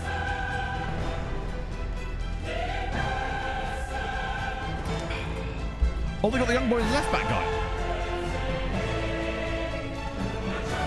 Yeah, Reece James is now 35. That's a little bit thin. Pardon me. He's had surprisingly few injuries, actually. Nothing longer than a month the entire time. Man has kept it clean. Oh. In it. Yeah, that Dan Strong in their midfield is a bloody good player. And I suspect will do stuff today. Right, come on, Vida. Yes. Oh, no. Wait, no, we got it. No, we've lost it again. And how did we not win it there? Yeah, it's one of these types of games where, unfortunately, when you're playing against teams like Chelsea, your players will just win the ball only to lose it immediately for seemingly no reason. Here it comes. Caicedo, it's over the cross. Whoa, not over the crossbar, in fact. Go on, Henry, knock it down. We're going to be under the cosh this entire 90 minutes. I think if we keep it to under 3, I'd be pretty happy. Yes, because our kits are fairly similar. Both our home and away kits are kind of quite blue. Oh, go on, Diaz. Oh. Like there. How are we not winning the ball there? It's those situations that really do annoy me. And it only seems to happen in the Champions League matches against big teams. Like, you're literally on top of them and somehow the ball is stuck to the Chelsea player's foot. Ah, dear. 1-0. It's Chelsea. We don't expect much. And we got a bit caught out that time. Ah, dearie me. Just got to pray that other things go our way and we at least qualify for the next round. But it is Chelsea. Then again, we got a draw against PSG on the last match day last year. And PSG are at least above us now. But it would be back-to-back 10-point seasons, which are very, very mid. But I think next year we can definitely do better. Yeah, wait, do we ever play it uninjured and they just scored? Right, even more. I hate them even more now. Here we go. That's a bit better. Lost the ball and looked stupid. Yeah, I know, but it's like, it only seems to happen when you're playing against teams like this. Oh my God, what an equaliser. Gonzalo Diaz for Sirens. Come on. Yeah, exactly, Mr. Cellophane. I would rather them just play round you. Like, play me off the park. Make it look realistic, because that's what would happen, but it just makes you worse. That was beautiful. Look at the build-up, too. The little interchange between those three players. And Diaz sort of still playing like he was the trequartista when he's not. We're level. Beautiful. We'll probably still lose, but just staying in these games for as long as possible is a really strong sign that we've still got a bit about us. Maybe we can pull off an upset or two. Always tough away from home, though. I feel like more and more opposing teams now are playing corners like this against us. Oh, as if. That's a frustrating way to concede. Just makes you worse. Oh, it makes you a lot worse. And it makes you look really stupid a lot of the time, too. Yeah, I don't know why no one closed them down either. It's just silly, isn't it? Also, why was no one stood there in the first place?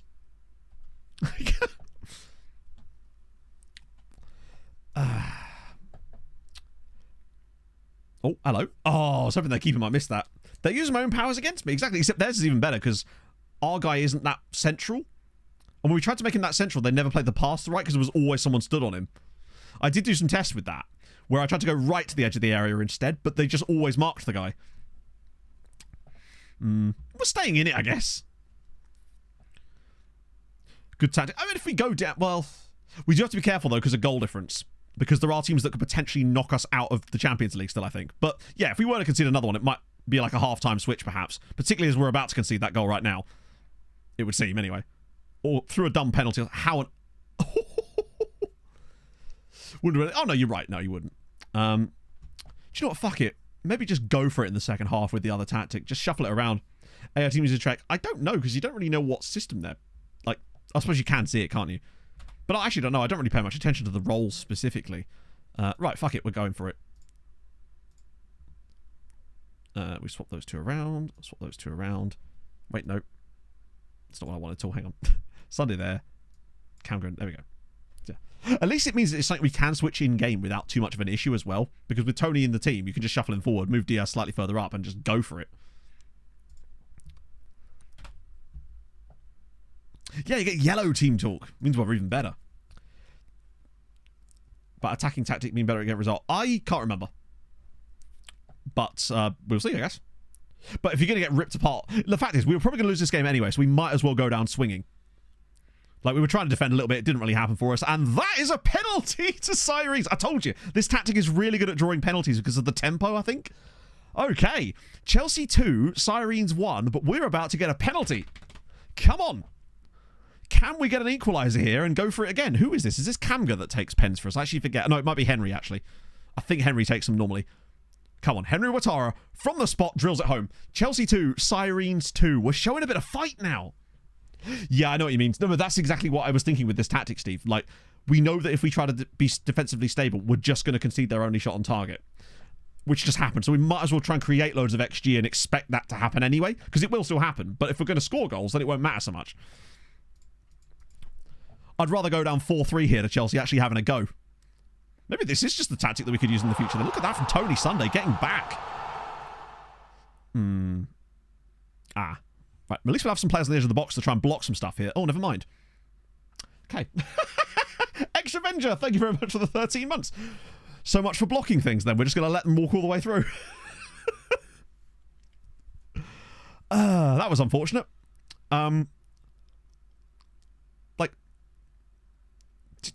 How is he not getting a touch on that when it's right by him? Keeper should probably get that. Although it is right in the corner, in fairness. Oh, it's frustrating when it's right there. Right. Actually, we don't expect such early subs this time because we've not been playing the high tempo the whole game. So we could probably wait till about 70 for that. Oh, this is that same type of... Chat, it's a second penalty. Sir, a second penalty has hit the penalty area. But it's Ouattara down injured. I told you, it draws pens. Maybe it draws pens against really good sides. Penalty awarded. Ouattara... okay. Apparently he is going to take it. I find that scoring 2 penalties in the same game, though, is very, very rare. But it is happening again. Chelsea 3, Sirens 3. I think we might just play this tactic from now on in all games. This is well fun. 3-all. Game on again. Also, 2 different penalties. I guess Henry was down injured, wasn't he? Hopefully he's not too badly hurt. Seems okay. Wait a minute. We're off again. We're off again. Tony Sunday. Espino. Oh, and now we've cost ourselves here. Right, come on, just get a tackle. Just get any tackle in. Not my life. Just nobody bothers to track the run, and it's 4-3. Chelsea 4, Sirens 3. Switch to the other one. No, because you still concede with it. And then you just got no attacking threat. You might as well just keep playing it in the first place. I think I actually have Jim, yeah. Like, what is he doing there? I know he's a libero, but that's supposed to be when you're in possession. We'll have to get another pen. It's fine. It's just trying to keep us in there. Right, here we go. Another penalty, please. There's no way we score 3 pens in the same game, though, right? The odds of that are simply... Come on. How has he not got the ball there? Okay. Right. It's fine. We've got it back again. Bit of space now. Kamga. Overlap's coming. Vida's in. Body's coming forward. Vida's ball. Oh, no, we've still got it. Palacio. I can feel something happening here. Palacio. Kamga and Lend. Ball across. And it's 4-all. Henry would... Wait, what? How's that offside? It isn't. It's 4-all. Chelsea 4. Sirens 4. This tactic is fun. No matter whether you win or lose, this tactic is fun as fuck. Look at this. Beautiful football again. It reminds me a lot of that goal we scored against Valencia. Henry scores another one. It's 4. Right. Change is definitely needed soon, I think. Just for tiredness level. Oh, for God's sake, FM. Let me make a tactical check. I wanted to make the subs, but now I can't until after we know what's about to happen. Oh, Jesus. I mean, the fans are getting their money's worth. I could totally see us randomly taking the... Oh, seriously? Oh, right. Now I'll make the change. Good save, actually, from Richard. This is not the tactic, by the way, so you won't be able to download it from there. Right. Okay. Palacio struggled, but it's also Palacio. Vida, I feel like we can reasonably replace. You're tired, which means in you come. Kadri to the middle, though. Up front, Melman struggled a little bit, but Padilla can come in. Kamga's played okay. Tony's actually not played that well. I'm going to move Kadri in the midfield. Bring on a slight... No, I can't do that. Vega can kind of tackle vaguely, though. Yeah, if we're going to lose, we might as well go down swinging and lose 6-4 or something, right? We're giving it a crack. We've actually out-XG'd them. I know we've had 2 penalties, which doesn't... but, hey. Like, we've actually stayed in this game. Kamga. Look at the space for Palacio. We do need to see something from Palacio today, and now he's finally going to show it, perhaps. That is actually a really nice bit of play. Because now Ndoye, with the fresh legs down the right, can bring it forward. Ndoye, please square it. Yes! Chelsea 4, Sirens 5. We lead at the bridge. Come on. This tactic is the best thing ever. Holy shit. Chelsea 4. So the thing is, we can't shut up shop because we know what will happen. We've just got to keep on pushing. It's the only choice we have. That's very fortunate, to be fair. Off the Popet. Come on. We're still going to lose 6-5, but I don't even care. It's fun. Cabana, thank you very much for the follow. We'll obviously time waste and stuff later in the game, but we can't switch back to the other tactic because we were playing so poorly and we were still conceding goals with it, right? So what I'm going to do instead is, because even a draw here would be a good result for us. Right, first stage, tiny bit down on the tempo, play for set pieces, little bit of time wasting. That little burst of pace from Ndoye, that's the fresh legs. That's what they'll do. Oh, please do. At least if they're going to score, let it just be them getting around like a good goal. Oh, don't just make it a set piece or something. Not like a second phase or something. Just make them actually have to score a goal. They're going to just score a random goal from this, aren't they? Yeah. Okay. Cheers, Evan. Basher boy, thank you for the follow. Ah, dear. That one's a shame, isn't it? We've fought pretty hard in this game. I think we've actually done surprisingly well in terms of creativity, even if you take into account the penalties. Like, where is he fucking going? Follow your man. I know that you're not in that position, but at least track the man while you're there. Ah, it's unfortunate. Yeah, second phases kind of suck, but it is what it is. I'll probably just... Fuck it. I might keep this a little bit of time wasting on just so that... I can still feel a 6-5 loss, unfortunately. Georgios, thank you very much for the follow. I mean, I'd take a 5-all. Do you know what? I think we were good value for a 5-all there. Even if you take away the roughly 0.6 we earned from penalties, we were level on XG away at Chelsea. Like, 5-all is pretty fun. Since the update, they haven't, because the update hasn't changed the match engine. So that would probably just been the case. Holy Lord. I'll take that. Like, we knew we were going to concede, so we decided to go down swinging. It's a shame that we couldn't turn it into the win, but you know what? We'd have taken that at the start. So let's put it this way. In the 3 games that we've played with this tactic now, we did beat FC Copenhagen and deserved to. We should have beaten Valencia and shit happens. And we probably should have beaten Chelsea based on the stats of that game. And shit happens, right? Oh, and it's a lot more fun to watch than losing 1-0 to their only shot on target. Exactly. I feel like that's the way to go. Just go down swinging. And I'm pretty pleased with that. It's an extra point. Totally on par. I reckon, right, if we're playing this tactic the entire way through, we beat Lyon and we beat where are Lyon? Wow, Lyon came 6th. I still think we were actually still genuinely quite good compared to Lyon. Yeah, we just had a 5-all against Chelsea, which we were winning until the 89th minute. We were 2-1 down and I switched it to the new tactic and then all hell broke loose. And who was the other loss? Oh, Galatasaray. Like, there's no way we lose to Galatasaray playing for this, right? Not demanding. Wouldn't it be better for BM to play as a defensive midfielder rather than a CM? No. Because I want him playing as a centre midfielder. That's the whole point of it. We've set it up. Like, we're playing well. Yeah, Marseille would be...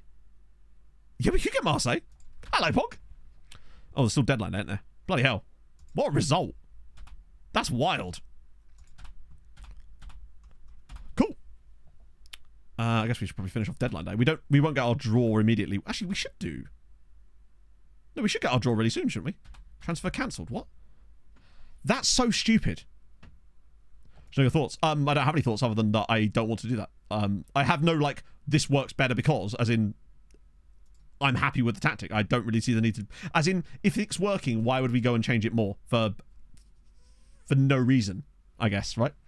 Draw should be Monday. Okay, cool. We'll get that done then. That's the transfer window shut. That's really annoying that that's fallen through, though, because, like, it's a move to my affiliate club. What paperwork is there to sort? They had the whole day to do it. Why is there no urgency about that? That's really dumb. Oh, well. Right, let's go to Monday. Oh, fuck, there's a game in the way. Yeah, I like the fact that he influences more at the field. Exactly. He ends up providing a press in the final third sometimes, and it means that we get a lot of interceptions and could create really good turnovers for like, mini counter-attacks. And I find that it really helps his rating. Normal method. However, only one country will players still develop if I learn them out. Yes. Basically, yeah. I think they really did test on that and showed that that's exactly what happens. I love that. Palacio's back down to being worth £1.2 million again now. Meanwhile, Suioane is worth 7 million. Arnie Magico, thank you for the follow. We can afford to lose in elimination rounds. I guess, but like, why would we use that, right? If we can win and get results, then why would we not try and go for that, I suppose? Like, maybe if we're in a position... Because maybe if we're in a position where we're like 3-0 up from a surprise win in a home leg and we're like, right, we just have to be defensively stable. Maybe at that point it would be best. But then, if the team's going to come flying at you, I almost wonder if that tactic actually works better in those situations, right? Because there'll be more gaps available. Going for... Oh, yeah, speaking of, we would have got more points for that, didn't we? 11.25 we're on. Oh, wait, no. I thought we were at the very top there. Yeah, so there's the regularly scheduled England boost that they get every year. But still, 11.25 points on the year is already nearly 3 better than last time. Also, surely we're getting pretty close to Scotland now. In fact, no, we've overtaken Scotland. Chat, we've finally done Scotland. And it looks like we're getting pretty close to Turkey on the year as well. And I could see Hamrun potentially progressing. I don't think they're done yet. I think they've got something about them. We jumped Sweden on the year. We've gone ahead of Scotland overall. So we're going to go top 15 no matter what. Which is fine. New contract. No, you're good, Ton. Where is it? There we go. He's a good lad, is Tony. I like that he's going to be getting more game time and actually getting some, like, what he deserves. Did Norwich win again? Oh, Norwich lost to Bayern. Norwich, only the 4th best team in the Europa League. Useless. Although they did only lose 4-2 to Bayern Munich. And we're actually a little bit unlucky to lose 4-2. Good God. Fair enough. Replacements. Yeah, we don't want to make any changes there, do we? Palacio is 24, yeah. Oh, how the seasons fly by, right? Wisniewski's happy to stay. Didn't realise he was even up for that. Oh, damn it. Hooked it. They took Ian off. No wonder they lost then. It was guaranteed at that point, right? Isn't it the case of, like, when we get this next draw, the game is, like, right there? Which I think is kind of silly. Like, they'd have to, if this was real life, they'd have to give teams more notice than that. Like, I swear the draw's on the Monday and then the game's, like, on the Thursday or something. Or, like, the Wednesday. How on earth would you work that out logistically? When you don't know where you're going to be playing? Sorry, soccer. I'll just, like... Oh, hello. Oh, no, that's that one from before, isn't it? Oh, no, new one here. Quite a few players in that one, actually. Of course, there's a guy from Mexico, Monterrey. As always. Miles Mehmet of Millwall. Yeah, but what if it's, like, really far afield, I guess? Bikikara really are still struggling, aren't they? Even with the new manager. But Zabar dropped some points, which will help out Hamrun. Ever so slightly. Doesn't matter which team we play for this game. Although... No, it surely won't. They won't. It's not going to be this week. It'll be the following week, right? Surely it's not actually going to be this week. It won't be a Saturday, Wednesday turnaround, right? If they schedule the Champions League game in here, I will be livid. Wait, did we just lose to Sweetie with our first team squad? Wow, okay, that's surprising. I suppose it wasn't really the first team squad, was it? It was like a rotated team, but that's a little bit surprising. But, oh lads, we've let Australia in this time. Off you go to Melbourne City. I guess Sweetie are actually kind of good. Right, so it's Monday where the draw will be, right? Where's next gen? That will be the 31st of March, which we'll actually get to see next stream for once.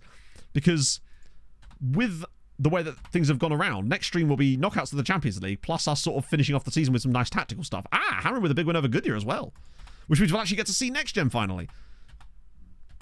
Don't want to miss Haroya. They actually have some good players, including Iash Mariba. And a guy called Idrissa Minty. Good breath on the guy. 2 more games there. Wait. I'm starting to worry that the game actually is going to be on that Wednesday. Right, here we go. Right, view draw. What do you reckon? I would love Marseille. Another go at Marseille would be fabulous. But let us find out. Doesn't... Well, that sucks. Right, Dinamo Zagreb, Porto. Right, so we are left side. So we're not going to get... I just don't want to see... Damn it, so there's Marseille gone. So pretty much every draw, other than maybe Bayer Leverkusen. I'd take Bayer Leverkusen. Never mind. Right, so no matter who we get, we're screwed. It'll probably be Chelsea again. Given that we've just played... Then again, the way we just played against Chelsea, what's to say that we would get absolutely annihilated, wouldn't we? Partizan. Well, I love that Partizan got through. Okay, so we're not going to play Chelsea. Spurs, I'd take Spurs. We've beaten Spurs before. Fuck's sake. Oh, well, it doesn't matter then. It's Inter or Man City. At least give us Inter. We've been knocked out by them before. Okay. We'll probably lose to Inter, but at the very least, it's not Man City. Oh, Man City PSG. That's funny as hell, though. PSG finishing bottom 6 in the bottom bit there, and then getting absolutely wrecked. Okay. It's not great. But because we've played Inter before, we actually did beat them in a second leg. So we've got at least a bit of previous there. I know, but like I don't want to just sit there in silence. So when is the game? 21st of February, loads of time. Perfect. Okay, it actually gave us good notice this time. I think it's the draw after this round where it really screws you in terms of notice period, right? If I remember correctly. Right, perfect. In that case, let me save it there. Because I don't think I've actually had autosave on this entire time. That could have gone wrong. Wait, was it El Clasico as well? Hello, Alex. I'm good, my friend. We were just about to finish stream, though, and find a lovely person this afternoon to raid. We always do Salty, and I think I'm probably going to do it again, just because Salty on a Sunday is just where it's at. We call it Salty Sundays. Hamrand, no, because Hamrand got a bye, so because they finished top 8, they get to play in the round of 16 straight away, so their draw won't happen until like late February at this rate. But still, great for coefficient points, right? As in, we'll probably be out of Europe before we even see another game for Hamrand. So, yes, I'll see lovely people on Tuesday to finish things off there. I'll be working on an agent video, recap video, and some other lovely stuff as well. And yeah, enjoy the rest of your weekend. And have a lovely rest of the day.